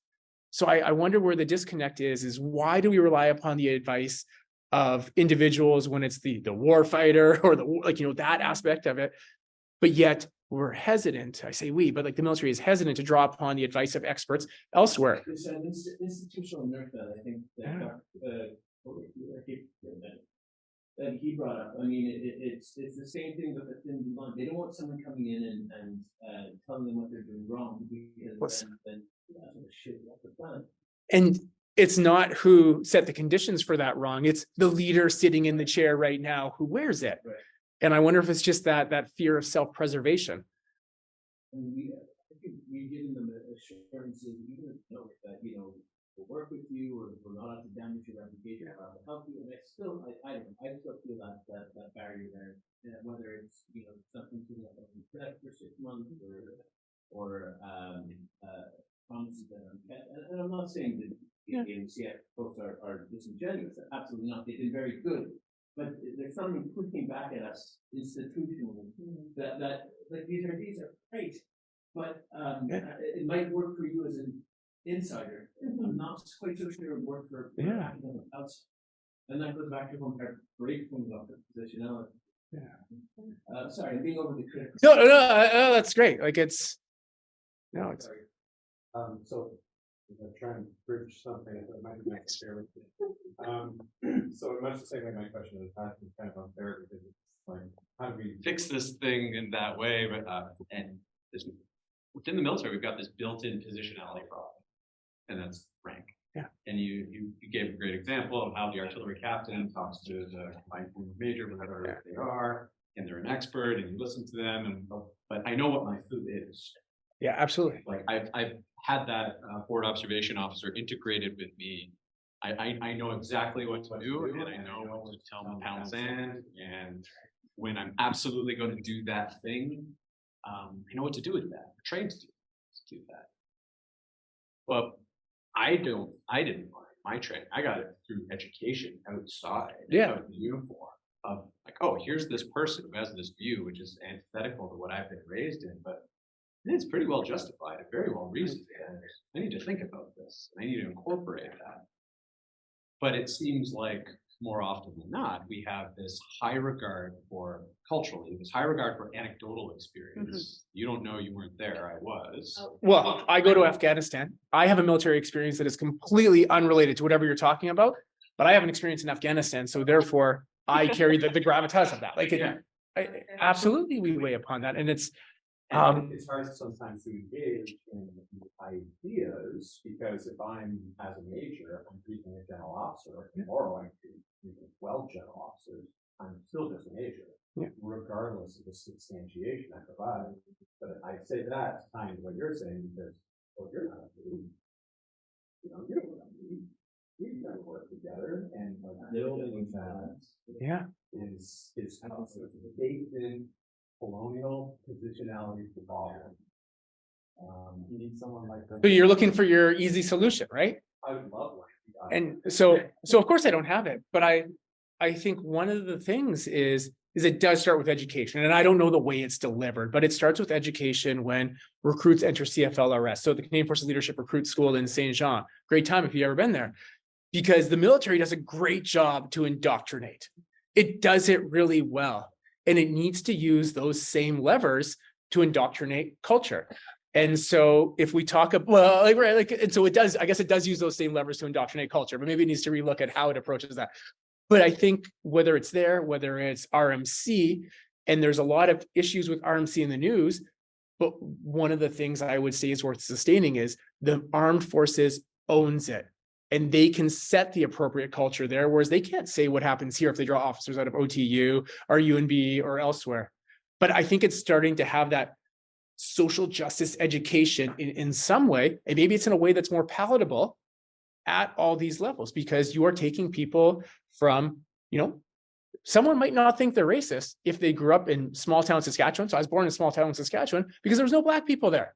So you might not think you're racist because you've never had to deal with someone who looks different than you, but all your attitudes and beliefs are racist. And so maybe it is trying to figure out what is that palatable form of education at each level. And I think when you join the military, it's figuring out who you are individually. As you progress to your leadership courses, it's figuring out how do you lead diverse people. To when you move up, how do you incorporate this inclusivity in like institutional planning and organization, and then that ultimately drives policy. But it's generational, to get back to Phil. But I think it does start by slow changes. And while I said earlier, I've seen hate across all ranks, they're my favorite files on my desk. Just wonderful human beings that shouldn't be in the military. There are a lot of grassroots initiatives, and whether it's the defense advisory groups, or if you can think of any change that, maybe the National Post will refer to as woke in the Canadian Forces, it didn't start with the Prime Minister, because turns out he doesn't actually do anything for the forces. And I don't mean that in a pejorative way. I mean, he doesn't do anything for the day-to-day lives of military members. It started with women wanting a uniform that they could breastfeed out of, people wanting to wear clothes that was closer to their own identity. And it all started with junior members, that like lieutenant colonel and down, to include officers and NCOs. And so there must be a way to sort of harness that, but not making it their responsibility, because that's the other side of it, where International Women's Day is coming up. I bet I can choose who will be on the panel at CFB Gagetown, because there are, 5 women, 3 lesbians, there's so few within these categories that they will be picked up. And I would suggest that it's not their responsibility. You should be there to help and support, but it's not necessarily their responsibility to fix someone who looks like me. So. Yeah. I mean, you touched on a whole lot of different things, a whole lot of gamut. Like you've touched on hidden structuration theory, where the institution has the ability to change the rules if they don't like what's happening and if they're not getting the response that they want. You've touched on standpoint theory. You've touched on the glass floor, which is Victoria Tate out of Carleton, actually from Ottawa, and how you have, this sort of dichotomy where you have women and men who enter into the military thinking that they're entering the military at the same plane, but rather men already know the direction in which they're going, where women are on the slap floor where they see where they stand, but they never have a firm footing. I mean, you talked about this feminist positioning of understanding your place in the military in order to move forward, in order to provide a proper educational stance for those within your group or within your, I guess, your power of rule to educate them, and understanding, whether it's a pedagogical approach. I mean, personally, I like the idea of bringing that level of experience to the table, because people can relate to experience. They can't relate, for the most part, some anyway, can't relate to abstract thinking. So from a teaching perspective, and I'm green, like, let me tell you, I'm new to the game here, guys, but I bring a lot of life experience to the table, and I understand that everybody has something unique to offer. Everybody has something that is useful, but recognizing that people are people and that they are different and they come from different walks of life, that is a very valuable tool so that you can implement measures in order to properly pass on information so that they can learn.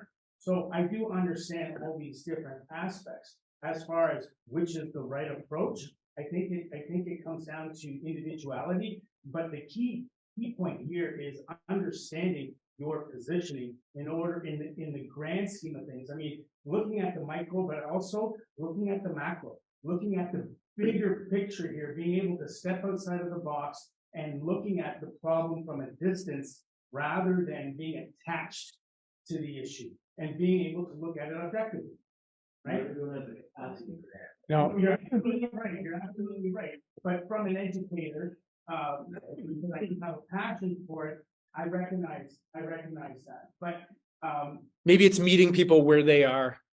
Well, I look at it like, for me, I only can do so much, right? But I think everybody else can also add a little bit, to the game, right? So, but I do recognize that not everybody is the same, but I think everyone, though, has the ability to bring something positive to the table. It's just really understanding the bigger issue, and that's just my take on it. Ground into the dust, but No, and so. I get it. But I do love what you're saying. I do agree. And so I like the idea of meeting people where they are, because you got to start somewhere. The saying, you can't lead a horse to water. It's like, I literally have a horse, was trying to get him water in the winter. It's just not going to happen. And it echoes with me. But I think that outside of education, one of the areas that the military has really failed is firing people. Firing and kicking people, which doesn't help the right-wing extremism problem. Like that probably should be taken to it as well. But removing those that shouldn't be in the military, because their worldviews are just fundamentally opposed to what it ought to be. And it's not an easy process. My last job was I was a regimental second in command. So I dealt with a lot of administration. When you picture joining the army, that's not what you picture. I had 2 monitors and my life was awesome. It was terrible, but it is so difficult for a variety of reasons, because people have abused power in the past and all these different things. But the military doesn't do a good job of removing those that are unsuitable, or those that have lost the moral high ground to command. Yeah. We saw that, Barbara and I saw that shit, like within 6 months. I think the first time we met, the narrative was around how do we fix these people. I think by the second and third time we met, with some of the highest people in the CAF, how do we get rid of them? And it was fairly quick turn. I mean, it was a little bit shocking. Because I bet it stemmed from something in the news at that time. And if I were to plot when you were doing that on a timeline as to when I would be getting requests of who in your unit has ever been investigated for anything with hateful and harmful conduct, like those are pretty close, because the military is incredibly reactionary, not because it's the military, but probably pressure from MND and from the minister's side, because there's the optics, and that's the issue. And so just getting back to the pedagogy, it's like the military just permitted permanent residents to be in the military. I guarantee that within the Canadian Forces individual training and education system, there's been given no thought, or perhaps thought, but no actual time and dedication to how do you teach and train people who have not grown up as a white man in Canada? Like, because there are differences into how people approach it. That's not their demographic. No. I was just at the CP3 conference, and they were bringing up all sorts of. The whole theme was building the soldiers for the future, which I found kind of dystopian. But actually, those I really like those, particularly the breakout sessions, because, well, everyone in the room was pro-white. Everyone was not. They actually acknowledge, but they brought up the fact that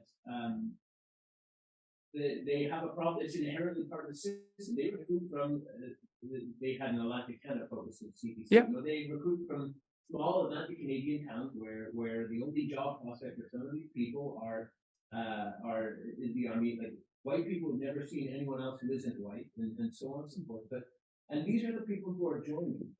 And this, I mean, as much as they're going to push for guidance again, yeah, it's not happening, or at least it's not happening fast enough. So I mean, this is like a catch-22. I mean, this demographic when it's built to funnel in these people. I mean, again, it's no, but it's a great question, and I wonder if that is where, you know, the military's role arguably is not to do social justice work. It has a different role. But does it need to start undertaking some of that at the lowest levels to start in a palatable way to make up for the fact that that's perhaps not occurring in the education system or in the locations where people are being drawn from? If you have someone who's going to OTU and they buy in and they join the military, good to go. You know what? They're already near the espoused values. They're the people you're not worried about. I don't know what Oshawa was like, so maybe that's not, I don't know, but it's figuring that out, because at the end of the day, the military's gonna take anybody who walks through that door to join, because they're 10, 15,000 people start like, hey, that's how I got in, right? It's probably how I became an officer. And it's figuring out how to deal with that. But representation matters. I didn't understand this before. I started to see it so much more when I had kids, like my oldest two, they're girls. And, you know, I understand why when the bus drives by, it's the same people, but it's a variety, you know.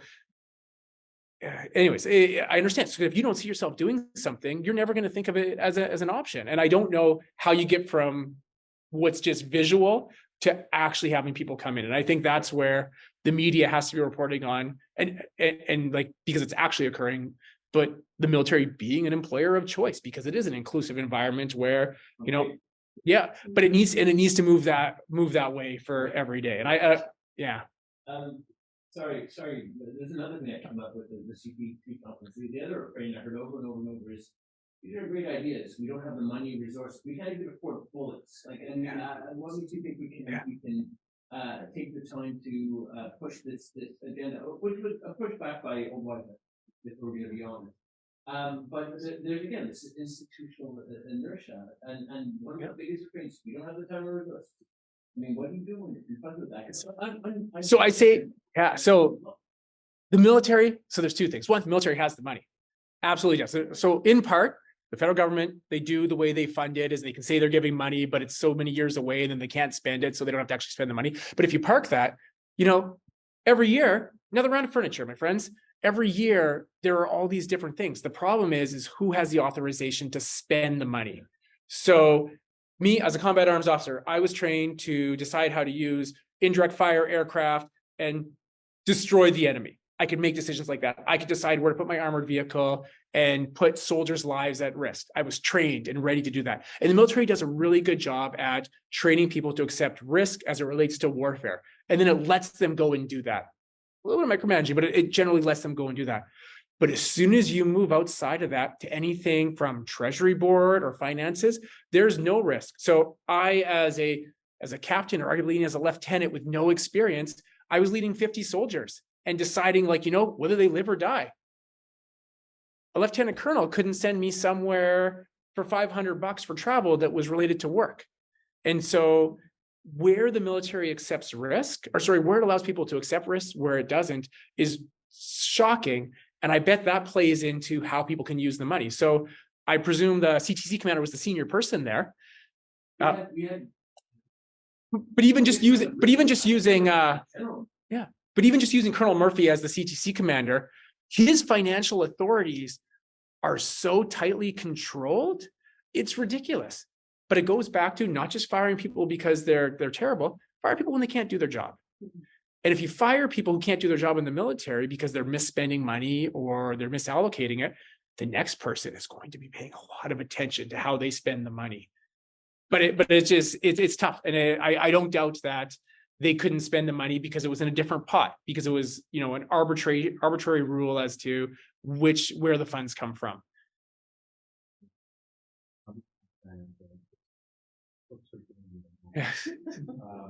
Where I work at the Community College, which is like think of it as your executive MBA, which is your professional. There's not a lot of money. We haven't solved that all. And within the space for the entire position, so I teach the elective Canadian military law course, and there is I get shocked at the amount of appetite there is. It's very adult learning. It's all seminars, it's all conversations. Rank theoretically doesn't work. Most of my students aren't ranking. But for instance, I added a genocide and human security module this year, and we spent a whole day, and it was supposed to be about Ukraine.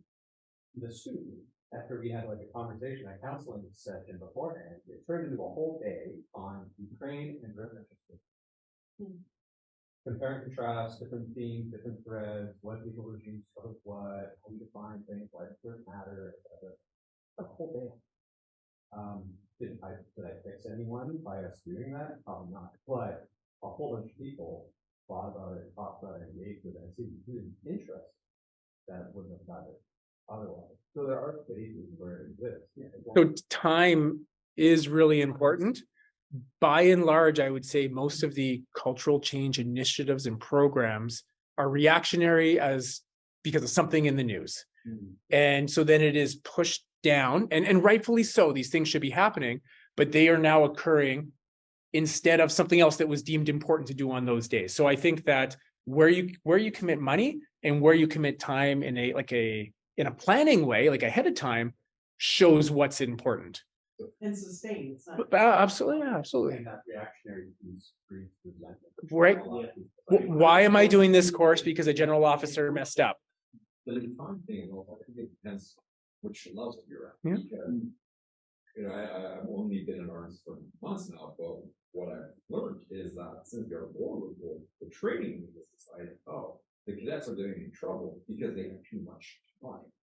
So rather than There's a good correction there, I bet. So rather than taking the time to have these conversations, they've instituted the weekend training almost every weekend. But yeah, like if the cadets are busy, if the cadets are tired, they're not gonna, you know. That's like social control. So that, which is also very problematic because it goes against what you're talking about. And so the military being an organization of people, I can't speak to other occupations, other trades. I can only speak to my own experience. A posting to the Royal Military College was not deemed a good posting. It was not the path to advancing. It wasn't even deemed, like, unless you lived near there or had family near there, it wasn't desired. But absolutely. But and the majority of positions we would put there weren't even tied to like a master's or a PhD. They were training wing cadre, and that's a problem. The military has tried to fix that in recruiting by awarding extra points for merit boards and promotion by getting people into recruiting.